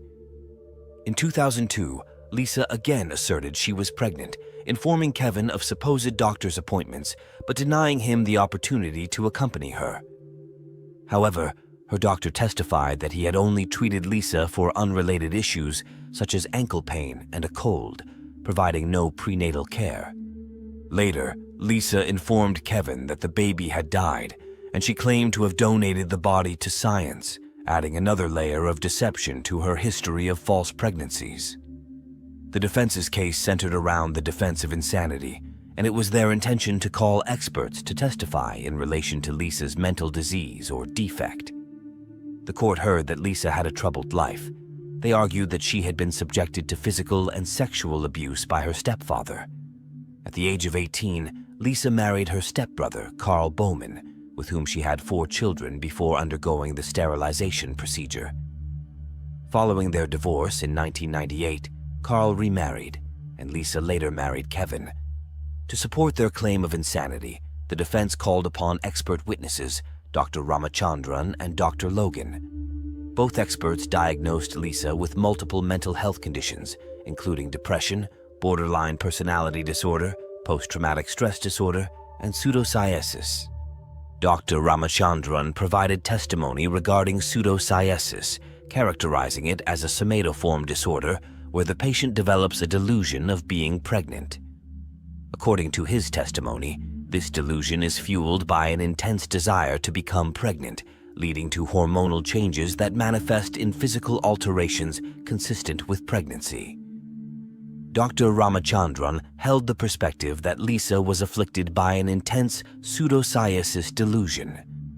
During his testimony, he asserted his belief that Lisa was in a dissociative state when she committed the acts of killing Bobby and delivering the baby. Dr. Ramachandran suggested that the sexual abuse Lisa endured in her childhood made her susceptible to pseudopsoriasis. He argued that Lisa's engagement in internet searches and the purchase of baby-related items were indicative of her experiencing pseudopsoriasis. Additionally, Dr. Ramachandran expressed the view that Lisa was grappling with a profound mental disease or defect, rendering her incapable of fully comprehending the nature and quality of her actions. After 5 hours of deliberation, the jury reached a unanimous verdict, finding Lisa guilty of kidnapping resulting in death. The following day, she was handed a death sentence. The jury collectively determined that the government had successfully demonstrated, beyond a reasonable doubt, all statutory and non-statutory aggravating factors. The prosecution contended that these factors encompassed the crime being committed in an especially heinous or depraved manner, involving serious physical abuse to Bobby Joe Stinnett. The jury concurred with this argument, leading to Lisa's death sentence via lethal injection of pentobarbital at Terre Haute Prison in Indiana. Subsequently, Lisa found herself on death row within a federal prison in Texas designed for female inmates with specific medical and psychological needs. Throughout her incarceration there, she received psychiatric care. Lisa enlisted a new defense team in an attempt to have her death sentence commuted to life in prison. Their central argument revolved around the assertion that, given the harrowing abuse Lisa endured in her past, the imposition of the death penalty was unjust. They contended that the legal representation during her initial trial failed to fully disclose the extent of the profound hardships in Lisa's history, and that the defense presented was inadequate. The new defense team argued that, at the time of the crime, Lisa was in a psychotic state, detached from reality. Furthermore, they presented the case that Lisa's history of abuse began even before her birth, as she was born with fetal alcohol syndrome due to her mother's heavy drinking. The defense outlined specific instances of abuse, alleging that Lisa was subjected to physical beatings and that the mistreatment intensified when her mother remarried. They claimed that Lisa was sexually abused by her stepfather. Despite the efforts of her legal team, who argued that pressure and the threat of exposure from her first husband led Lisa to fabricate a pregnancy, their objections and appeals for her removal from death row were unsuccessful. The execution proceeded as scheduled. In Terre Haute, Indiana, Lisa underwent a lethal injection after a last-minute stay of execution was lifted by the U.S. Supreme Court. As the only female inmate on federal death row in the United States, she became the first female federal inmate to be executed by the government in 67 years. Before her execution, when asked if she wished to make a statement, Lisa declined. She was officially pronounced dead at 1:31 a.m. on January 13, 2021. Michelle Marie Summers was born in 1957, the daughter of Milton and Helen Summers. Michelle grew up in Concord, California, where she played violin, acted, and was a cheerleader and homecoming queen. Excelling academically with straight-A grades, Michelle was also a devout member of the Church of Jesus Christ of Latter-day Saints. Her diverse experiences included being an exchange student in Switzerland, pursuing a career in modeling, and earning the distinction of Miss Concord in 1976. On April 11, 2007, Michelle McNeil, a 50-year-old resident of Pleasant Grove, Utah, USA, was recuperating at home following surgery. Her daughter, Alexis Summers, initially cared for Michelle after her hospital discharge, and later, Michelle's husband, Dr. Martin McNeil, assumed responsibility for her well-being. Michelle and Martin's union originated from their meeting at an event for young Mormon singles, leading to their marriage when Michelle was only 21 years old. Nearly 3 decades later, they remained married. Martin, a practicing psychiatrist, and Michelle, a former beauty queen turned model, shared a desire for children, ultimately expanding their family to include 4 biological children within a brief 5-year span after marriage, in addition to adopting 4 children, 3 of whom hailed from Ukraine. On the 11th of April, Martin escorted his young daughters to school, leaving behind 4 adult children and 4 minor children residing at home. The day before, Alexis, who had departed to resume medical school, phoned Michelle at 8:45 a.m. to check on her well-being. Michelle assured Alexis that she was doing well. Just over a week prior, on April 3rd, Michelle had undergone a facelift, and she was under prescription medication with instructions to rest. Alexis had cared for her for a few days before returning to school, and Michelle informed her that she felt good and intended to pick up the girls from school later that day. After dropping the girls at school, Martin went to work, where he received an award in the morning and requested a photographer present to capture a photograph of him. Following the award ceremony, he retrieved his daughter at 11:30 a.m., and they headed home. Upon their return, calls to Michelle went unanswered, prompting Martin and his daughter to search for her in the house. In the bathroom, they discovered Michelle submerged in the bathtub, fully clothed. Martin instructed his daughter to seek assistance, and she hurried to a neighbor's house. Simultaneously, Martin dialed 911, informing the dispatcher that he was performing CPR. He also contacted a colleague, notifying him that he was conducting a code on his wife. When Alexis reached Martin by phone, he conveyed the distressing news. "Your mother's in the tub, and she's not breathing." Concerned neighbors rushed into the bathroom to offer aid and witnessed Martin bent over Michelle's face. Michelle lay face up, with her head positioned under the faucet, and her legs and feet were inside the bathtub.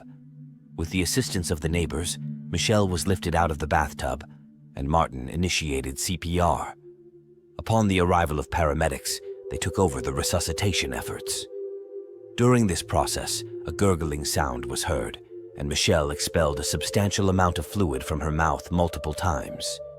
Martin informed the paramedics that he hadn't been away from the house for long, speculating that Michelle might have overdosed on her pain medication and slipped in the tub, hitting her head.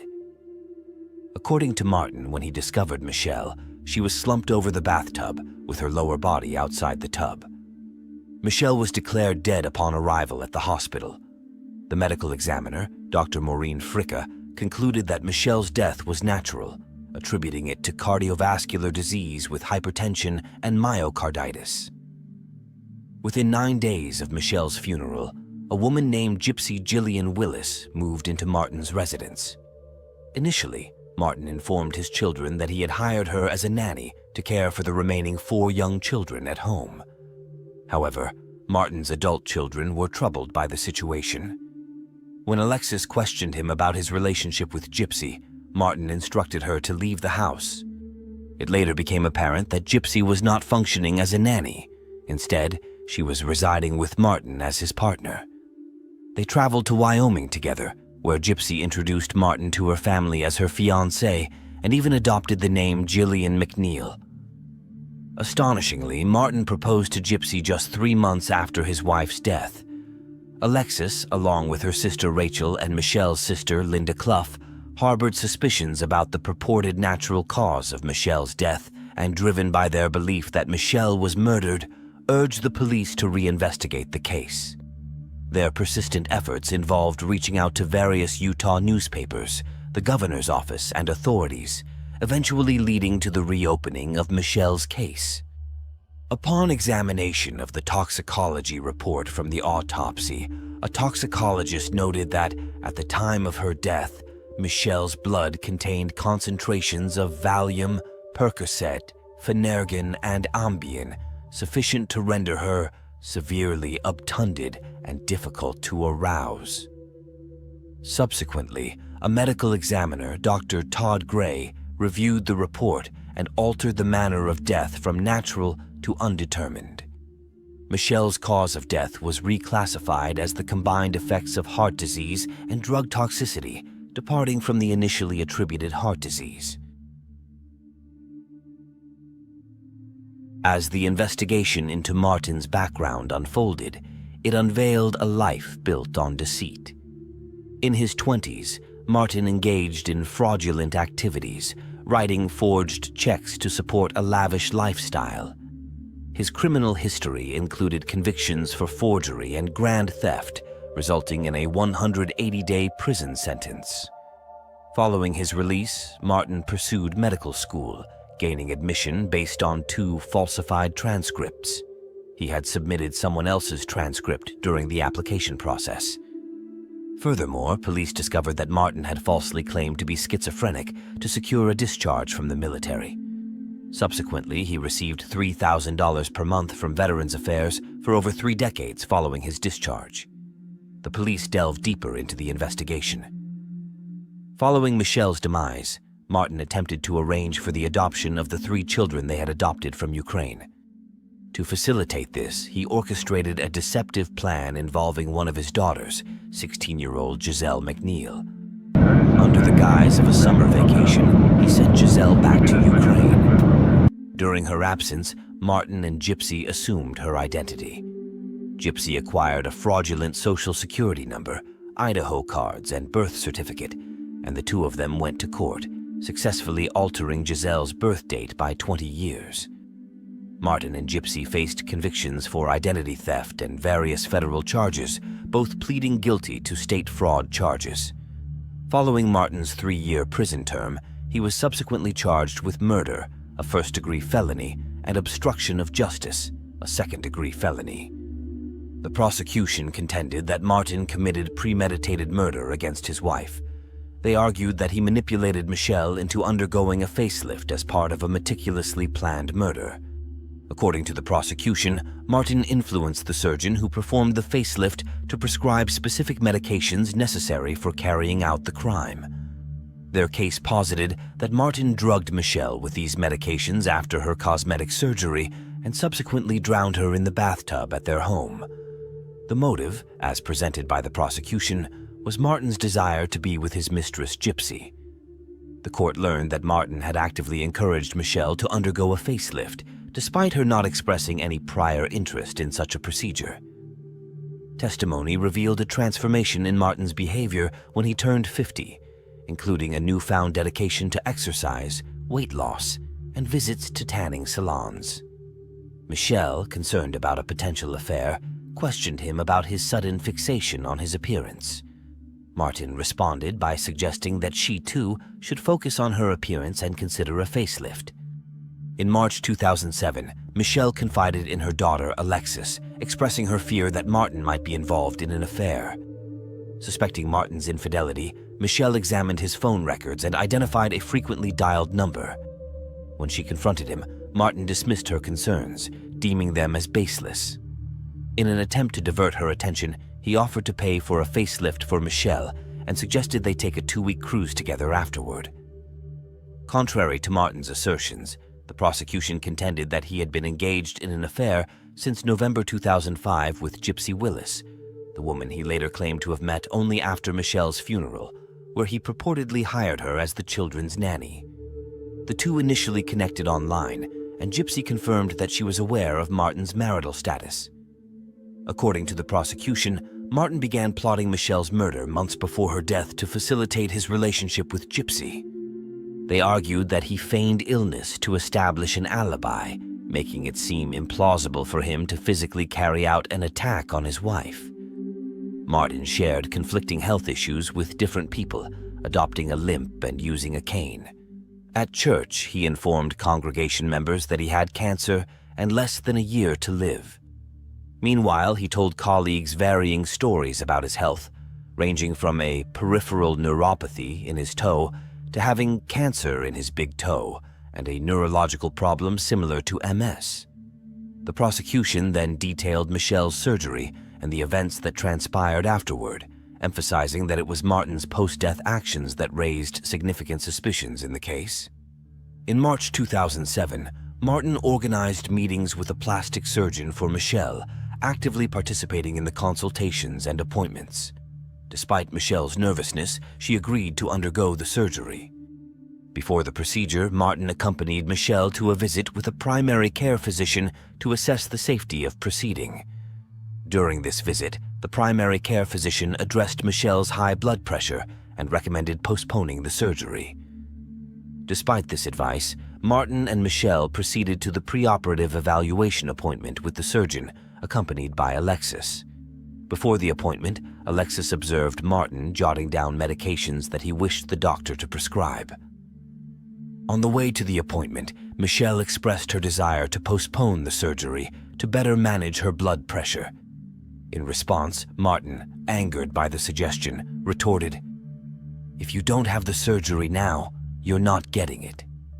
Typically, post-facelift, the prescribed medications include a pain reliever, an antibiotic, a sleeping medication, an anti-inflammatory, and an eye ointment. However, Martin requested additional and stronger medications from the surgeon, including oxycodone, a more potent pain reliever, liquid Lortab, and an increased quantity of Phenergan and Valium, an anti-anxiety drug.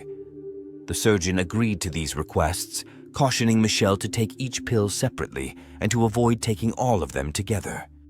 Michelle underwent the surgery 2 days later, which was planned as a 1-day procedure. She expressed her wish to stay overnight in the hospital, but Martin, displaying displeasure, insisted on her going home. The surgeon intervened, insisting that Michelle stay overnight. She was eventually allowed to return home the following day. Upon Michelle's return home, Alexis noticed that she seemed excessively sedated. When she inquired about it, Martin explained that he might have administered too much medication. Concerned about her mother's well-being, Alexis offered to take charge of Michelle's medication. Michelle herself disclosed to Alexis that Martin had given her an excessive amount of medication, leading to vomiting. To safeguard against potential over-medication, Michelle requested Alexis to let her feel each pill so she could identify them, given that she still had bandages on and couldn't see at that stage of her recovery. In the ensuing days, Michelle's recovery progressed positively. As her bandages were removed, she regained independence and mobility. She even started to reduce the prescribed dosages of her medications. Despite Michelle's improving condition, Martin requested the surgeon to refill prescriptions for Percocet and Phenergan. The surgeon complied with this request. Alexis returned to school, believing that Michelle was recovering well and able to manage on her own. Unfortunately, the next day, Michelle was found dead. The jury learned about the peculiar events surrounding Michelle's discovery in the bathroom. Martin's youngest daughter reported that on the day of Michelle's death, Martin had picked her up from school, and upon their return home, they found Michelle in the bathtub, fully clothed. According to reports, Martin called 911, but initially provided a false address and abruptly hung up. During the second call, he stated, "My wife has fallen in the bathtub. She is unconscious. She's underwater." Martin informed the dispatcher that he couldn't lift Michelle, so he was draining the bathtub, and then he hung up. The dispatcher called back, but Martin once again hung up. Witnesses, including neighbors, saw Michelle in the bathtub. One neighbor testified that they performed chest compressions while Martin leaned over Michelle's head to administer rescue breaths, but they did not observe his mouth making contact with Michelle's mouth. It was only when the paramedics took over CPR that Michelle's color changed and a gurgling sound was heard. The jury was informed about discrepancies in Martin's account of how Michelle was found compared to others' recollections. Martin asserted that she was hunched over the bathtub, with the lower half of her body not in the tub, a stark contrast to his daughter's and neighbors' descriptions. Additionally, the emergency room doctor noted no injuries on Michelle, consistent with a fall into the bathtub. Upon Alexis's return home after learning of Michelle's death, she discovered that Michelle's medication, as well as other items like the hospital bed and blankets, were missing. In the garage, Alexis found a pile of wet towels, clothing, and the bathroom rug. Martin's son, Damien, and his girlfriend, Eileen, returned to the house after Michelle's death. Martin asked Eileen to flush Michelle's pills down the toilet. Eileen testified that she complied and noticed that some of the pill bottles were nearly empty. Contrary to Martin's claim of blood everywhere, she observed no trace of blood in the bathroom. The court heard that on the day Michelle died, Martin spent extensive time communicating with Gypsy, speaking twice on the phone and exchanging 30 text messages. The prosecution presented a cardiologist during the trial who testified that the inflammation in Michelle's heart was benign and not severe enough to pose a significant risk of cardiac death. Additionally, an expert in forensic pathology provided testimony indicating that there was no evidence of myocarditis, challenging the initial cause of death determination. Instead, the expert suggested that drowning might have been the cause of death, citing 5 key points. First, during CPR, Michelle regurgitated substantial amounts of water, indicating that she had swallowed water. Second, water was found in Michelle's airway, suggesting she had inhaled a significant amount of water. Third, Michelle's lungs were twice as heavy as typical lungs. Fourth, fluid was discovered in the chambers of Michelle's lungs. Fifth, Michelle's blood showed significant dilution, a phenomenon associated with inhaling water, which then enters the blood vessels and circulates throughout the body. The prosecution presented testimony from 5 jailhouse informants during the trial. One inmate claimed to have seen a television show about Martin in prison and informed him about it. Initially reluctant to go into details, Martin later, according to the inmate, admitted to giving Michelle presumably oxycodone and sleeping pills. He then allegedly disclosed that he placed her in the bathtub and held her head underwater for a brief period. Another inmate queried Martin about Michelle's fate, to which Martin reportedly responded, "The bitch drowned." The remaining inmates testified about Martin boasting of his ability to evade detection and expressing confidence that authorities would never be able to prove his actions. The defense argued that Michelle's death was a result of natural causes, pointing to the various medical examiners involved in the case. None of them could definitively conclude that Michelle died due to homicide. The defense contended that Michelle suffered a heart attack, causing her to fall headfirst into the bathtub. The autopsy findings noted an enlarged heart, narrowing of the heart arteries, and signs of liver and kidney deterioration. Despite the defense's argument, more than 6 years after Michelle's death, on September 19, 2014, McNeil was sentenced to a minimum of 15 years up to life in prison for his first-degree murder conviction, plus another term of 1 to 15 years for his conviction on obstruction of justice charges. Gypsy, on the other hand, did not face murder charges, and while some members of Michelle's family suspected her involvement, Gypsy maintained that she was unaware of any plan to harm Michelle. Martin appealed his conviction and lost. McNeil, 61, committed suicide in prison on April 9, 2017, 2.5 years into his sentence. He was found lifeless on an outside yard near the prison's greenhouse. According to the report from the Unified Police Department, McNeil used a hose and a natural gas line that was providing fuel for a heater for the greenhouse to kill himself. Michelle's case might have remained closed if not for the relentless persistence of her family. Despite facing challenges in reopening the case, they refused to give up until the truth was uncovered. From the moment they learned of Michelle's death, the family suspected foul play, believing that Martin had murdered her. Even Michelle herself had a sense that something wasn't right during her lifetime. What do you think about this story? Share your opinions in the comments. Thanks for watching and for being with us. Take care of yourself and your loved ones. Sydney Irene Loof was born on August 21, 1993, in Broken Bow, Nebraska. Raised in Arcadia by her parents George W. and Susie Loof, Sydney and her family relocated to Neligh around 2000. She was recognized for her adeptness in fishing. Although she participated in basketball and golf during her school years, her involvement in sports was curtailed due to scoliosis, which she developed as a teenager. Following her graduation from Neligh Oakdale High School in 2011, she found employment at a nearby Menards store. On November 16, 2017, a Thursday, Sydney Loof, age 24, was expected to work at Menards in Lincoln, Nebraska, where she served as a cashier. However, she didn't appear for her shift and failed to inform anyone of her absence. Concerned, her co-workers, friends, and family attempted to reach out to her via calls and texts, but received no response. Sydney's family relocated to Neligh when she was in 2nd grade. Her mother, Susie, worked as a special education teacher, while her father, George, served as a school principal. They maintained a close-knit bond, and even after Sydney moved from Menards in Norfolk to the Lincoln branch, they made efforts to keep in touch regularly, often meeting for dinner. Sydney frequently visited home, including a trip on the weekend of November 10th, when Susie accompanied her back to Lincoln after dinner. Sydney had been grappling with depression and found her medication ineffective, prompting her to seek help from a new doctor who prescribed different medication.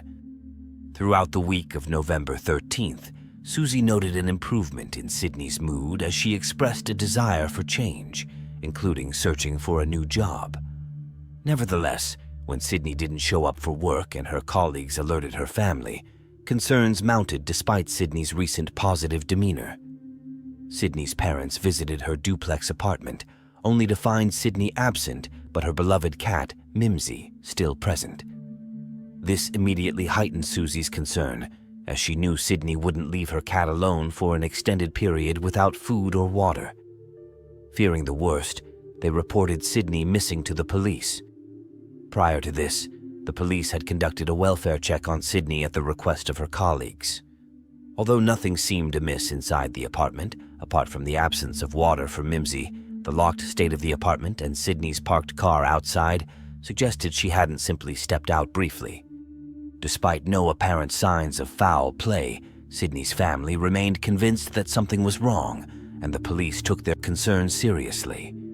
Susie informed the police that she suspected her daughter had gone on a date on the evening of November 15th. She provided a screenshot of Sydney's Snapchat post featuring a photo of herself with the caption, "Ready for my date." Sydney's friends corroborated this, confirming that she had plans to meet up with a woman named Audrey, whom she had connected with on Tinder.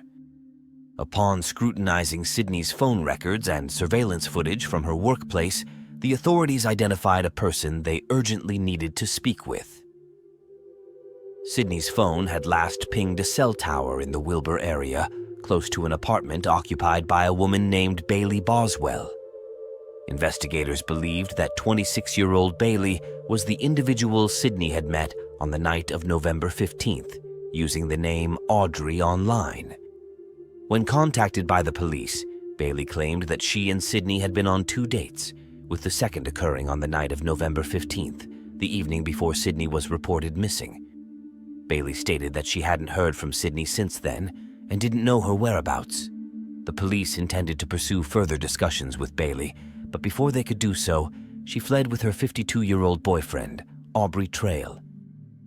While evading authorities, Bailey and her boyfriend Aubrey Trail took to Facebook to post videos asserting their innocence regarding Sydney's disappearance and expressing hope for her safe return.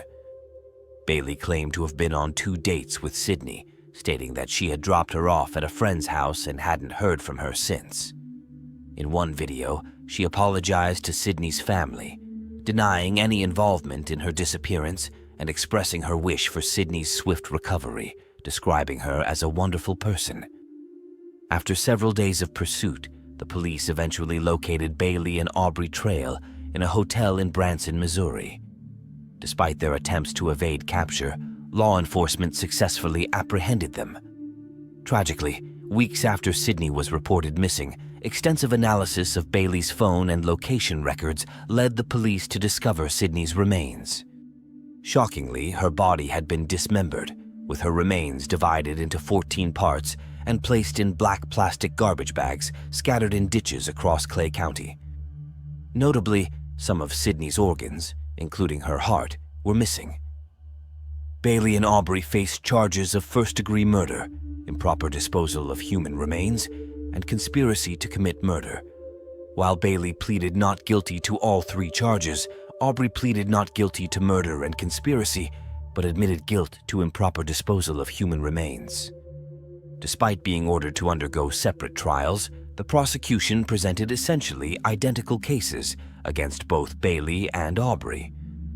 The trials were held in Lexington, as the defense argued that the extensive publicity surrounding the case would prevent a fair trial in Wilbur. The prosecution asserted that Sydney was murdered through strangulation in a premeditated attack meticulously planned by both Aubrey and Bailey to fulfill a depraved sexual fantasy. They contended that Aubrey and Bailey were leaders of a group seeking to recruit young women for sexual activities, with Bailey utilizing Tinder to find potential victims. Evidence presented to the jury indicated that Bailey initiated contact with Sydney via Tinder, leading to a date where they drove around, conversed, and consumed alcohol and prohibited substance. Bailey then arranged to meet Sydney again on the night of November 15th, a request which Sydney accepted. Bailey brought Sydney to their basement apartment in Wilbur, shared with Aubrey. According to the prosecution, upon Sydney's arrival, Bailey and Aubrey immediately attacked her, strangling her with an extension cord on the living room floor. They alleged that Sydney was killed within 24 minutes of entering the apartment.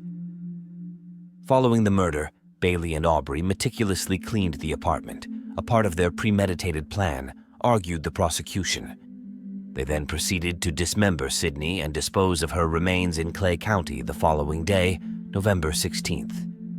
Surveillance footage presented to the jury depicted Bailey and Aubrey purchasing tools for dismemberment and cleaning supplies on November 15th, mere hours before Sydney's murder. Testimony from their landlord, Jennifer Cole, revealed that on November 16th, upon entering the house, she detected the strong odor of bleach and Clorox, indicating extensive cleaning had taken place. Sydney's death was determined to be a homicide caused by strangulation, as revealed by the autopsy conducted on the 13 recovered body parts. The examination indicated abrasions on Sydney's wrists, a head injury, torn earlobes, as well as abrasions and bruises on her back. Defensive wounds suggested Sydney had fought for her life.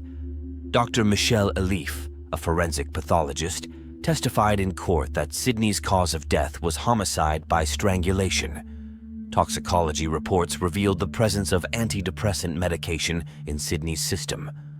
Additionally, it was noted during the proceedings that apart from the missing organs, the part of Sydney's body not recovered was her upper left arm, specifically the area above the elbow and below the shoulder. During Aubrey's trial, he erupted in an outburst, vehemently proclaiming Bailey's innocence in Sydney's death. "Bailey is innocent. Curse you all." He then proceeded to inflict self-harm by slashing his throat 3 times with a razor blade. Following this incident, Aubrey did not attend the trial for a couple of weeks. When he finally reappeared in the courtroom during the defense stage, only to testify, he was wheeled in and remarked to the judge with a smirk, "I'm going to be good."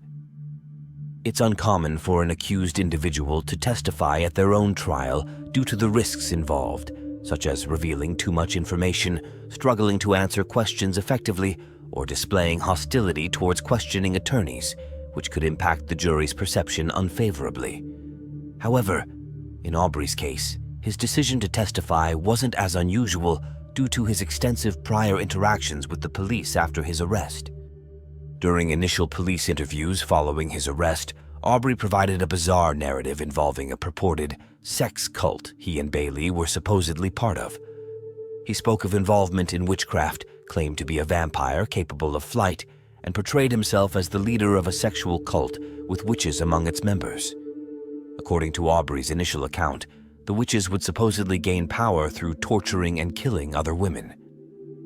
Regarding Sydney's death, Aubrey claimed to have paid her $5,000 to participate in a sexual fantasy with 2 other women. He asserted that Sydney's death occurred accidentally during the consensual sexual activity and admitted to disposing of her body. Aubrey further stated to the police that he dismembered Sydney's body as part of a ritual aligned with his religious beliefs. He claimed to have drained her blood to release her soul to the gods in a sacred location and arranged her body parts to expedite her reincarnation process. During Aubrey's testimony, he informed the jury that he and Bailey initially encountered Sydney in March 2017 and paid her to participate in their illicit activities due to her financial needs. He claimed they lost contact afterward, but in November 2017, Bailey sought to reignite their relationship and reached out to Sydney again. Aubrey asserted that Sydney, in need of money, agreed to meet him on November 15th, which is why he was at Menards that day. Aubrey claimed to have offered Sydney $5,000 to join their antique theft operation. Later that evening, the 3 of them engaged in sexual activities, during which Sydney was accidentally asphyxiated with an extension cord they were using in a sexual game. Aubrey stated, "I don't know if Sydney had a seizure or what, but that's when she stopped breathing." He informed the court that there was no ceremonial aspect to the dismemberment of Sydney's body, dismissing any notions of witchcraft, vampires, or blood draining as untrue. He explained that he resorted to dismembering her because her body wouldn't fit in the car. When questioned about the tool he used, he described it as a curved saw akin to a hacksaw blade. Aubrey admitted to feeling panicked and subsequently disposed of her remains in a Clay County field at daybreak on November 16th. He justified his failure to seek assistance by expressing doubt that anyone would believe his account of accidental death. Aubrey acknowledged disposing of Sydney's body, but maintained that her demise occurred accidentally during sexual activity involving an extension cord. During Bailey's trial, she vehemently denied any involvement in the events. Instead, her legal team argued that she herself was a victim of Aubrey's actions. They portrayed her as a vulnerable young woman when she met Aubrey, emphasizing her isolated living situation and recent escape from an abusive relationship with her child's father while working as a waitress in Princeton, Missouri.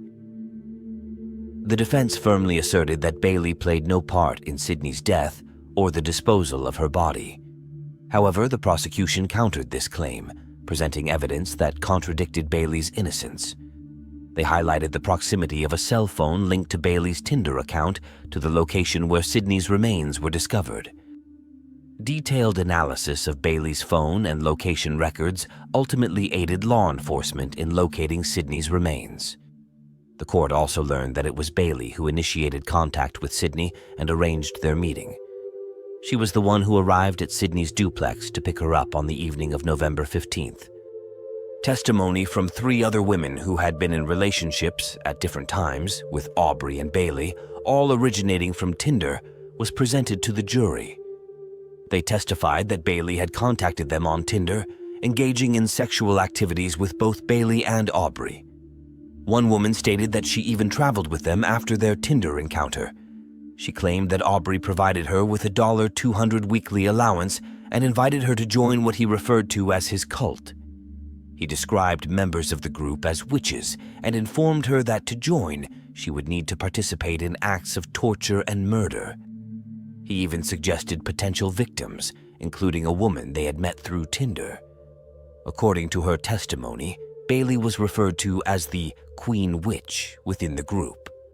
Another woman provided testimony stating that Bailey frequently discussed her desire to break fingers and her fascination with dismembering bodies, expressing enjoyment in conversations about torture. All 3 women who testified emphasized that both Bailey and Aubrey actively engaged in discussions regarding torture and murder. Furthermore, the court was informed that Bailey was in Aubrey's company on the day Sydney was killed, during which they purchased tools such as a hacksaw, tin snips, and a utility knife from Home Depot together. Around noon that day, Bailey sent Sydney a text message inquiring about her day. Phone records and security footage confirmed that Bailey was in the Menards parking lot with Aubrey at the time she sent the Tinder message. Despite Sydney's employment at Menards, there was no indication that she was aware of Bailey's presence there. A few hours later, Bailey sent Sydney another Tinder message, informing her that she was at her apartment to pick her up. Despite Sydney's expectation of driving around on their date, phone records suggest that they instead went to the apartment where Bailey and Aubrey resided. Bailey's attorney contended that the evidence regarding Bailey indicated her involvement in purchasing bleach and trash bags for Aubrey's use in disposing of Sydney's body, potentially making her culpable for aiding and abetting in the improper disposal of human remains. However, he urged the jury to consider whether this evidence was sufficient to establish aiding and abetting first-degree murder or conspiracy to commit murder. He implored the jury to concentrate solely on the evidence presented and not to be swayed by the graphic autopsy photos. The jury deliberated for only a few hours before reaching a decision to convict Aubrey Trail of first-degree murder, conspiracy to commit murder, and improper disposal of human skeletal remains. Trail requested a new trial, which was denied by judge. Bailey Boswell, on the other hand, succeeded in her motion to change the venue, citing prejudice, and it was granted. However, in February 2020, District Judge recused herself from the case due to her involvement in Nebraska's execution protocol implementation. In October 2020, a jury found Bailey Boswell guilty of first-degree murder, conspiracy to commit murder, and improper disposal of human remains. Then, in June 2021, a 3-judge panel unanimously decided to sentence Aubrey Trail to death. Trail attempted to represent himself in the appeal process, but his request was rejected. Meanwhile, Boswell received a life sentence after one of the 3 judges stated that her actions did not meet the threshold of exceptional depravity required for imposing the death penalty. What do you think of today's story? Write your opinion about this case in the comments. I thank you for your attention and recommend subscribing to the channel, as well as clicking on the bell to not miss new videos that are released daily. Take care of yourself and your loved ones. See you soon.